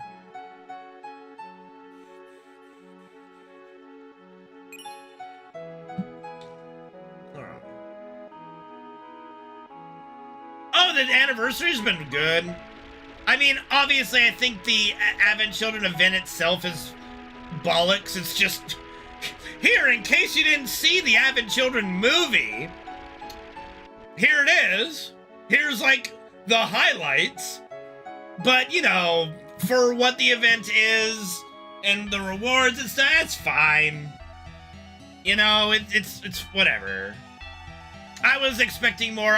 You've already heard my thoughts of like they missed an easy slam dunk layup with Sephiroth's outfit. How do they not just do one winged angel Sephiroth as the outfit? Whoever is in charge over there needs to be fired and just hire me. Thank you. I will gladly make you guys a lot of money and not ask for much in return. Just stop being stupid. Thanks. Like, I don't know. It's like somebody watched Anchorman and went, you know what we need? We need Sephiroth's outfit to just be burgundy. Yeah. Let's just make a little burgundy tint and call it an outfit. Literally giving him the one-winged angel outfit, just his normal outfit with the one wing out predominantly, would be amazing. Everyone would love it. Nobody would hate it. They'd be like, that is awesome. I'm getting that. Everyone would get it. They'd be like, yes, this is amazing. I want this. I will get it. Instead, they're like, maybe I'll skip it. You know. Do, do, do, do, do.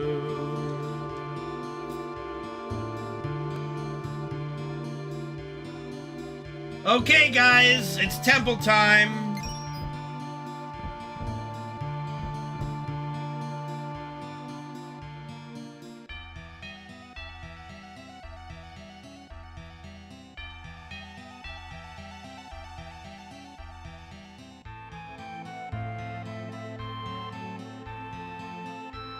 But yeah, other than that, you know, it's been fine. You know, Ever Crisis is what it is. I enjoy it for what it is. And that's all I can really say about it. I've never played a gacha game for comparison, so oh.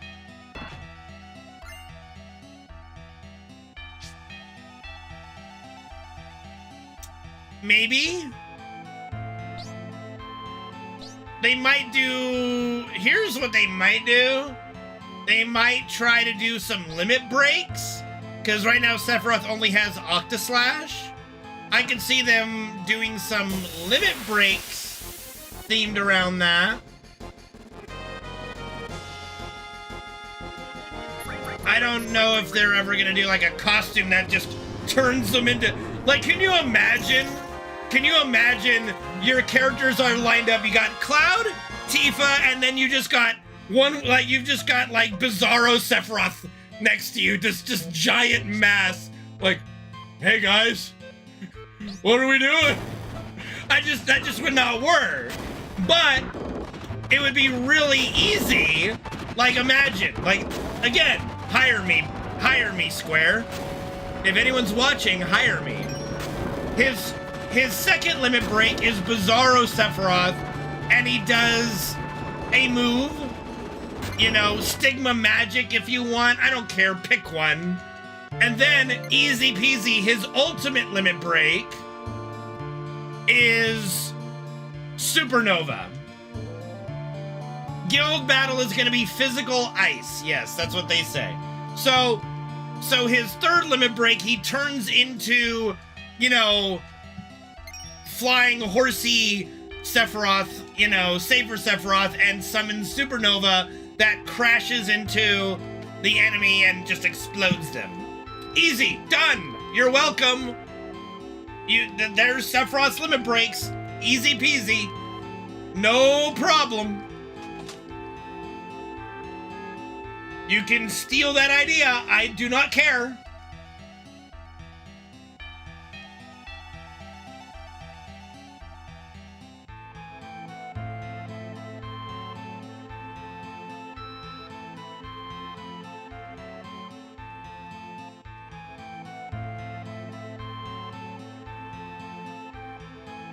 For the beach theme?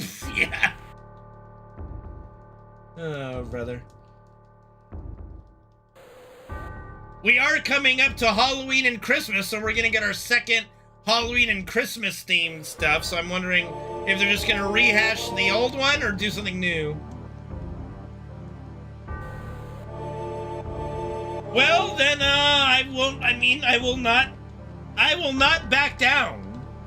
I will not cater to FF13 threats, okay?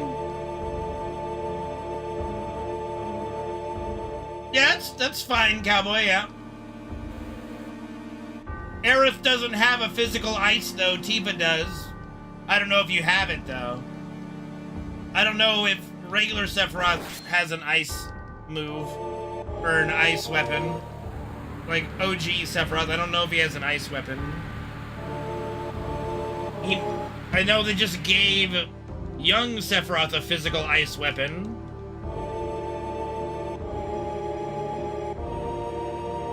Okay. My team's probably gonna end up being... I'll have to look, but it's probably gonna end up being Zack, Tifa, Yuffie, but I have to look.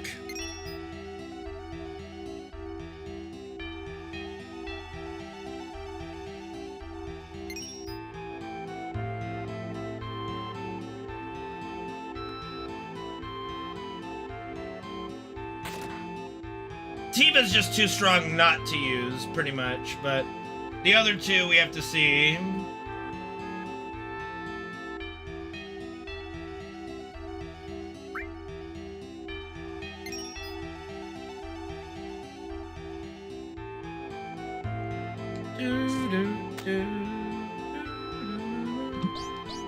Young Sephiroth has the magic ice weapon, whereas Zack has a physical ice weapon that lowers ice resistance, so that's why I would use Zack, but you might not have that option.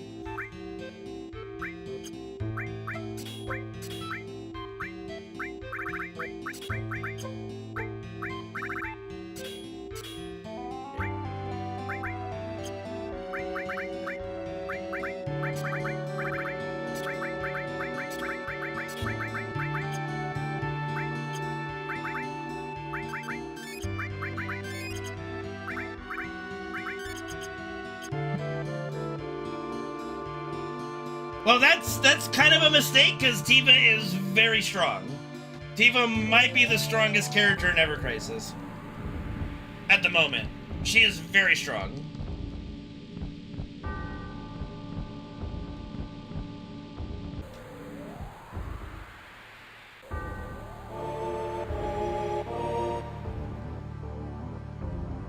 But you don't really have a lot of options right now since you just started, Cowboy, so you just kind of gotta field whoever your strongest people are. Honestly, right now. I think it took like Tasha 2 or 3 months before she started having a good balance of characters and having strong overall weapons on like everybody. But like just starting, you kind of just gotta go with what you got. They do give out a lot of free shit though. Like, it is not that bad to get into. Like, Sneaks started after Tasha, and he's like in that same boat already. So I mean, it's not that bad to get caught up-ish in that game. I would say it's not terrible. There are some exclusive things that came out early that you won't have access to, but it's not too bad.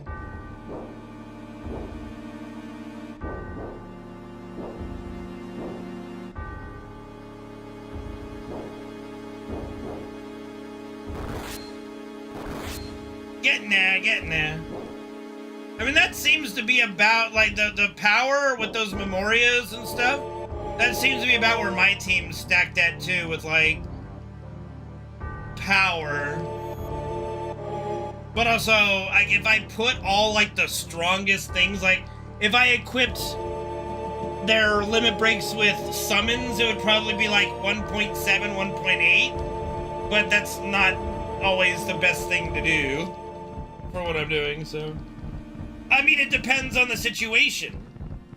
The Memorias have different effects. There's a magic attack Memoria, there's a ice Memoria, and then there's a physical attack Memoria, I think, so. And with each battle, I grow stronger.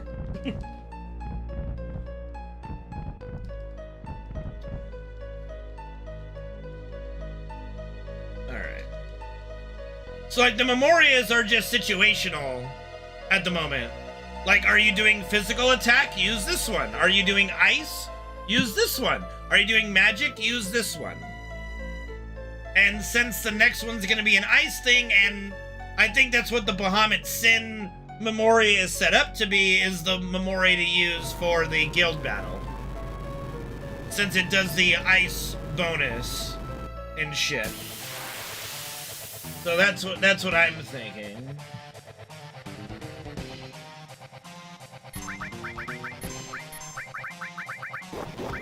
Ouchies.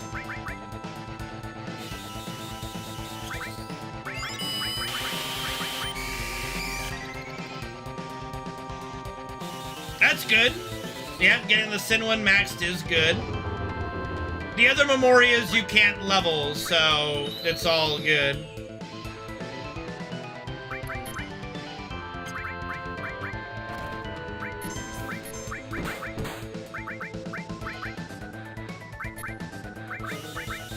Okay, this should put her in critical. It's not. Thank you, game. Alright. That's fine. This whatever.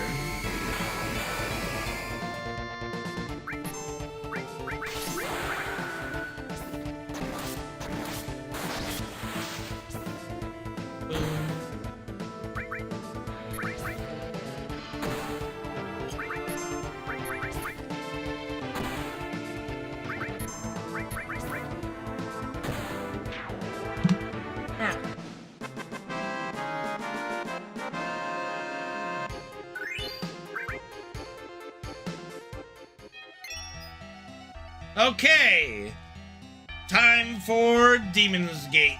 See how Demon's Gate goes today.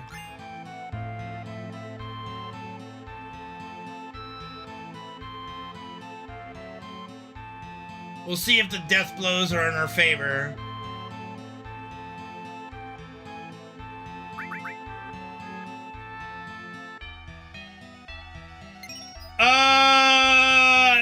That's not a very good ice weapon, no.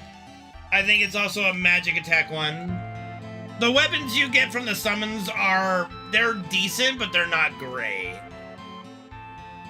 Like, the way they've done the game is that the best weapons come from the stamp cards, and then you get a lot of, like, just decent weapons from, like, the summon battles and the, some of the events that give you, that just, like, throw a max level weapon on you, or max rarity on you if you just complete the event and farm up some stuff.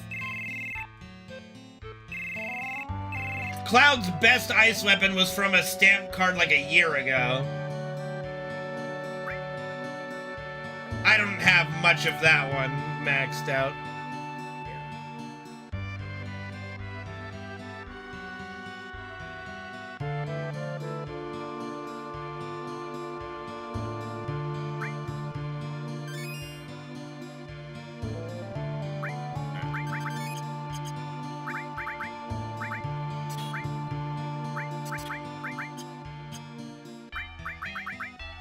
Okay, let's do it. It's time to go.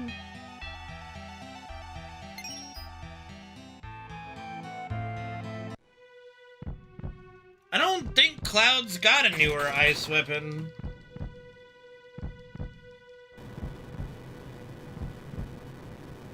Yeah. Sephiroth gets Kadaj's sword, and that's a physical ice weapon with the new stamp card. Alright, here we go. Here we go, here we go, here we go now. Okay, almost dead, but fine.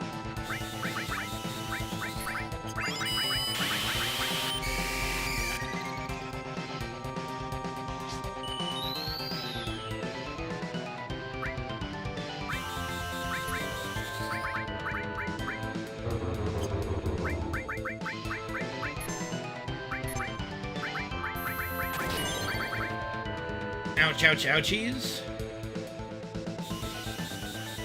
Okay. Yeah, the Mirasame for him, or Murasame, is a good weapon for him. For lightning.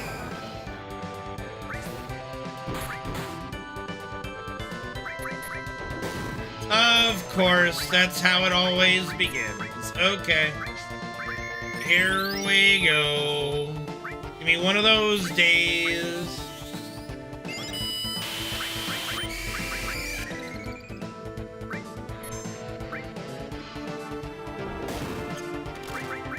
That's very unfortunate. That is very unfortunate.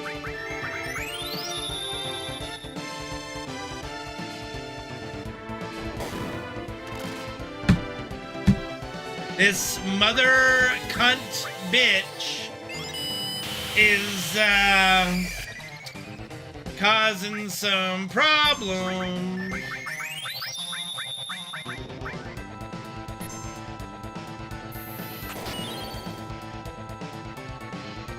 And that's the run! Yay! Yay!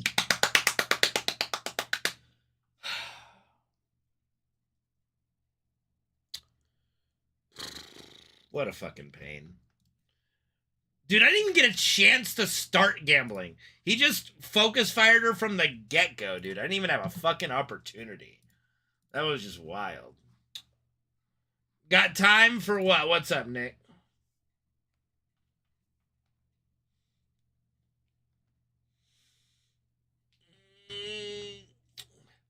ActRaiser? No, I don't have time for ActRaiser. Double lapis laser? Dude, double lapis laser will forever be awesome. And this is coming from somebody who's had it happen a lot.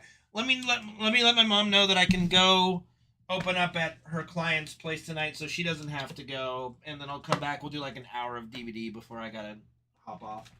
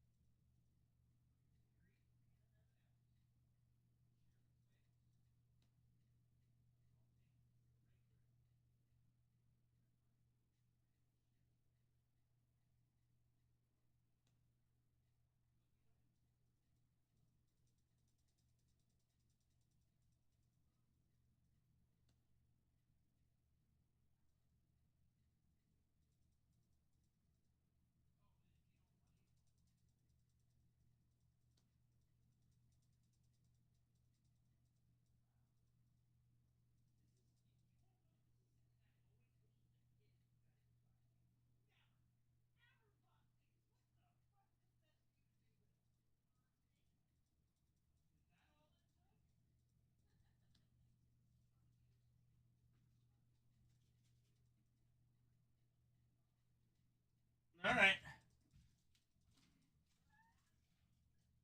No, it's perfect. All right. We had, you know, it was rough. But you know, that's what Demon's Gate is. It's the hardest boss in the game for a reason, you know. Okay. Okay. So, yeah, we'll play DVD for a little bit, and then I gotta run out. And then tomorrow, I am not expecting to stream tomorrow. I gotta go help my aunt. She had I helped her acquire a new tablet, and she needs my help setting it up. So I will not be around tomorrow, but we'll do another FF7 run on Monday. Jesus, God, can I play a regular match of DVD ever? Is that possible? God bless. All right. I don't mind. Thank you for the reverse sound redeem. Let me get everything all going here.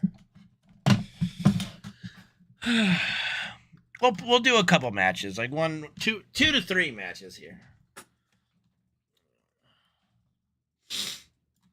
And yeah, I see the YouTube stuff is still just being weird, where it's just repeating what they say after a certain amount of time. So yeah, I'll just, you know, to be better safe than sorry from what Nick was telling me about earlier, and just because it's people don't really talk on YouTube enough for it to be displayed on chat primarily, we'll just disable it. Okay.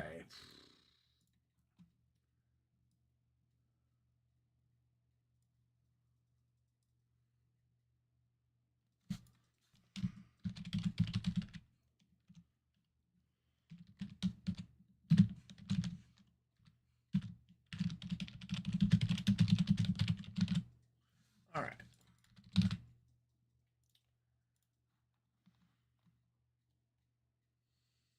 I do appreciate you guys. Sorry that the run died the way it did. It was annoying.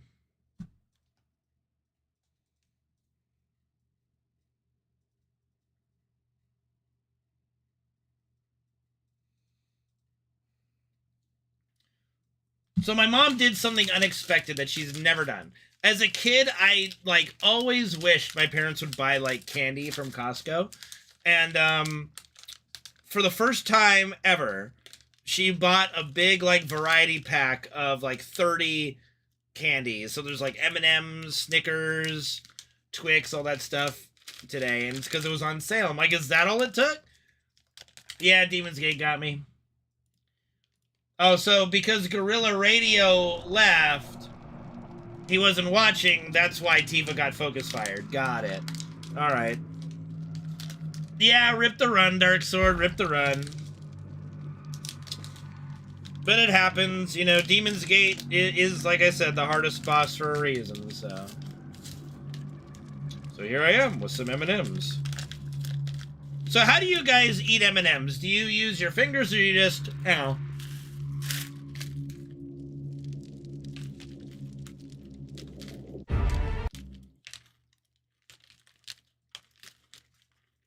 You like, you know, dump them in.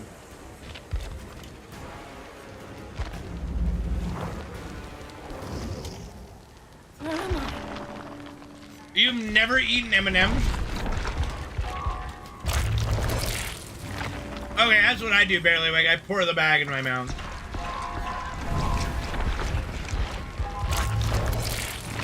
Bro, dude, I'm always afraid if I'm eating a cold M&M that is gonna shatter my teeth. Jesus. And I'm not a peanut M&M person. My mom will eat the peanut M&M, so.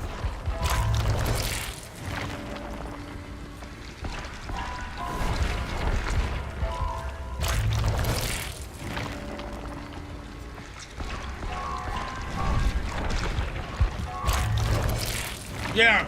No.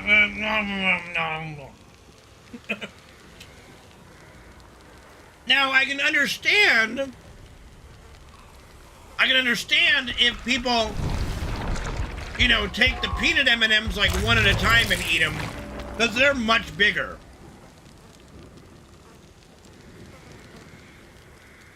My mom loves dark chocolate. I'm not a dark chocolate person. I don't like bitter. I'm more of a sour enjoyer. M&Ms. They're M&Ms. Yummy. M&Ms. Oh.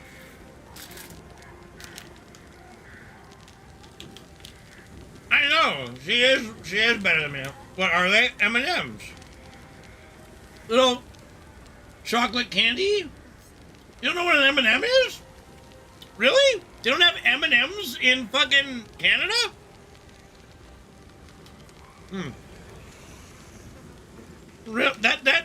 That can't be right. That's gotta be no.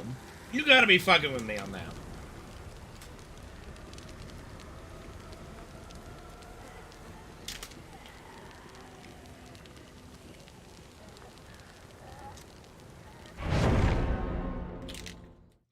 I had M&Ms in Europe.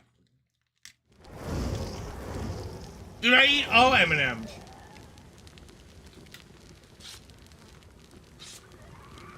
You know, you're just being mean. You're just being mean now. Yummy. M&Ms. Well.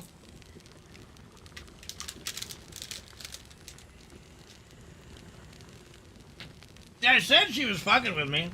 I'm not gonna be able to stream tomorrow, Dark Sword, but I'll be running on Monday, yeah. Tomorrow I'm helping my aunt with something and I will not be able to stream tomorrow, probably.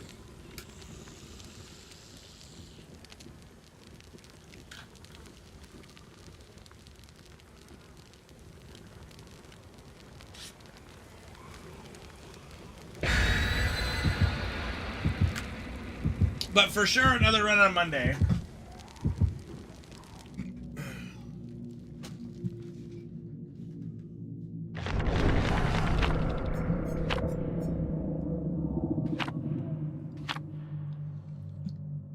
Confirmed what? What we confirm? I'm retarded? Not much of a confirmation needed there.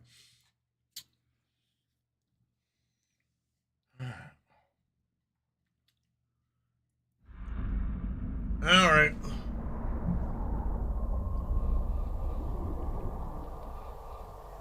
Right. I mean, I know those existed before. Like, I know that those existed before. Those, like, chocolate eggs with shit inside them. Like, I know those used to exist.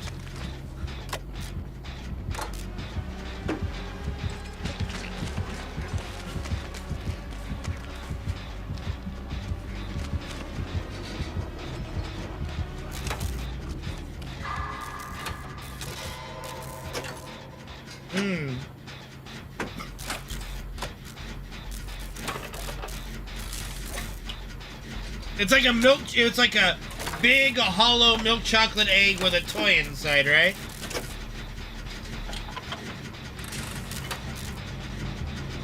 Oh, ketchup chips exist here. I just don't like ketchup chips. I don't like ketchup in my eggs. I barely eat ketchup anyway. I'm more of a barbecue sauce person.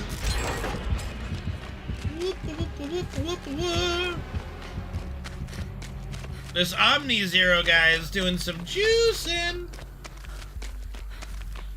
What? Just because I didn't complete it doesn't mean it's not my favorite. I mean, Demon's Gate's usually always a dick, but yeah, today was especially dickish. I didn't even get to get going on the fight.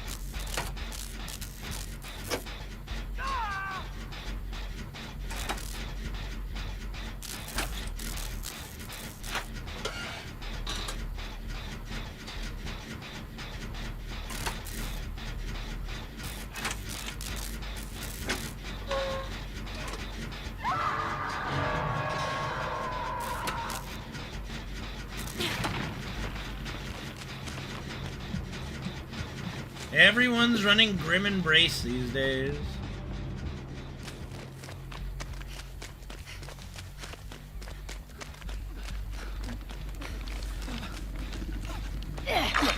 It's so good. I really wish that they didn't have such a delay when you unhook from when you can heal. It's really obnoxious sometimes.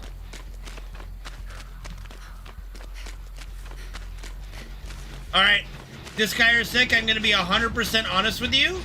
I forgot to go reverse sound, so I will make sure to do it for the next one. I don't want to do it halfway through this game.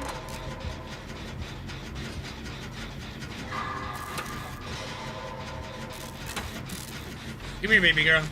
Hey, come here, baby girl. No, that's not how it works. I owe you one game. I just forgot to do it for this one. Goodness.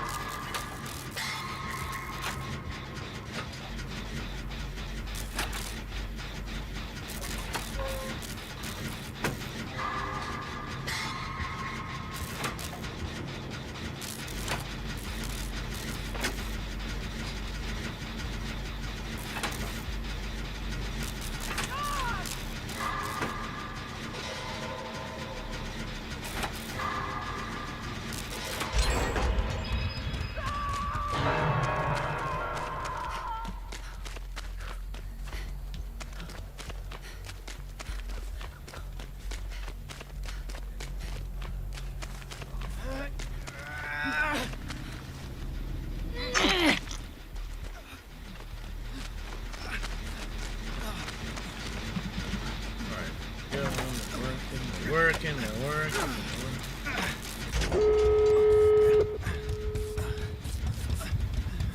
Okay.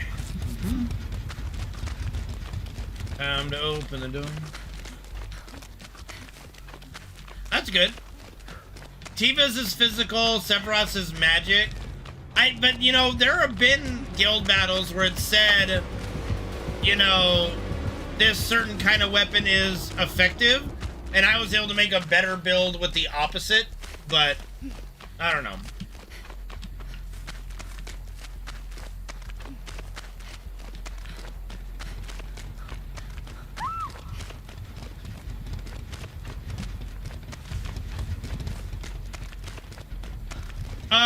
I mean, if you did it with the new stamp card, yes, it is physical. One of his original ones is a magic. Demon's Gate killed the run.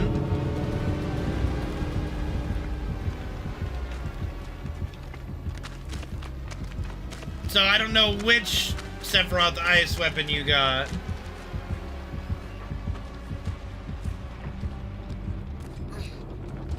Oh, okay. Well, there you go. Then yes, that is a physical weapon. Go crawl, bitch.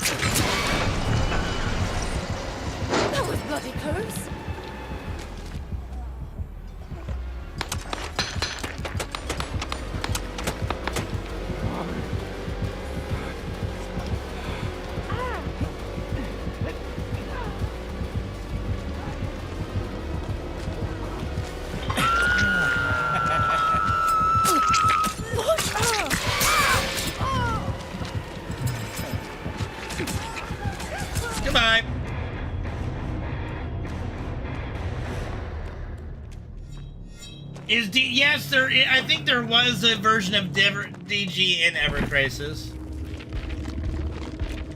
GG's. I think there was. I think it was like the Rebirth crossover. There was a Rebirth crossover a couple months ago. It had Demon's Gate in it. Okay, reverse sound. Reverse sound. Reverse sounding.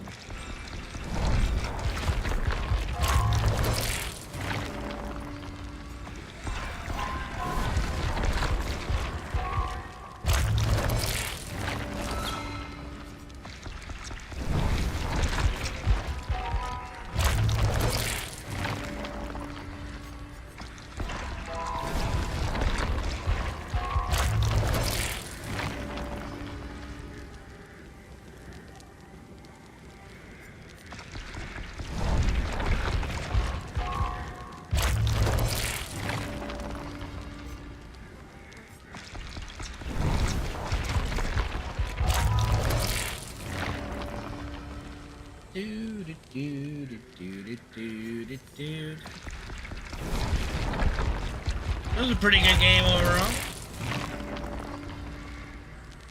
Trickster had a little bit of trouble. The Soma was juicing hard.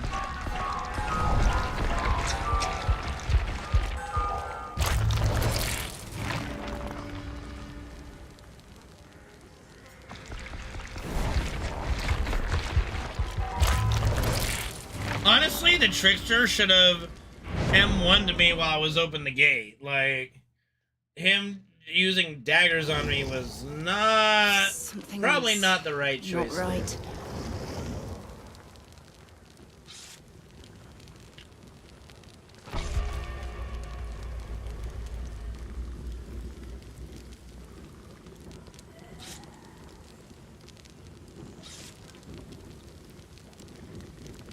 For the irony. We got Sega, Saf, and Mare. Huh. Saf, Mega Mare, Saf, Sega Mare? Mare, Sega, Saf. If you can, like, is there a way that that combines into something Sega, Saf, Mare? Saf, Mare, Sega? Mare, Saf, Sega. Sega, Mare, Saf. Saf's at the end, right? So, Mare, Sega, Saf? Or Sega, Saf, Mare? That's definitely a trio. You don't have a you don't have three people with a 4-letter name, all of them together, and have them be like that. Like, that's definitely a trio. Like, there's no way it's not. I would be fucking shocked.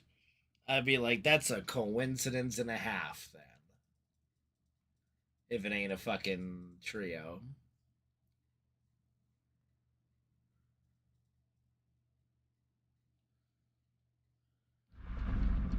Dead Dog. God, why do I always get fucking Dead Dog?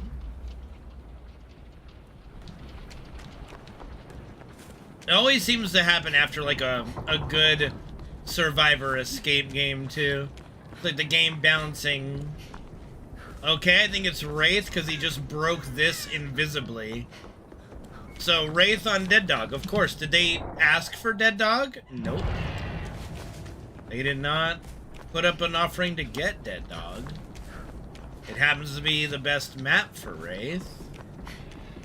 Well, no, it's not Wraith. It's Sadako, but I guess I just didn't notice her breaking the thing.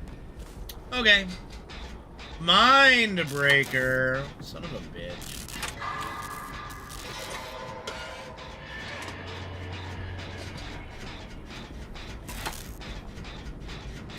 Oh, already getting hit? Shit. That's rough.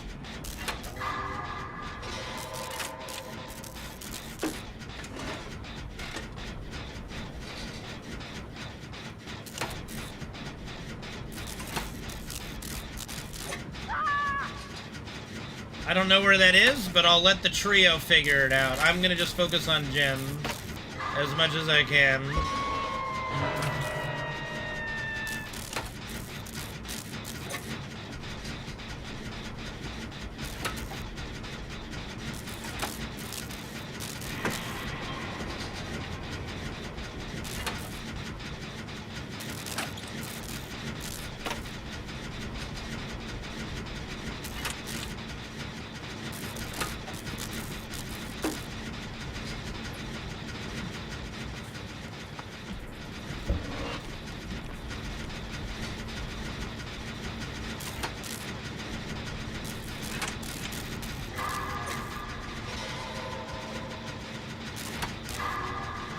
There were firearms in Season 1 Pokemon?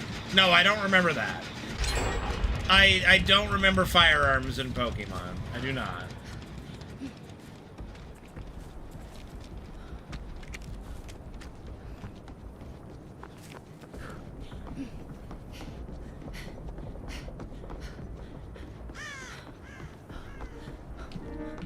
Is there no TV for up here? Interesting.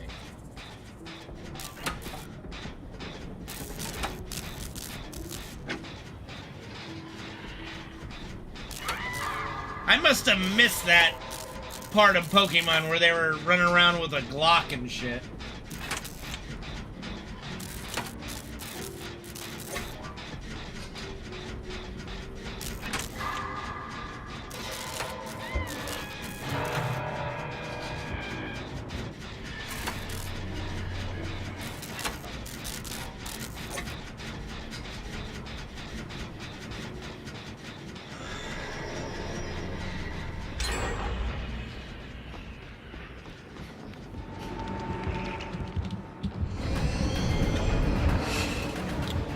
Well, aren't you, little campy McCathy?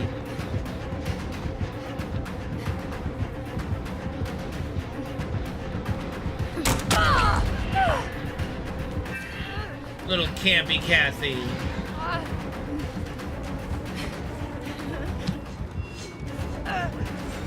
Dang, she didn't fall for the juke. It's okay.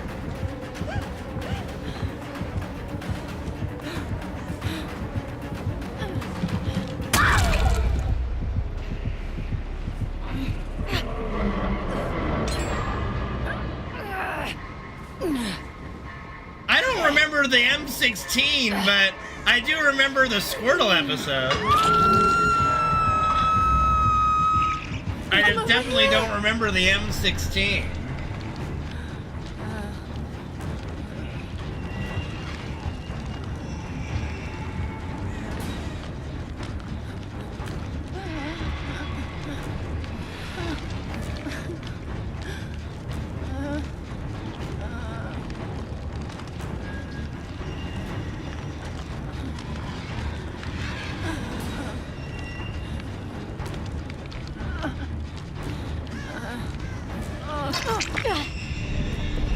Bollocks! Good luck, me.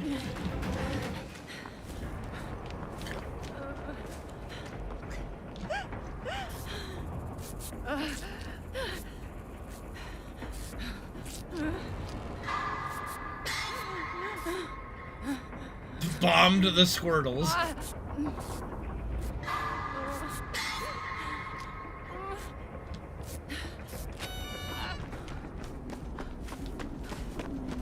Gravitate.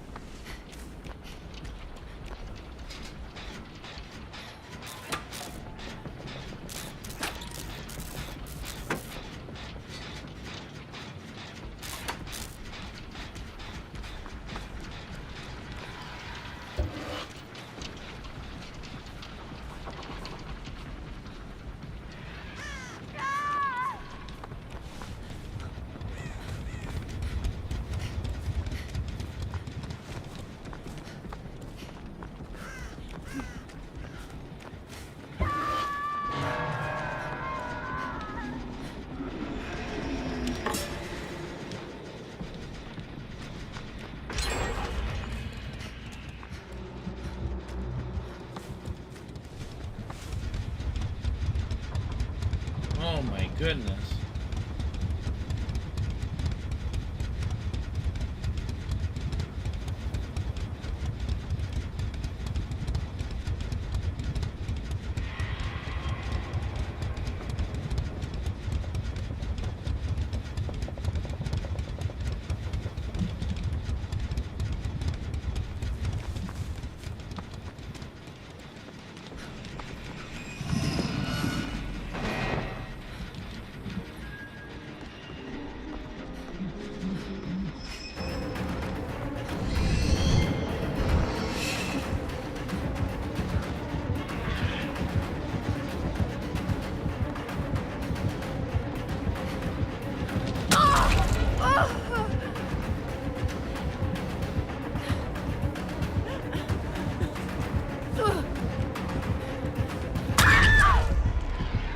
Got to get out.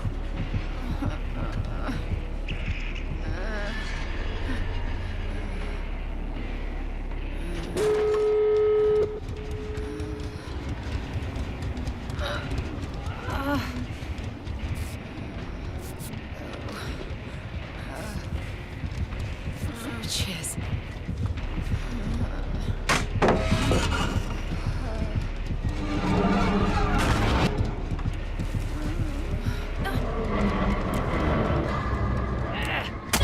Well, that was not successful. That's okay.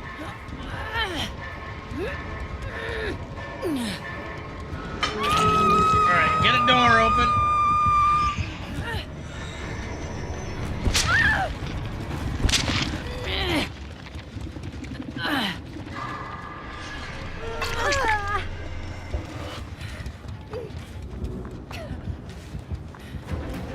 Bloody hell!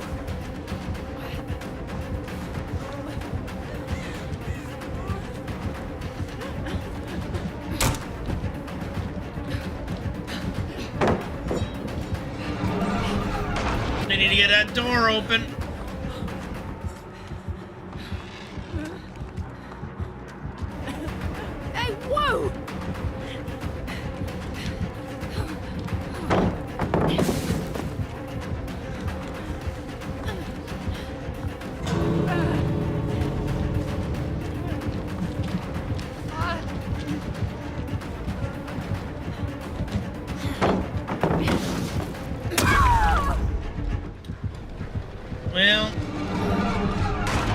team was not in the area. That's okay. I'll take the one out, or the one death. Vominos team. What the hell is Sonic Crossroads? I'm not getting stabbed, I'm getting hooked. We're being impaled, not stabbed. GG's, well played. Alright, one more game. Oh, new Sonic Racing game. Oh, okay. Alright, last game, and then we'll be done for the night. Way better than Mario Kart. Okay, well, you know, I haven't played a Mario Kart since Mario Kart 64, so I have no frame of reference.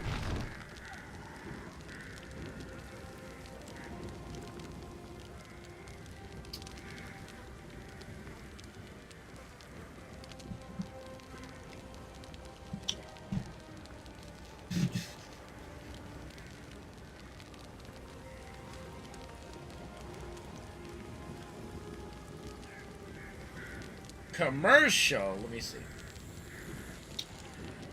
me see. 30-second commercial. Okay.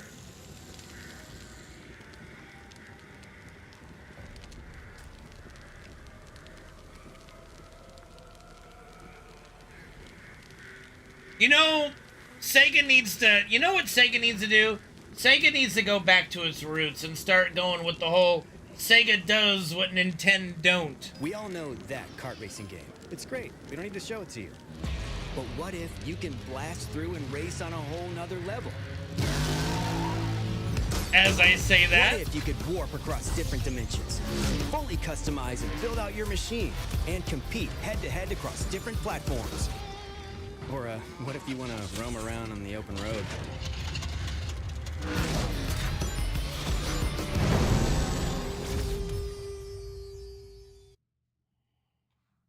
okay. Nice, Kevin. Sega! Hey, wait, no, that's exactly what I was talking about. Let's fucking go, dude. They're going back. They're going back to their fucking roots, baby. That was kind of a jab at, like, that was like a tame version of Sega does what Nintendo don't. But then to actually have the dude at the end go, Sega! Like, yes! Yes, somebody over at Sega has a fucking brain. Somebody over there has a brain now. I love those old, like, 90s commercials that ended with just some dude that just got, like, shocked or is on fire. Like, he's, like, being, he was on fire and shit. And they're going, Sega! Summons are better than limit breaks in most scenarios. They just take longer to charge. I don't know if I can play it. I don't know if I have the opportunity, but yeah. I'm sure it'll be good. I hope it'll be good. I hope for Sega's sake and to give some competition to Nintendo, who is not my favorite company, you know, at the moment. I would love to see Sega thrive. I would love to see Sega thrive. I was a Sega/Nintendo kid, but I think I own more Sega Genesis games than I do. Yeah, I own more Sega Genesis games than I do, I think, almost N64, Super Nintendo, and regular Nintendo combined. But I do own a lot of Genesis games. I have like over 30 Genesis games, and I think I've got like about 30 Nintendo games. I mean, if you include GameCube, I definitely have more Nintendo games. And even like Nintendo, Super Nintendo, and Nintendo 64, I probably have more Nintendo games. But it's comparable.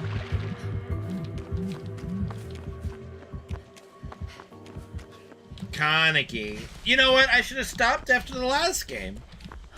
I should have stopped after the last one.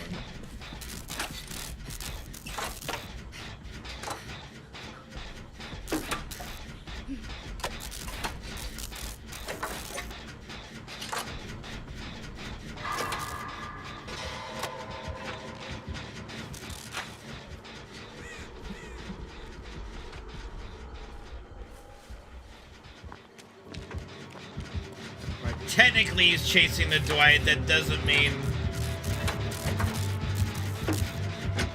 he ain't gonna... Okay.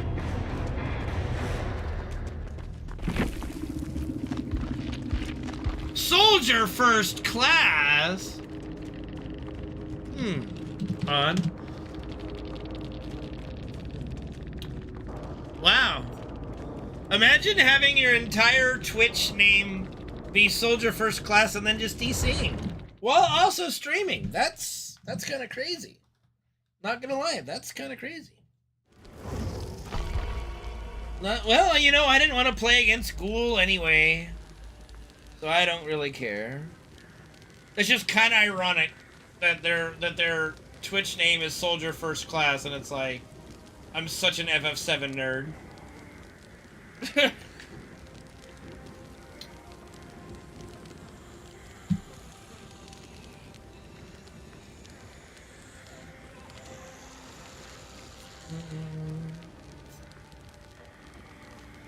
I didn't play Sonic All-Star Race. I haven't really done any kart racing games since Mario 64.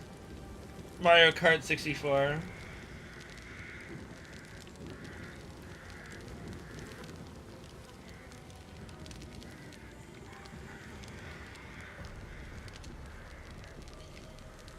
Diddy Kong Racing is after, yeah, that probably has to have been the last one. I fucking love Diddy Kong Racing, not gonna lie.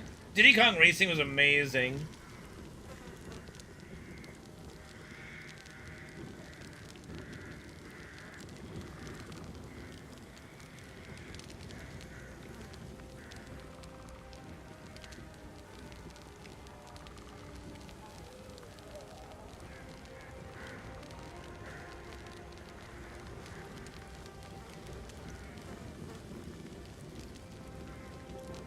Yeah, no, Diddy Kong Racing is the superior N64, yeah.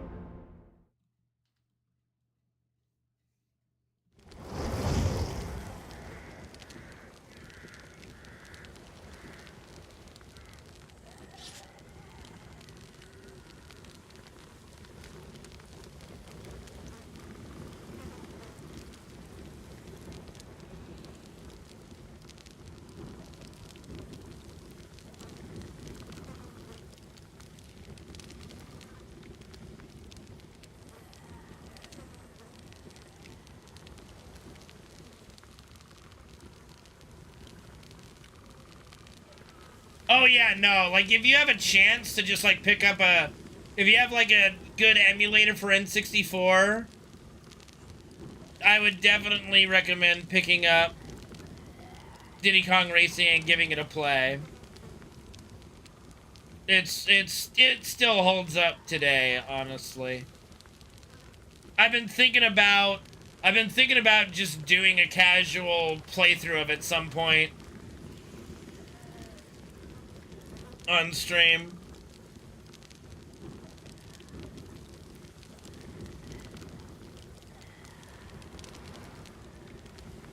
I've been thinking about it, but I can't do it. I can't really do extracurriculars until I'm done with the Square Marathon, which will still be like at least 2 or 3 months of worth of games to play.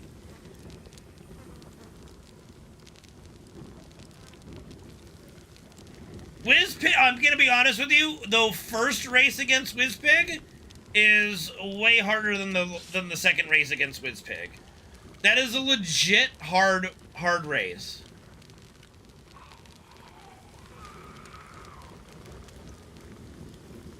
It's not gonna take that long.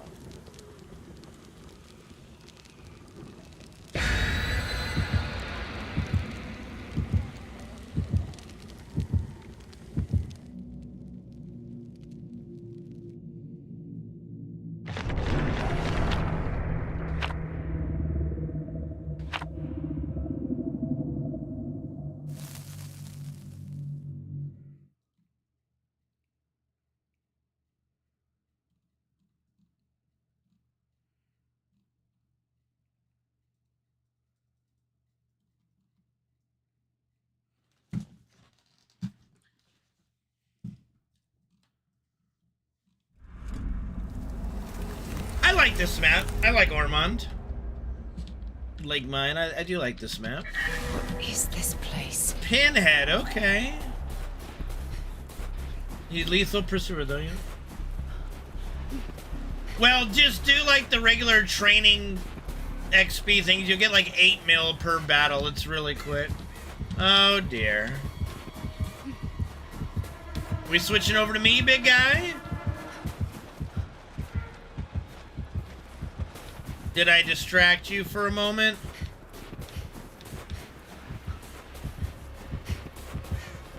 Why are you running over the fucking cube? Like, Jeebus, buddy.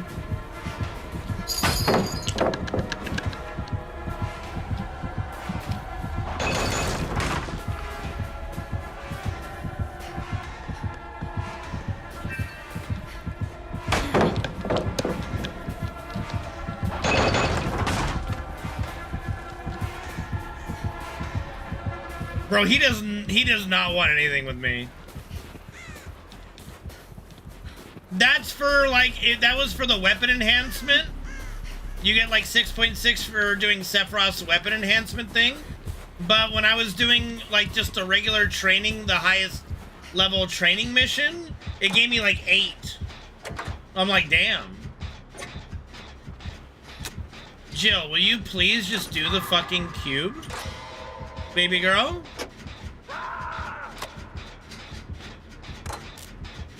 Baby girl Jill, just do the cube, please. Thank you.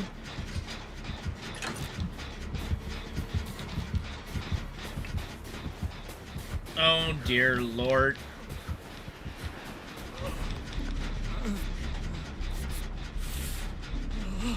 At the highest one? Oh, maybe the experience boost is done.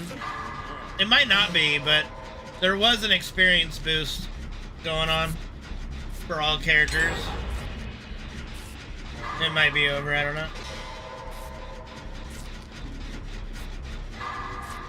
It was like 20% more experience. I mean, if you've done everything you need to do with the Sephiroth weapon enhancement, then do the regular training, since I think it's cheaper stamina. But if you're not done with the weapon enhancement, by all means, finish it out, you know?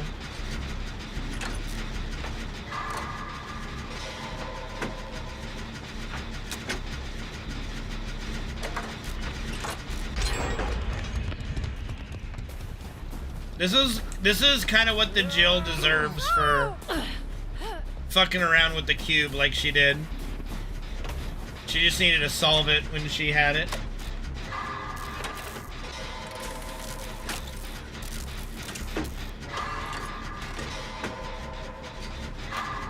But this Cenobite is having a hard time getting it down.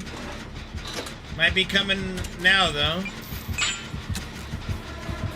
I'll take a block for you. Made me drop my med kit, you fucker. I'll pick that back up. Thank you very much.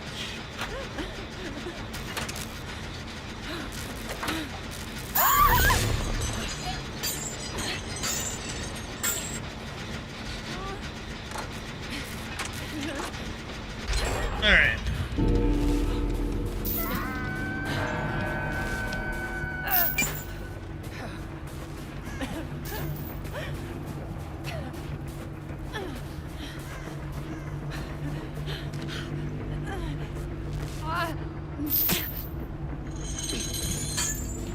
Well, I guess I'll go save.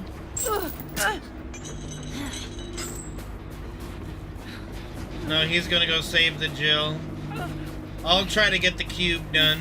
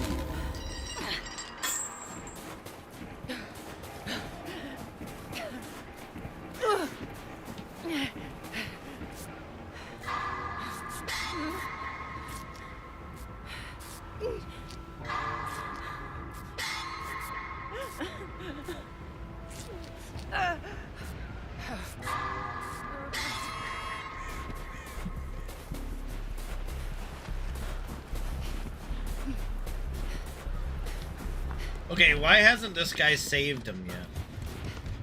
Like, what was he doing this whole time?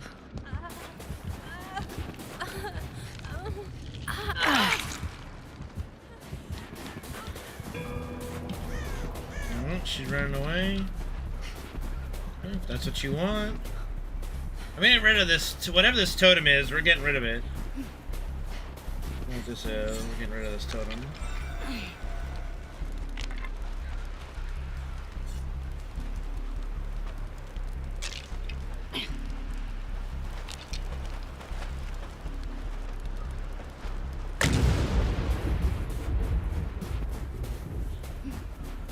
Totem dealt with.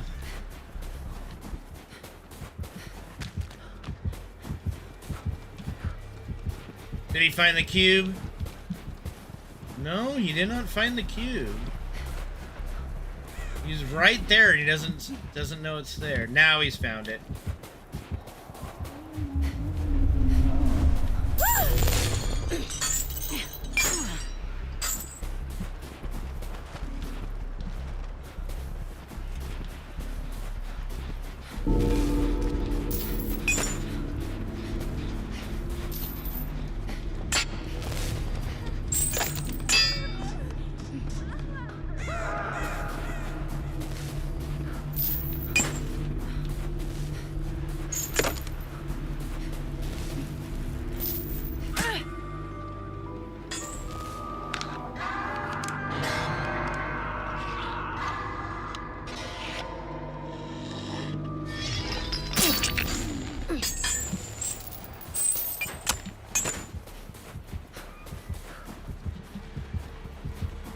We gonna play some more, buddy? Bloody hell!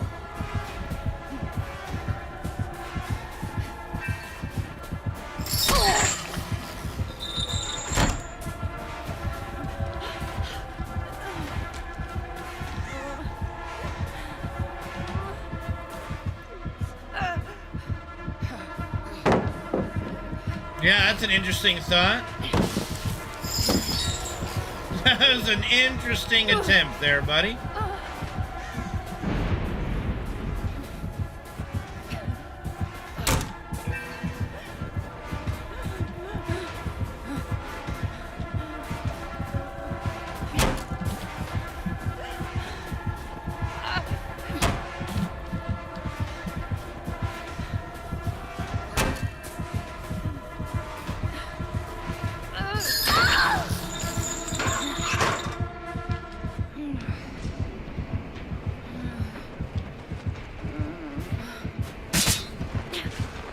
Yeah, the nemesis would get chopped up by a lightsaber.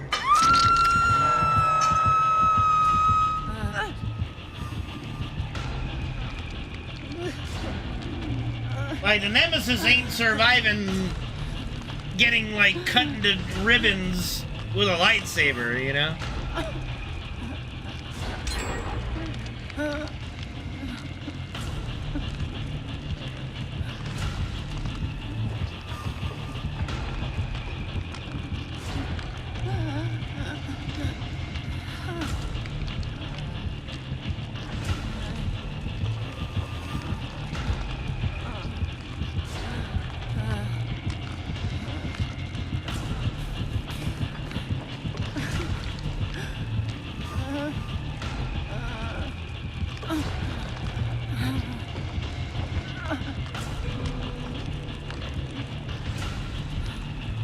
Bro, this is just straight up camping like crazy. That's funny.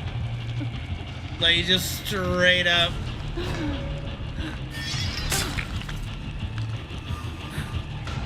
Straight up just camp. Please, somebody at least work on a gen while I'm hanging here. That works too. Thank you, Jill.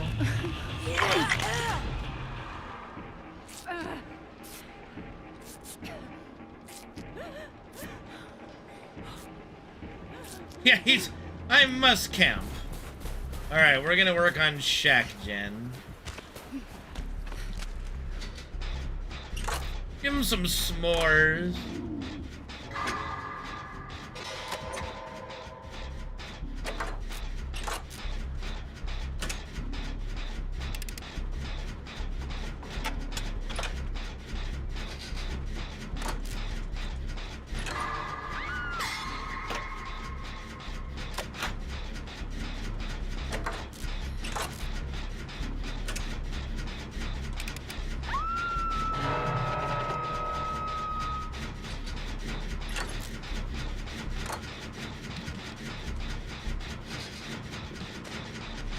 The s'mores perk.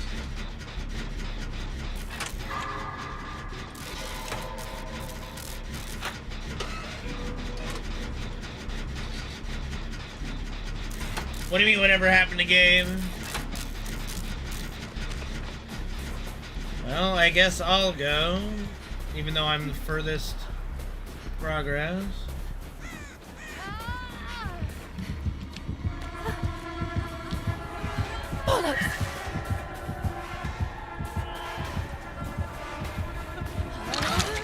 Well, yeah.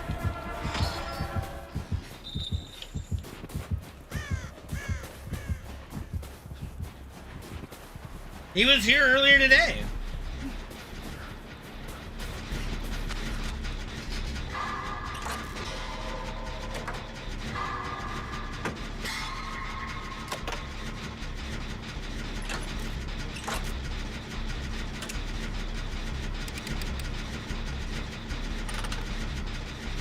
You guys need to go heal at that totem. Go heal at the totem. Go heal at the totem.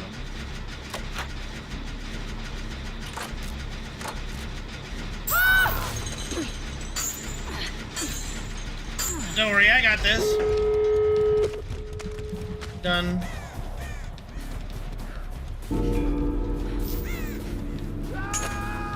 Okay, he won't get off the camp there. I don't think. Well, never mind. He might.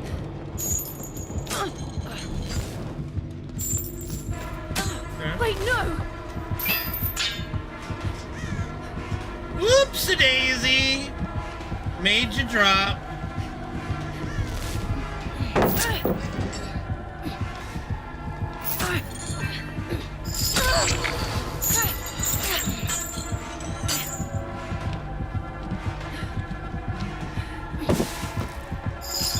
Oh, almost ran by him. Can we get him down, please? Thank you.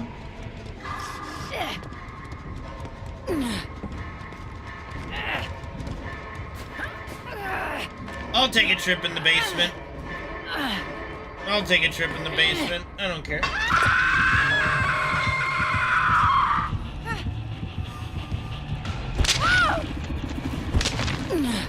Guys, I don't think getting the door way over there is useful for your time at the moment.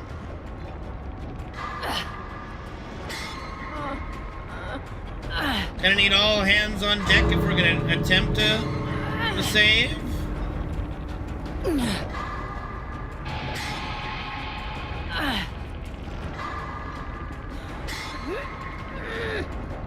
I mean, I can completely understand if we don't want to attempt this. I'm not gonna cry over spilt milk over this. If you guys just let me die. But I do appreciate the attempt. Alright, that does work. Okay. Everybody the fuck out. Oh, you fucked me, I think. No, you didn't. Oh, dear. We are all running for our lives. Jesus, okay, that was interesting. I thought he fucked me there on that one. GG is well played. Thank you for the save.